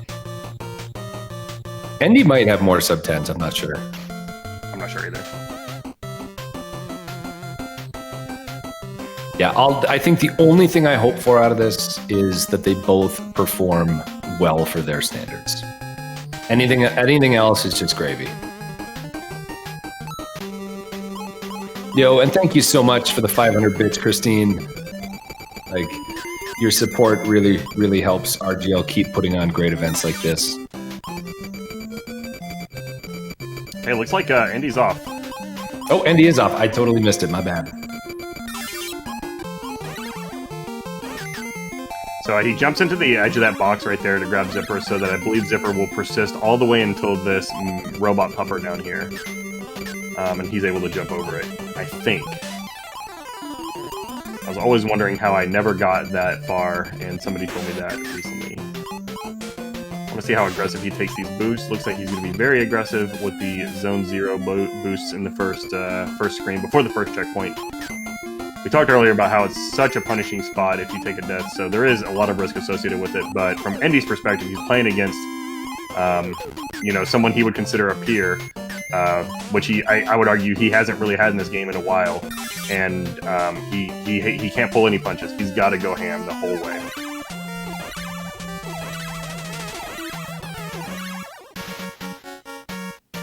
Clean kill on the rogue grooming robot. Ooh, X-Ray hitting a snag on that gray block right there. That's going to cost him a few frames, maybe half a second. I think it's fitting to point that out, but it's also ludicrous that you need to point that out in a race like this. I think, yeah, but it's these margins that will decide the winner, right? Likely. Yeah. I mean, if they don't die, yes, it'll be stuff like that.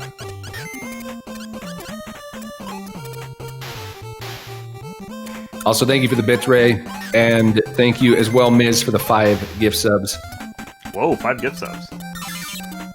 Sub hype.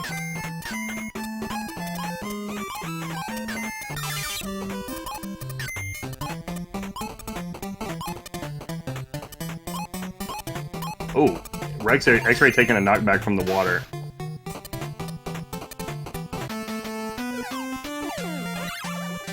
I'm trying to remember. I don't think there are. You don't go down to 1 health. I think so. He should be fine. He should be fine. I think the only thing that really, besides the time loss, obviously, is it might add some spiciness to the spaceship fight if things don't go perfectly. That's a good point. All right, rolling into the spaceship boss now.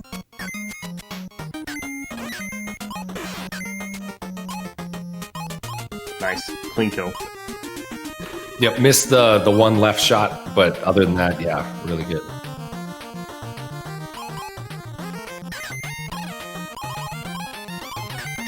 I think this level has my favorite soundtrack besides Zone J in it.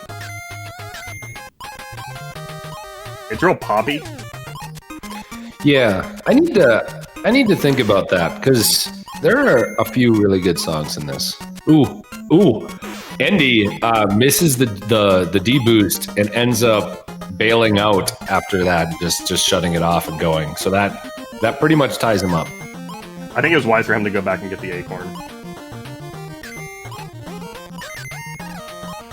Yeah.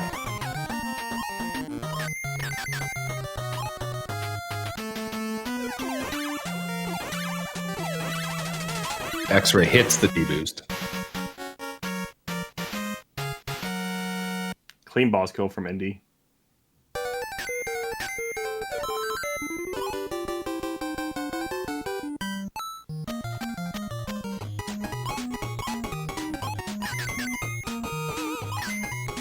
Andy does not get.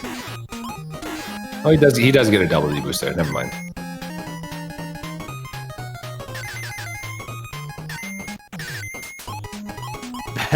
That always gives me like a little anxiety as you approach that that weird glitch where you can throw the box through getting hit from the marble that's falling from above. Oh yeah. I haven't really cared that much throughout the rest of the tournament because it's just like it's the bear, right? As long as you're not in last place, you're fine. But heads up, it's it's rough. Yeah.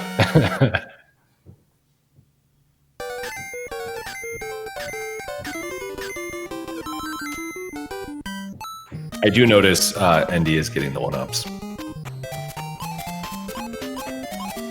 Especially after what we saw with that game over.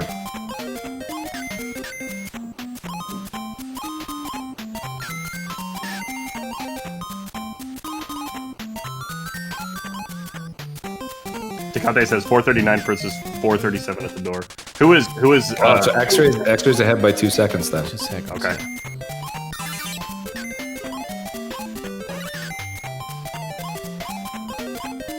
Yes, is great. Good addition to the timer virus. Thank you so much. And thank you, chat, for keeping us up to date.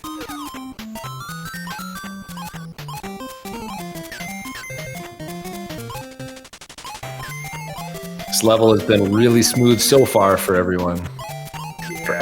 For both of them.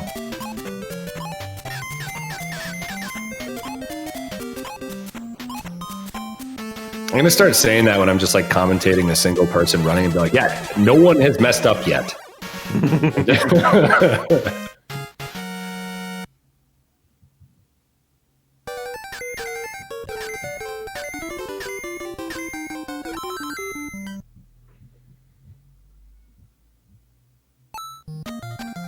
Yeah, they're both just cruising through this. This has been a really good final so far.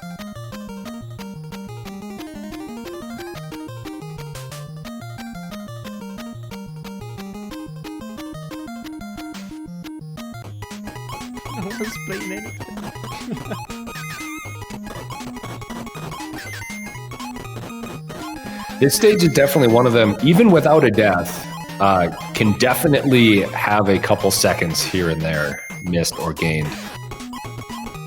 And he does take a couple hits there. I'm not sure if he wanted to take both of those. I've seen that happen a lot. I think they're intentional. Okay, I know one of them is, but I maybe I just missed that the other one is too. The first one doesn't look like it should be intentional, but I've seen him do it a few times, so it may just be really tight or what, but he did get hung up on those boxes before the first flying squirrel in that pair right at the end of the screen. He grabbed the bottom box instead of the top box, so he did probably lose about a second there. Okay, Link says that the second one, the first one didn't look intentional. Okay, the second was intentional. Got it.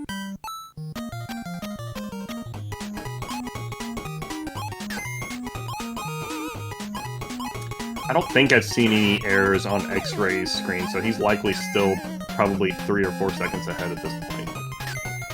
Yeah, so what Weapon just said, we made a decision just to keep spoilers out because X-Ray is about a half a minute behind. We are going to put the chat in emote only once we get to level J. So it will just be until both people finish, and then we can get all of our GGs in.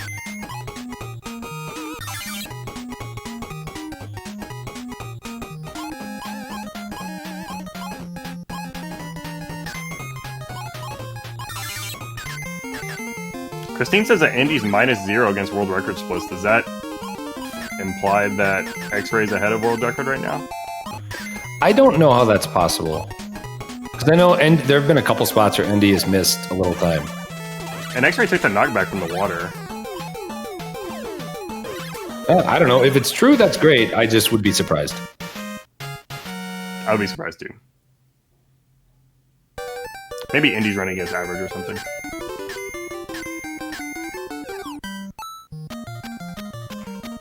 And unfortunately, we won't know who's in the league going into this last stage. But go ahead, spam whatever emotes you want. Have fun with it. Cheer Andy and X-Ray on with your emote spam.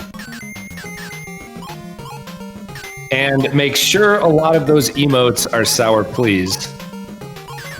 Thank you. There, I got one in for you too, Snack. My man. Yeah, this has been an awesome tournament, and this race is not disappointed. This is extremely tight.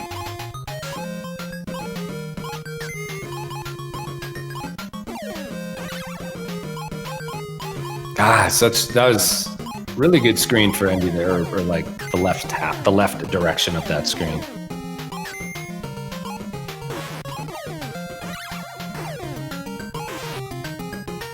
Oh, took a knockback. Unfortunately, did not get the one box kill. All right, time coming up for Indy. Clean fight. Clean fight. So Andy is in with a 954.7. We will see what happens with X-Ray in a second. 954. That is a crazy time. It'll be tough to beat. Whew. Good game, X-Ray. And X-Ray is in with a 952.1. GG. So X-Ray takes it by 2.6 seconds. Holy smokes. What a tournament. That was crazy. The finale was amazing. That was such an incredible final. It was so close. It boiled down to that knockback, that missed boost off the marble. That was it. That was that could have been about 2.5 seconds. That was probably about the difference, yeah. But no, congratulations so much, X-Ray, and congrats, Andy, as well. Like, the two of you were far and away the most consistently amazing runners today. Like, we had tons of the best Chippendale runners today, and they all performed very well, but you guys were consistently excellent, which was just so fun to see. Absolutely. Absolutely.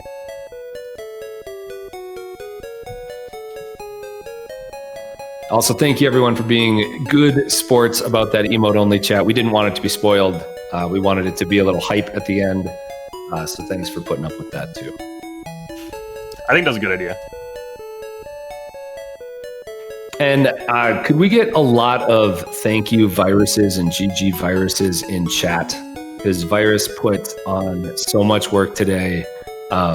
He's probably lost about 10 pounds from sweating and stressing throughout the day with everything he's had to do. It's been awesome. Thank you so much, Virus, for planning this entire thing, for repping it, for setting everything up, for cropping everyone, for swapping screens, for adding the second timer, everything today, man. Thank you so much. Oh, it was my pleasure. Thank you. Thank you all for watching. Thank you very much to Snack and Cough. No, I'm kidding. For commentating. Thank you very much, all participants for running. It was awesome. Yeah. I hope I can keep doing this. I see how I can improve them, how to make them less stressful for the first rounds. That's something I need to think about. You did an awesome job. And once again, thank you to Shema for the actual software we're using to be able to restream this for you guys. I'm not sure if anyone else helped with kind of some of the back end stuff for this event, but thank you. Thank you very much, Shema. Yeah, for sure. I love using this thing. Do you have anything planned, Virus, or should I just shout out events again and we can No, that's just give a loving goodbye? Go ahead. Okay, so like I said, Sunday nights we got MAME Bingo if you like kind of arcade MAME stuff. We've got a Halloween horror marathon you're going to see in a month for over the weekend.